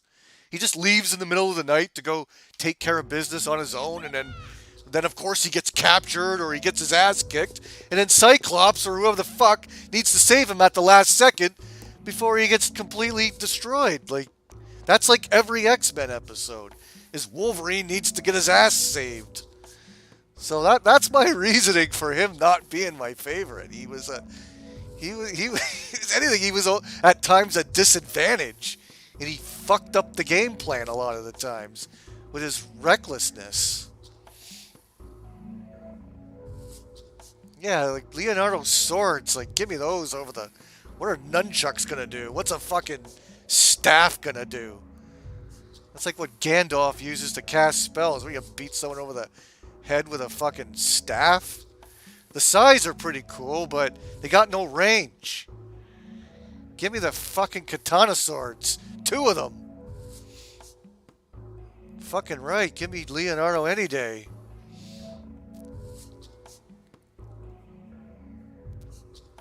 Anyone remember that SNES game with Spider-Man and X-Men? Oh, that game was trash. That's one of the most disappointing rentals. Yep, everyone rented that game as a kid. Oh, man. We were lucky to get through that terrible Spider-Man stage where you have to destroy all those bombs, and it's like, yay, I can finally play as the X-Men. Oh, great, all these stages suck. Storms level, you had to, like, swim around and I think Wolverine's stage was decent. That was it. You beat Wolverine's stage and everything sucked. Then you played like Gambit's stage and like it's this auto-scrolling stage that was just awful. I think, or am I getting mixed up with X-Men Mutant Apocalypse? Maybe. Maybe. I don't know. I get those two games mixed up a bit. They're both really hard, but Mutant Apocalypse is way better. You could at least like practice that game and get good at it. Spider-Man and X-Men, you do not want to get good at it. It just sucks. Yeah, Wolverine was just a grunt, exactly. But I get why he's the most popular. He's got the most personality, and he's got cool powers. He's got a wicked. He just looks awesome. So I get why people love Wolverine so much, but I just explained to you why I don't really care much for him. I like when dudes like Colossus showed up, and I like Nightcrawler, and I like the guys that like showed up every now and then. I used to love Cable. I like the time traveling aspect of it. Cable was a badass, and you know, Storm's obviously like the most powerful. I didn't like Jubilee. Like Jubilee was thrown in there because it was a kids show. They needed like a character that kids could relate to. So they had Jubilee thrown in there. I like Rogue. Rogue's awesome. She's got like a lot of episodes based on her and everything. Like Rogue was an interesting character, and you felt for her emotionally because she couldn't like express love to anyone, otherwise she would like blow them up. Every time she touched she couldn't touch anybody, so like she couldn't have sex or anything, or she couldn't even like kiss anyone because they would just like explode. Yeah, like I like Rogue a lot more than Wolverine. She was interesting.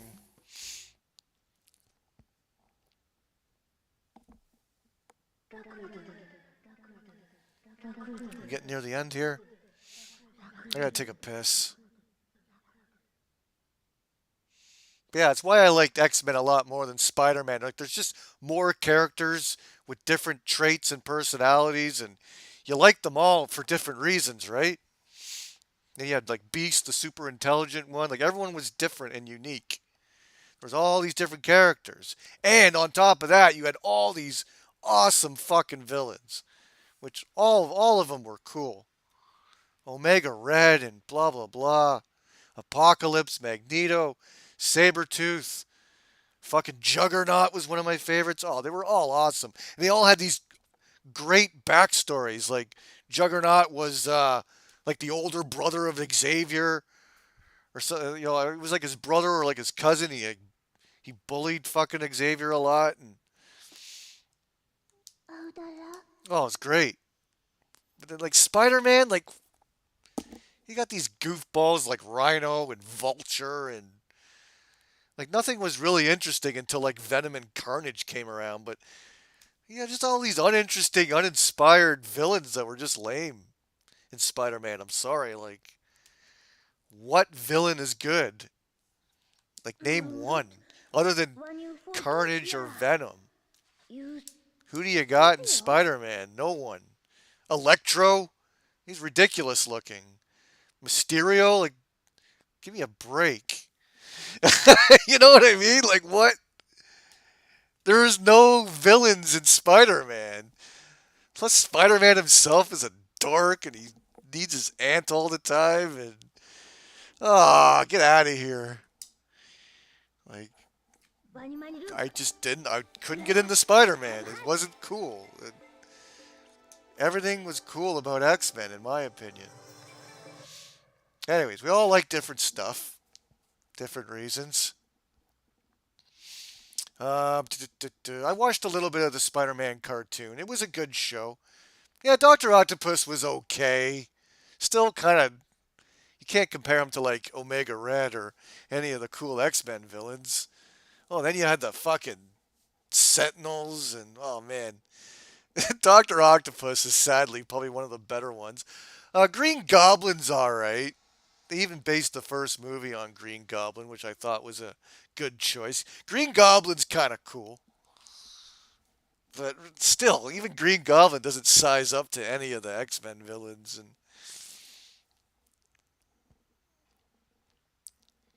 Yeah, Mark agrees. Spider-Man has lame villains, big time. A guy in a stupid rhino suit and like Juggernaut would just way cooler than that. All right, let me just take a piss. I'll be right back.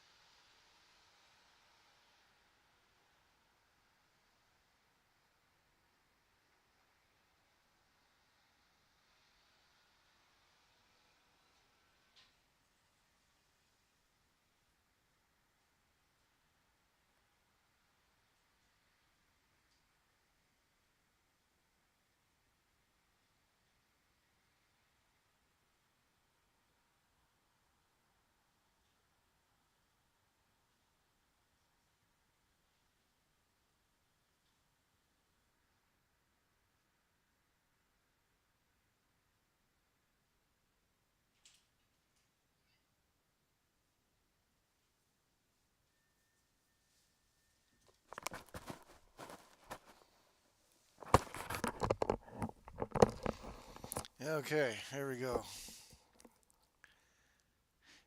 You can still hear the X-Men cartoon music in your head. Yeah, it's just the best. Fucking awesome theme song, man. It's epic music. They couldn't have come up with anything better. That was just great.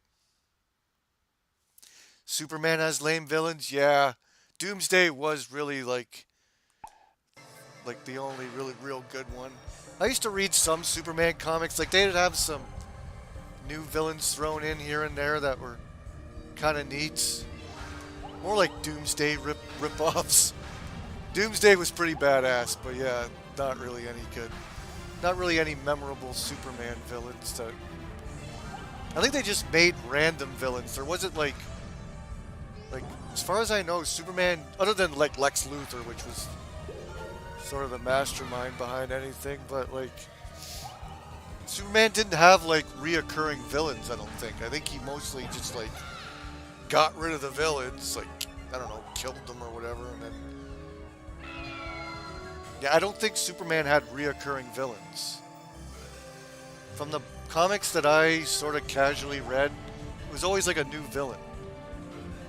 Sort of like the movies too. Like, didn't the movies all had different villains, right?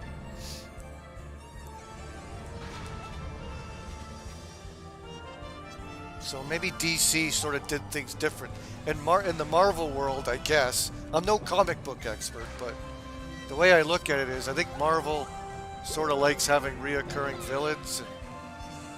Oh, but DC has Batman, and that has all reoccurring villains. Okay, so it's not just a Marvel DC thing. So yeah, Batman had reoccurring villains, obviously. It's like...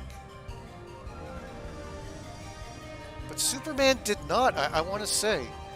Like, can hardcore Superman fans name reoccurring villains in Superman? Are there popular Superman villains that are out there? That's a question I would like to ask a hardcore Superman fan. Is they're like, oh yeah, there's so and so and so and so. They always keep showing up, or Superman like shoots them off into space and then they come back. And the only one I can think of is Doomsday. Yeah, the DC. I don't know. I always thought DC was kind of lame. Like, really, Batman's the only thing they got, right? Have I played the Harry Potter games on GBA? Nah, dude, never touched anything Harry Potter in my life. I was in like high school by the time the movie came out. I just never got into it. Actually, I was beyond high school, wasn't I? No, yeah, I was like Oh yeah, Harry Potter was way after. Was never into that.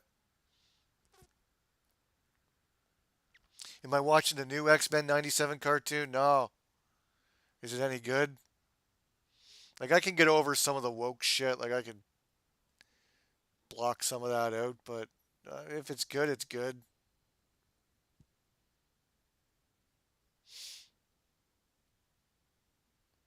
Did they bring back any of the voices?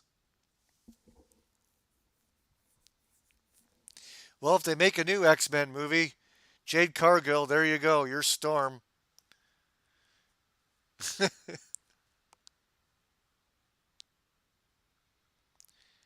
You were in the second grade when Harry Potter started?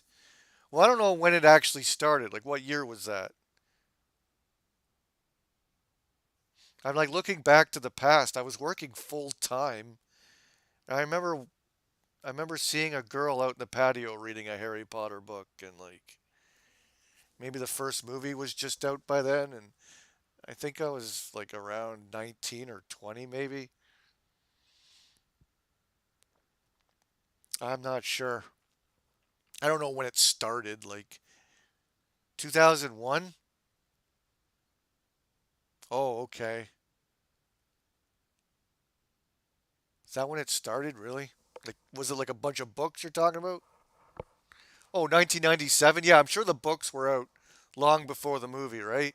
I think I only first heard of Harry Potter when, like, the first movie came out and everyone was talking about it. And all of a sudden, people were reading Harry Potter books. So it wasn't for, like, the first movie was called, like, The Philosopher's Stone. Like, I just remember this because it was a big deal. Everyone was talking about it. And then I just started seeing people reading the books and stuff. So this was way after.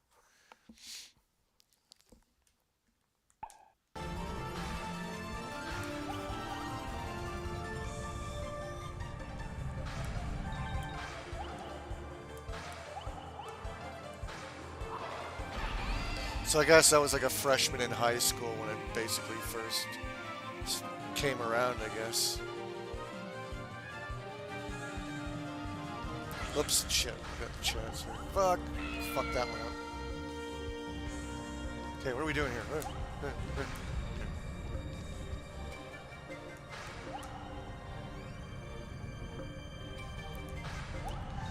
Can't really talk much about Harry Potter. It's not my thing.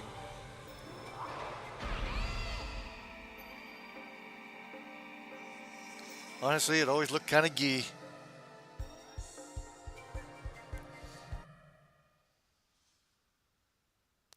People said you look like Harry Potter. Oh boy.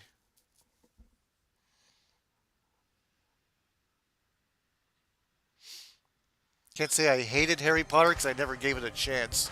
Oh shit, I'm supposed to tilt that screen up. Oh jeez. And what kicks me back out here?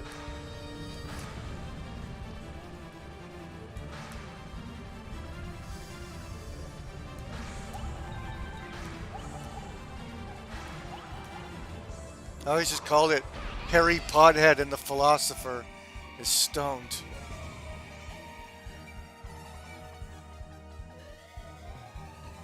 Okay, I gotta tilt the screen. There we go. Keep tilting. Tilt it. Gotta keep going left. It's like I can't really see ahead and see where I'm supposed to tilt. Looks like I'm always tilting to the left.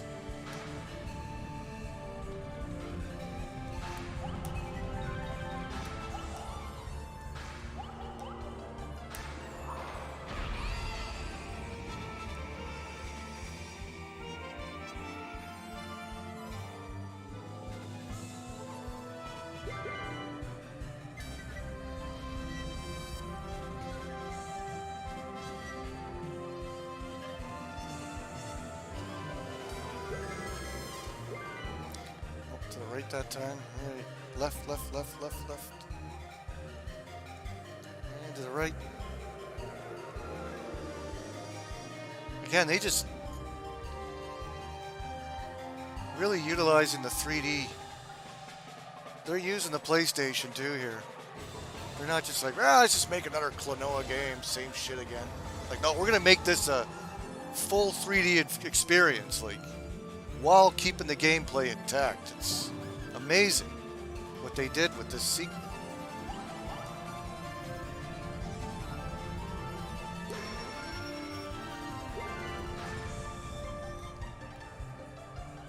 I like this way more than the first one. Bravo. Should have been on the GameCube, though. Oh, shit. Ran off that. Yeah, you're gonna start me there.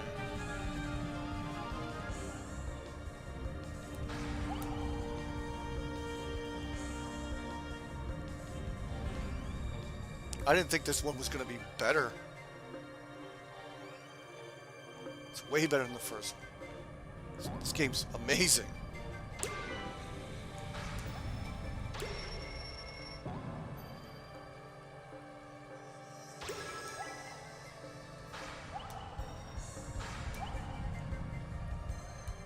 Oh, got it. No, I'm gonna have to go get that Play Asia. Maybe I could find it. Maybe I could just find it being sold somewhere else. If I have to get it from the US, maybe. Oh, Amazon or something. Find someone with a copy of this. I'll pay a little bit more. I want the physical of this. What's up here? Okay. Shortcut or what? What's this? I don't remember going this way. Here's the way you're supposed to go.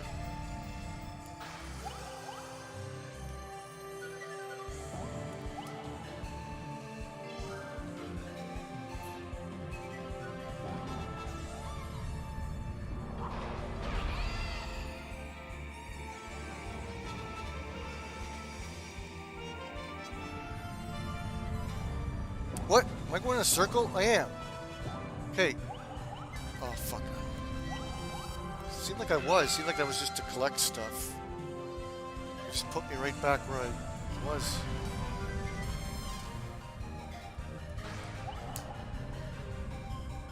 God, that's a tight fucking start. Oh, Jesus.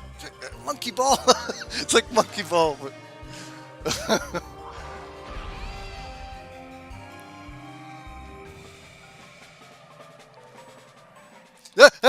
oh, mission clear. Okay. Jesus.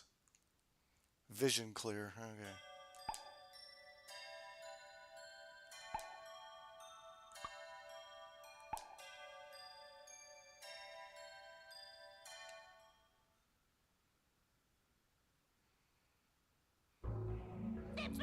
Okay, this could be the end here.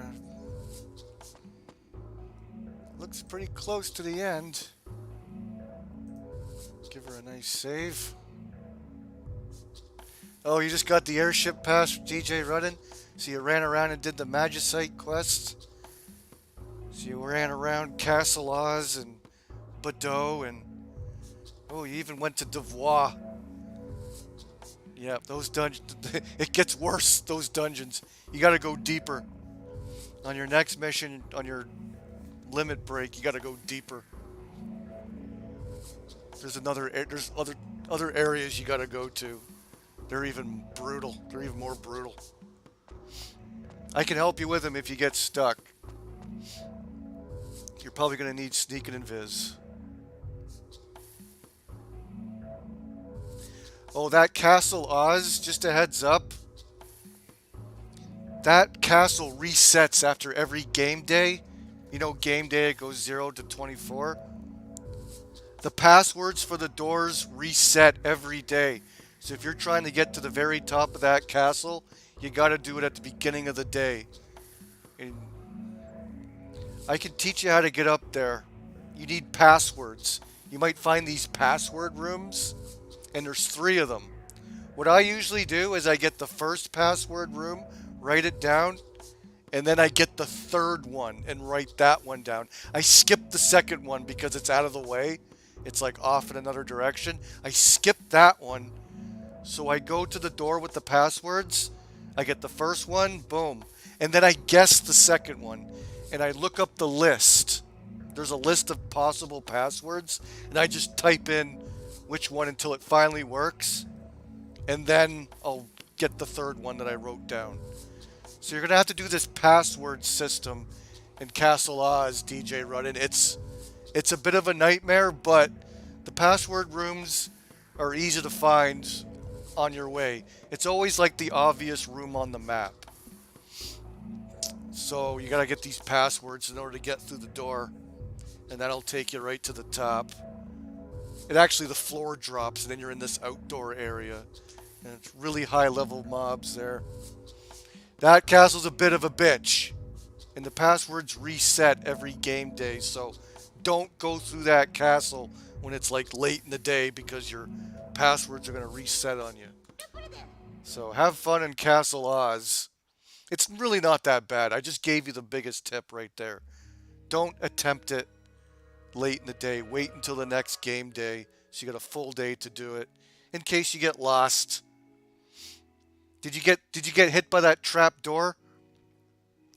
There's always that trap door at the beginning. You have to guess between the two switches. If you guess wrong, you get sent through a trap door. But if you're quick enough, you can guess wrong and then move out of the way, and then just hit the other switch. There's that trap door that always gets people.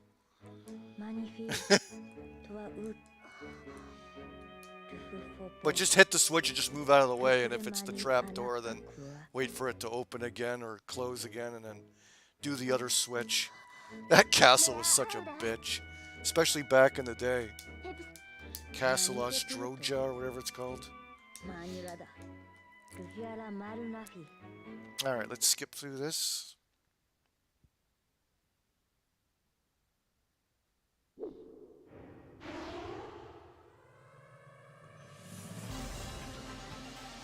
Did the walkthrough give you a heads up first? You just hit rank 5. I thought you had to be rank 6 to... No, I guess rank 6 is Shadow Lord. So rank 5 is Airship Pass? I thought it was rank 6 for some reason, but... Yeah, maybe you're right, yeah. Well, you don't need the airship. You didn't even get your Kazam Airship Pass, did you? Did you get your airship to Kazam? That's a separate one. Have you been to Kazam yet?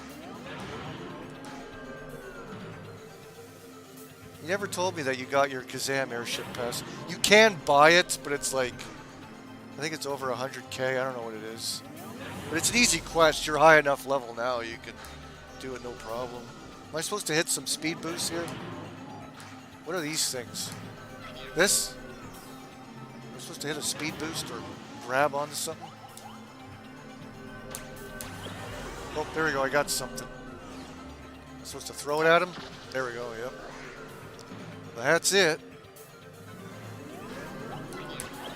This can't be the last boss.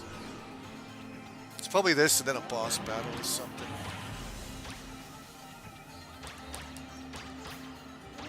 Unless this is really difficult. It's gonna take me a bunch of tries, I don't know. About to die, I only got... Ah, shit. Okay, you gotta be accurate. Boom, hit him. And he zips forward. Can you ride on the ceiling? Oh, you can just... Ah! Holy shit. He comes smacking right into me. You took a boat ride to Norg, but... I mean, you could get to Kazam from Norg.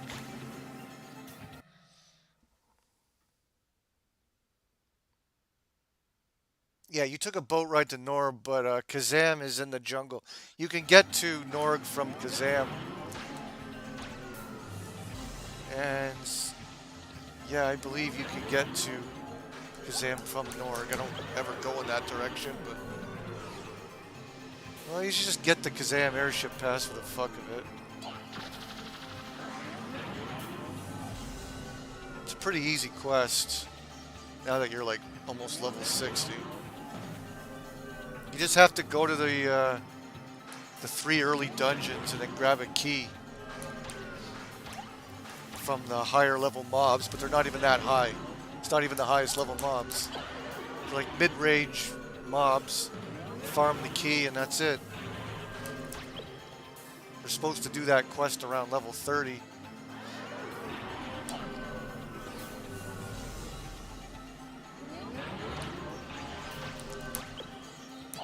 Come on, get him. Also, did you join a Unity yet? Come on, DJ Run, you gotta get that Unity going. You're missing out on a lot of money. And I'm not gonna give you any more gil if you don't join a Unity, goddammit.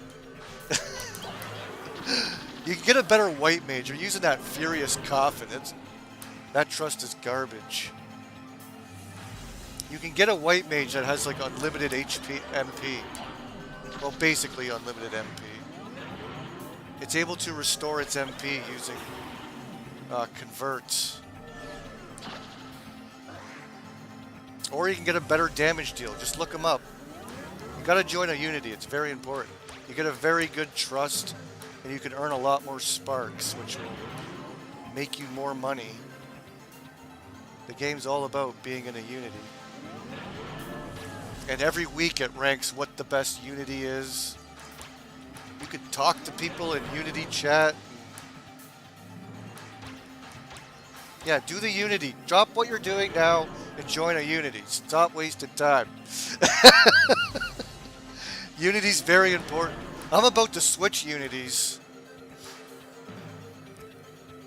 Sometimes, like they're the best trusts in the game. You can only choose one. I'm about to switch over to Sylvie's Unity.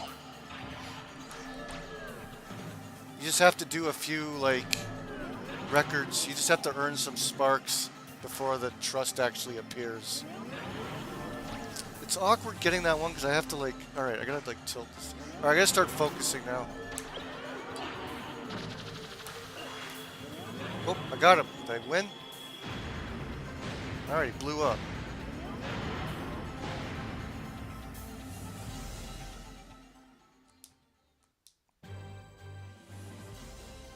I would get rid of that Furious Coffin. I would use like a Puru. Get a better white mage. You can fight for longer. Of course, you can just restore Furious Coffin. I don't know. Maybe you'll get a. Maybe look into a better damage dealer. Maybe you can. Maybe look up to see if there's a better damage dealer you can get to help you level up faster. I guess you don't really need a good white mage right now. You just need someone to help you kill enemies faster. Maybe join Sylvie and get a Geomancer. You can do more damage. Maybe Sylvie will be good for you. I don't know how many trusts you can get. I don't know. You decide. I don't know how many trusts you can cast. What are you up to now? 5? You don't got 6 yet, so... Just whatever you need to fill the void. If you need a better damage dealer, if you need a better... You also look up to see what trusts you can get. You might be able to get some better ones. You can get 4 going? Okay, so... Yeah. Yeah, it's tough. So you still need to unlock... Well, I guess one more. Wait, it's 4 and then including 4, but not including you. So you're basically doing a party of 5 right now.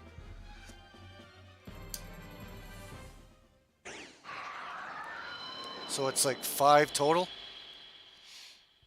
including yourself. Okay, so you just need to unlock the last trust. That's not too bad.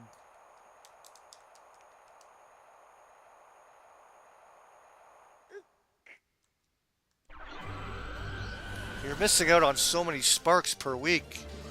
I should have told you to join that Unity right away.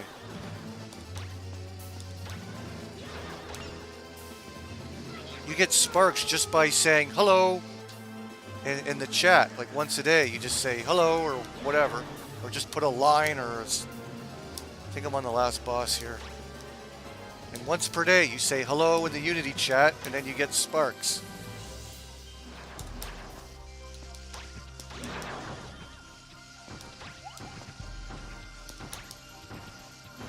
Ah. Okay, so... Can I grab that? No, these yellow ball things. Okay, knock these things around, but they... Oh, did I pick one up? Okay, I don't know how that happened, but... Now what?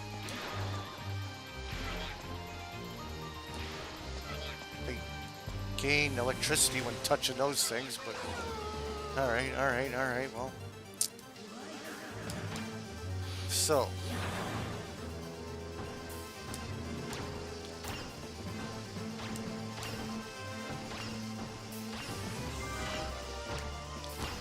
What do you do? Get them to crash into each other or what?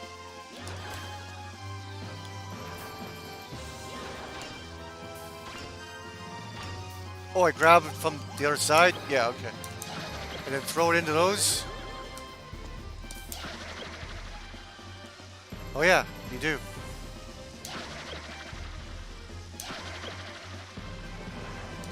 I think, what?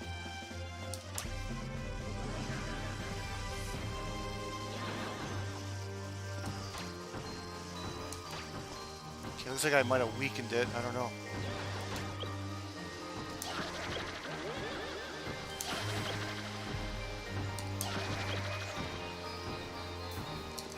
There we go, bam! Got rid of your stupid force field, I think.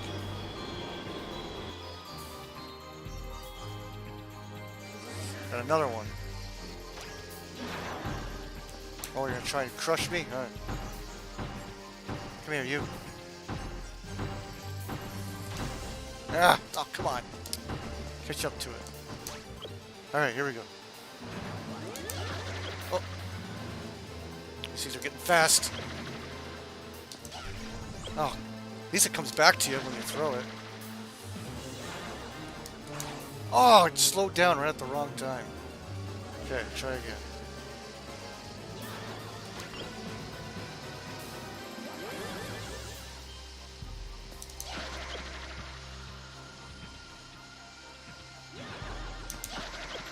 Hey, stop it. Get out of here.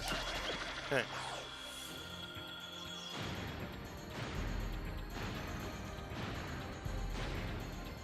That's it? I don't think that was the end boss. Unless there's another boss I gotta do.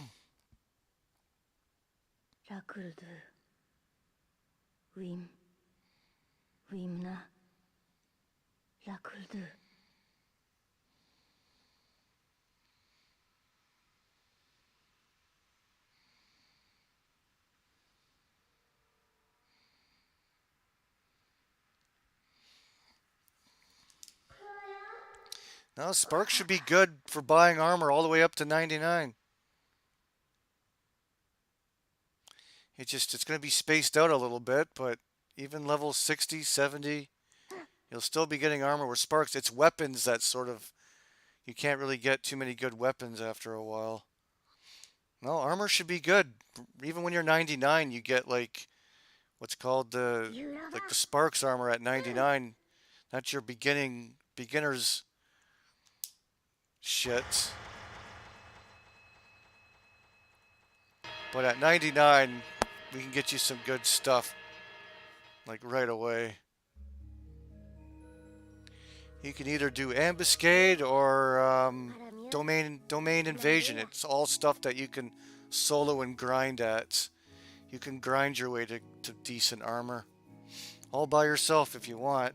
It'll just take a little bit of time, but Spark should be good right up until 99 with all your armor.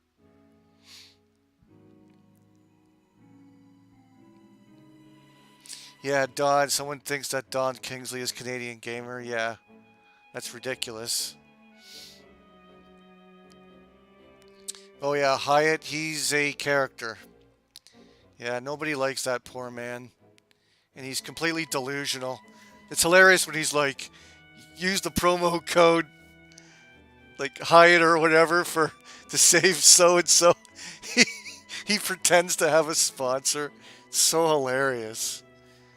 He pretends that his channel's growing, but he goes like sub for sub. He doesn't get any comments or any views.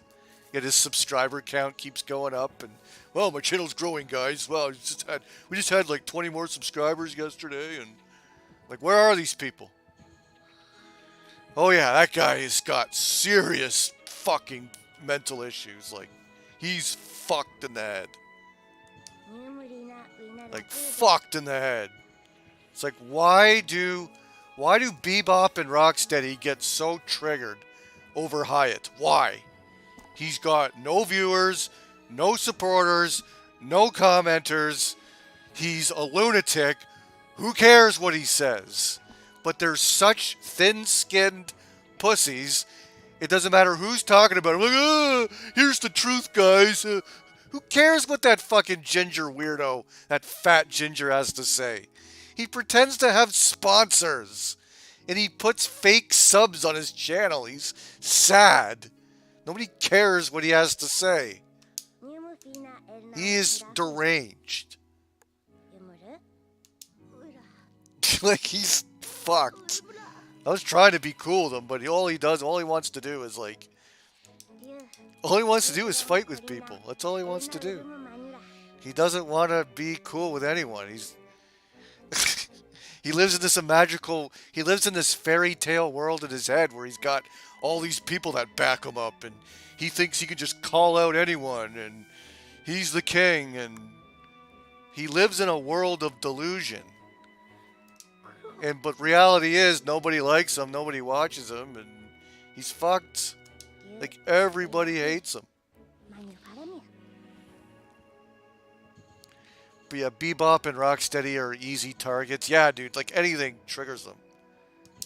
Anything. You say anything. They freak out. They're so soft, like they're such babies. I don't even pay attention to them. I don't even care. They're such losers. And their community are a bunch of fucking, just the biggest retards ever. Fucking Feminine Lewis and whoever they have one week. I don't know if it's Carl. One day they hate Carl, one day they like Carl, one day Carl's just back and forth every other fucking week. I can't even keep up with him. I don't even care. I don't know what channel he is. He's always deleting channels, creating new ones. I don't keep up with that crazed lunatic. That Cheetah Men fucking weirdo that had a problem with me all of a sudden, like... Yeah, it was a couple of, like, Dean's followers. I guess Yargo and that Justy Fuse character. I guess they all came from Dean's channel and they're loyal to him. Oh, we're gonna be snowflakes just like Dean. Oh, Darius is a racist. Yet you laughed at all my racist, quote-unquote racist jokes, all prior to. You just decided one day I was racist. But you thought all my racist jokes were hilarious. It's like... They're just trying... That's just their way of trying to be detractors. Oh, we're going to play the race card. We're going to be trendy. Oh, he's a racist. A waithist. You're gay. That's what you are. Go ahead. I don't like gay people around, so bye-bye. Yeah, we joke and laugh. We're not hateful towards. We just like to joke. Stereotypes are funny. Is this the end of the game?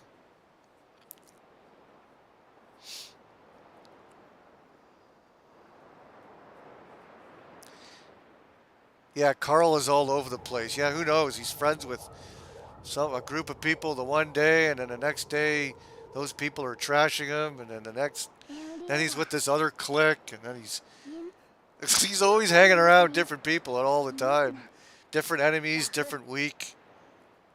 Yeah, Carl is another mentally deranged weirdo. Again, he's not right in the head. He needs daddy to take care of him.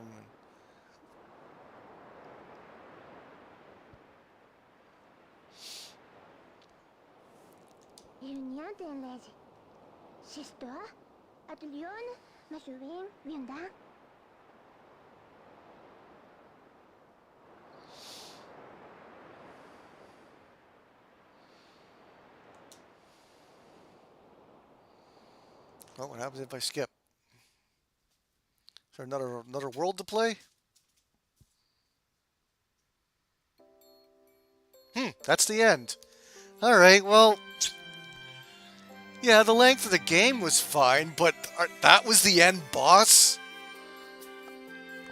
There is no challenge when it comes to the bosses, like, at all. There wasn't one boss that gave me a hard time. Now, with the first Klonoa game, I was a little annoyed by how long the end boss was. Like, holy shit, there's like 100 phases. And I'm like, that's enough. Like, the first game I did get burnt out playing. And that end boss would just never end. There was like 3 different phases, and amongst those 3 phases, there was like phases within phases.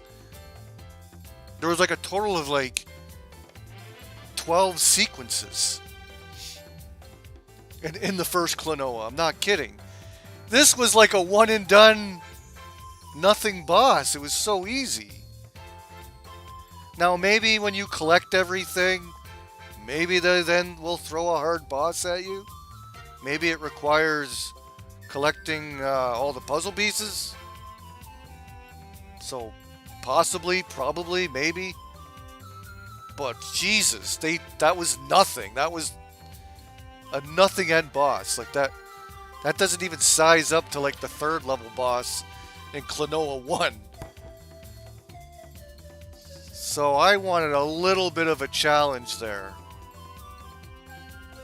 It's the end boss. You're allowed to have it difficult. That's okay. I'm not going to hate the game for making me spend a half hour on an end boss. That's fine. I like to practice and learn it and then be like, yeah, I beat that end boss. That was awesome. This was like, okay, is it over? That boss was nothing. Wow, you pick up the things and you throw it at the orbs. The fucking spider boss was harder. That thing that was jumping up and down, remember that? The second last level boss was way harder. Way fucking harder. That boss was one of the easier bosses in the game. That's it. Game's over. Oh well, it was still a great fucking game. That gives almost a 10 out of 10. Super casual. You're not going to get stressed out playing this one. The end levels were tricky and lengthy, and I almost got stumped on some of the puzzles. But yeah, the first game's a lot more challenging. I will say. I don't know. God, if only the game was a little bit more challenging. I will say, this game almost deserves a 10 out of 10. But yeah, there is a bit of a lack of challenge. Especially when it's just unlimited lives. There's no threat of a game over and starting the level over again. Yeah, looks like they're probably giving me the bad ending here. Maybe it's like, oh, you left the ring behind or something. I don't know.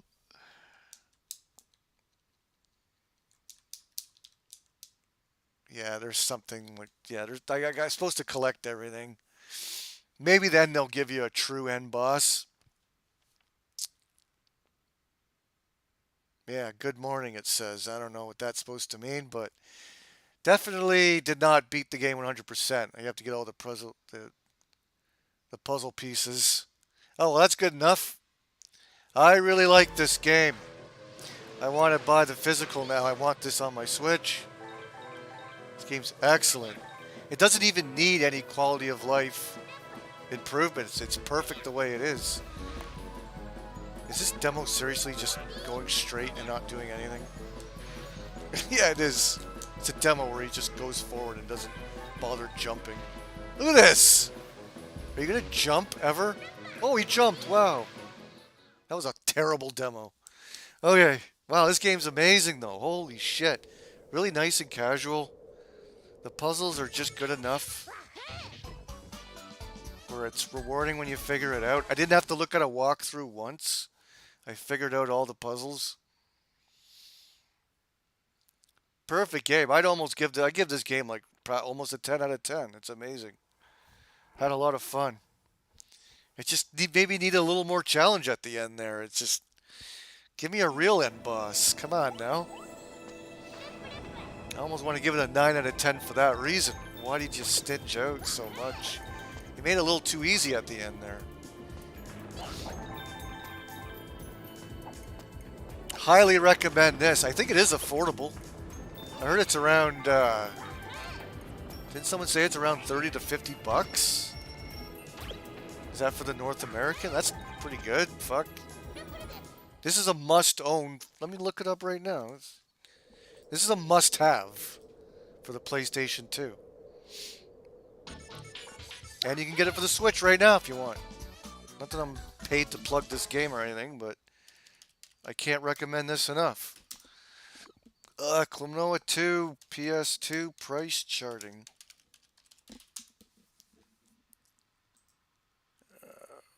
Fuck, dude. Complete, it's $39. American. $40. It's been going to on eBay. It's a $40 game, American. That is worth it. This is a must-own.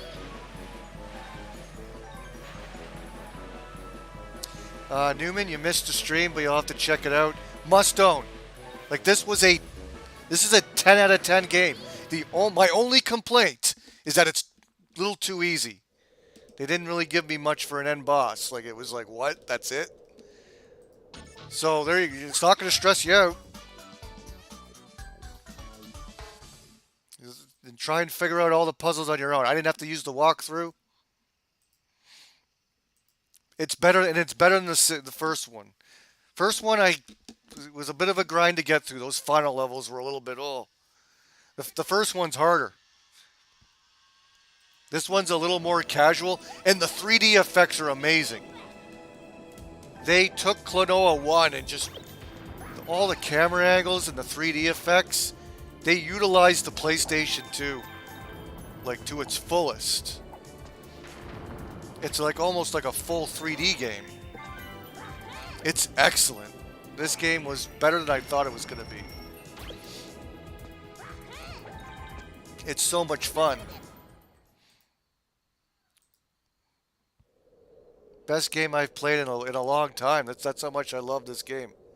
I want to get the physical now. I want to go to Play Asia and order me the physical of 1 and 2. I'm gonna have to give those Game Boy Advance games a try. Maybe I'm becoming a Klonoa fanboy. This is Namco. Holy shit! Big props to Namco. And again, I've said this many times in my stream, but it's a crying shame that this game flopped. Because it's on the PlayStation 2. They're not looking for games like this. This game should have been out on the GameCube as well. It's good that it was on the PlayStation 2, but it also needed to be on the GameCube so the proper audience could have got access to this. And the series might have lived on better. I mean, it was on the Game Boy Advance. So how come those Game Boy Advance games exist, but they couldn't put this on the Cube? Why? It's not like Sony had exclusive rights to Klonoa. So why the fuck didn't the second one come out on the Cube? That baffles me. This game would have done better. Like, at least it would have sold more copies. And maybe it wouldn't have been a flop, and then maybe the series would have fucking lived on. And we could have got a full-fledged 3D game, which would have worked fine. You can adapt this game into a 3D adventure with the same mechanics. And you can have all these bigger and better puzzles but in 3D. The series could have evolved. And it never did because everyone wants their fucking lame violence. Not that violence is lame for video games, but like people just wanted their same old shit. They wanted their violent shoot-em-ups, their violent shooters, and not shoot-em-ups, but shooters. You know what I mean? Whatever trendy PlayStation could, they wanted their Grand Theft Autos and their gay nonsense. needed more Klonoa. I mean, yet this game goes under the fucking radar. It's a fucking 10 out of 10 masterpiece. Deserves way more fucking love. At least it's good to see that it did get a remastered on the Switch. This game needs to be appreciated more. I'm serious. It is that good. This is better than most Switch games that I come across and play.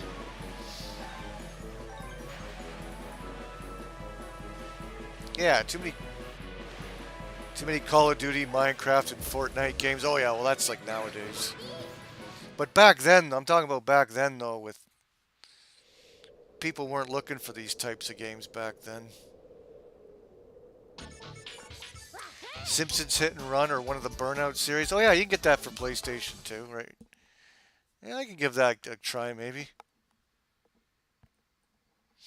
I'm going to, I'm probably going to stream tomorrow, so I thought if I beat this game, I'll play something simple and quick tomorrow. Maybe go back to some arcade games. Because I don't think I'll be streaming on the weekend. Is Klonoa a cat? I don't exactly know what it is. I don't pay attention to the story. I don't know what the fuck it is. And I guess this was the Japanese version. I hope there isn't like any big differences. Played Donkey Kong Country? Yeah, I played through all 3 of those on stream in the past. Not sure how many of them are archived. I've played through all those recently. If anything, I got to get the Tropical Freeze next. I do love the original. I can play through Donkey Kong Country in one sitting. Oh yeah, I wanted to play Super R-Type. Let's get into. I want to play a couple of those games on the Super Nintendo service that they just added. Got to get my money's worth. I gotta play some of that online Nintendo shit. I'm gonna try out Super R-Type. Haven't played that in a while. Tropical Freeze has fair difficulty. Yeah, some would say it's too hard. But yeah, I love the difficulty in it. I mean, there's checkpoints and everything. Well, yeah, to me it's fair. It's relentless to a lot of people. It's really hard. But yeah, it's probably one of the best platformers I've ever played. Tropical Freeze. Now that's a game that's got tough boss battles. Jesus. They got some really, yeah, the boss battles are pretty tough in Tropical Freeze.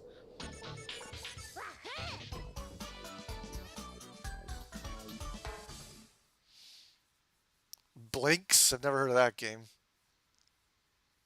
The secret levels in Tropical Freeze? Oh yeah, I 100%ed that game. Those secret levels where there was no checkpoints, those were pretty tough. You had to practice the shit out of them. But yeah, it was a fair enough challenge to where you want to keep playing. You never feel like you're beat up and you can't do it. You just know that you just got to keep practicing and you'll get it eventually. Just memorize it. You got good old Dixie to get you out of any trouble. It's all about Dixie. That's the one thing. Like, all you're using is Dixie the whole time. Dixie and Donkey Kong, obviously. Diddy Kong, pointless. It's just basically Dixie, but without the elevation. And then why use Cranky Kong? So it's always Dixie at all times. You didn't like Returns much on the Wii? I was done with the Wii by the time that game came out. I never had a chance to play it.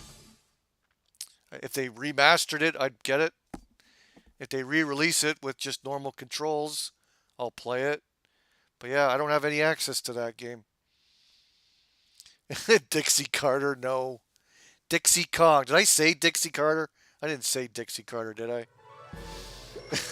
Dixie Kong. Play as Dixie Carter.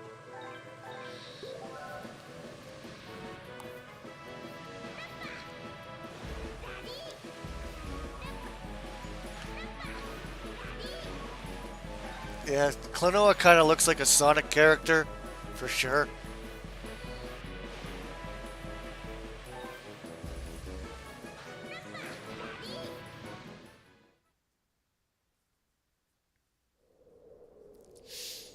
But man, this game's a must play. If you just gotta bust out the emulator like me, as long as you have a good controller.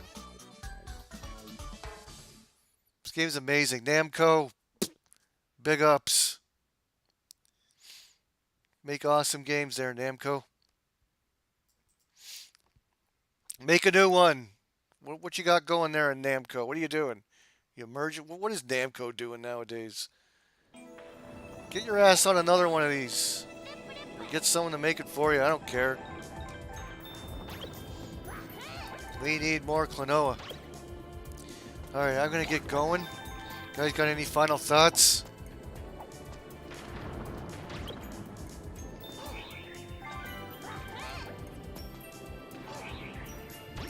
Namco Collection is a quality one. I think I got all the collections here on the PlayStation too.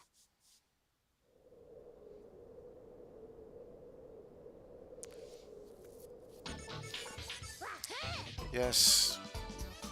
We all want to live in the Amico world.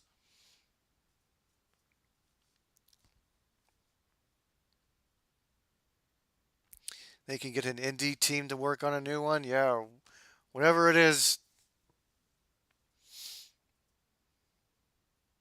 What emulator am I using? What's it called? Does it say right here? What's it called? Hold on, I'll go to the folder here. Forget it, it's got a generic name to it.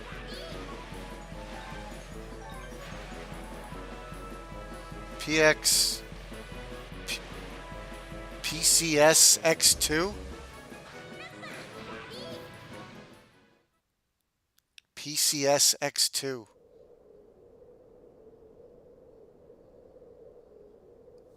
Yeah, PCS X2, PS2 emulator. I can't remember where I heard about it or what. I think I just looked it up on Google and they said this is the best one or something.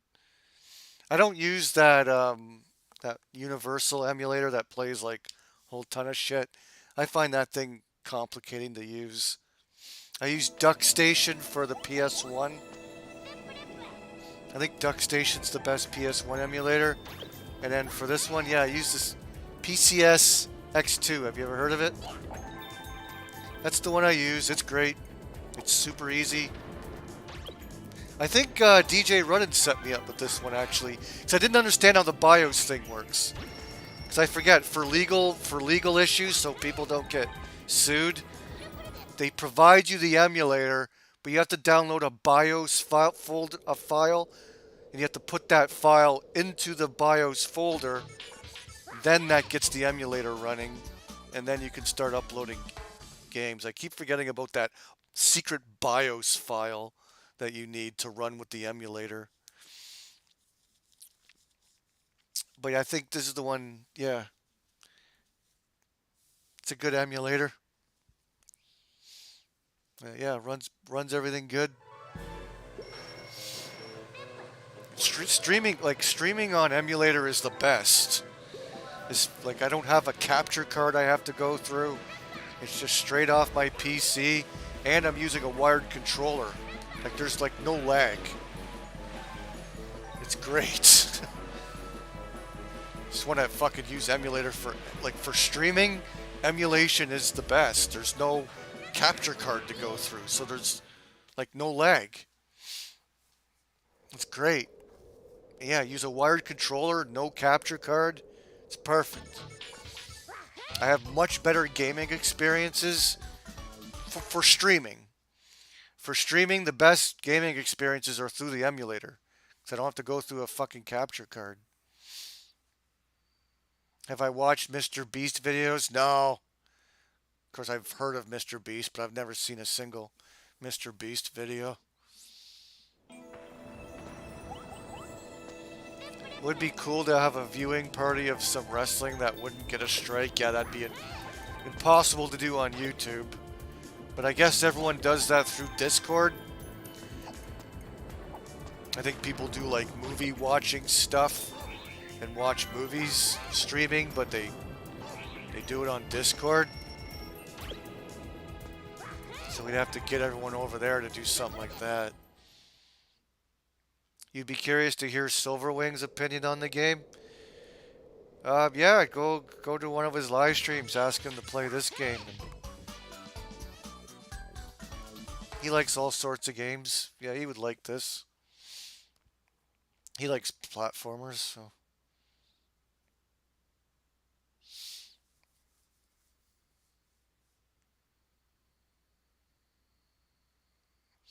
Yeah, the emulation's great. I played some games and really enjoyed them and had some good experiences streaming them because it's so responsive. Like in this game, you had to do all these fast, slick things, and I was just tearing through the game. The game just controls so well. And I got the, like I said, I got the wired 8-bit do SN30 Pro. Great D-pad. It's basically a DualShock, but with a NES with like a Nintendo style D-pad. It's better than a PlayStation controller. And it's got 4 top buttons. It's meant to use for the Switch. It's even got a home button and a capture button. This controller has just been great for emulation. And yeah, wired. I prefer wired. Yeah, it was a good idea getting this controller. And a long enough cord too that, or if I use my Pro controller, I'd have to like, I don't know, the Bluetooth is kind of finicky on this. If I was to use wired controller with my Pro controller, the cord is so fucking small. This controller is great. And the emulators pick it up instantly. As long as it, yeah, right in your USB.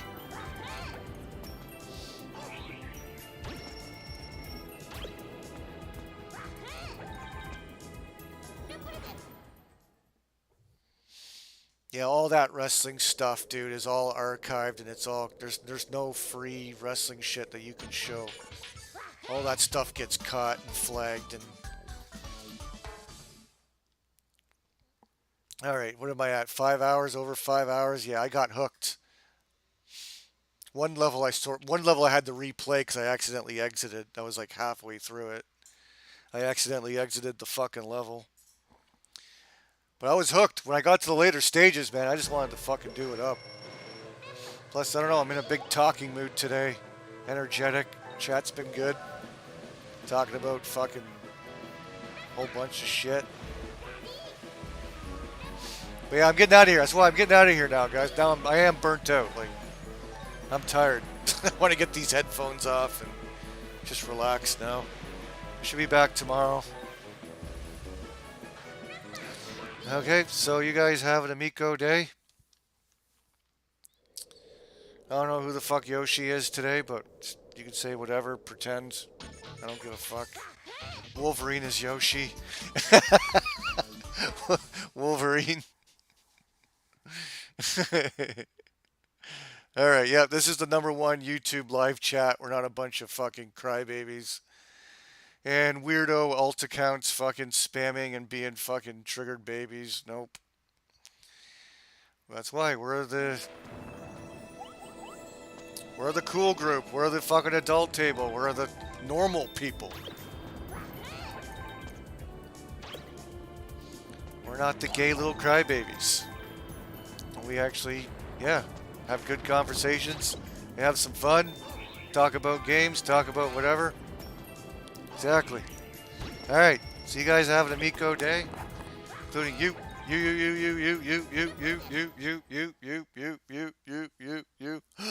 Yoda. Have an idea, guys. You.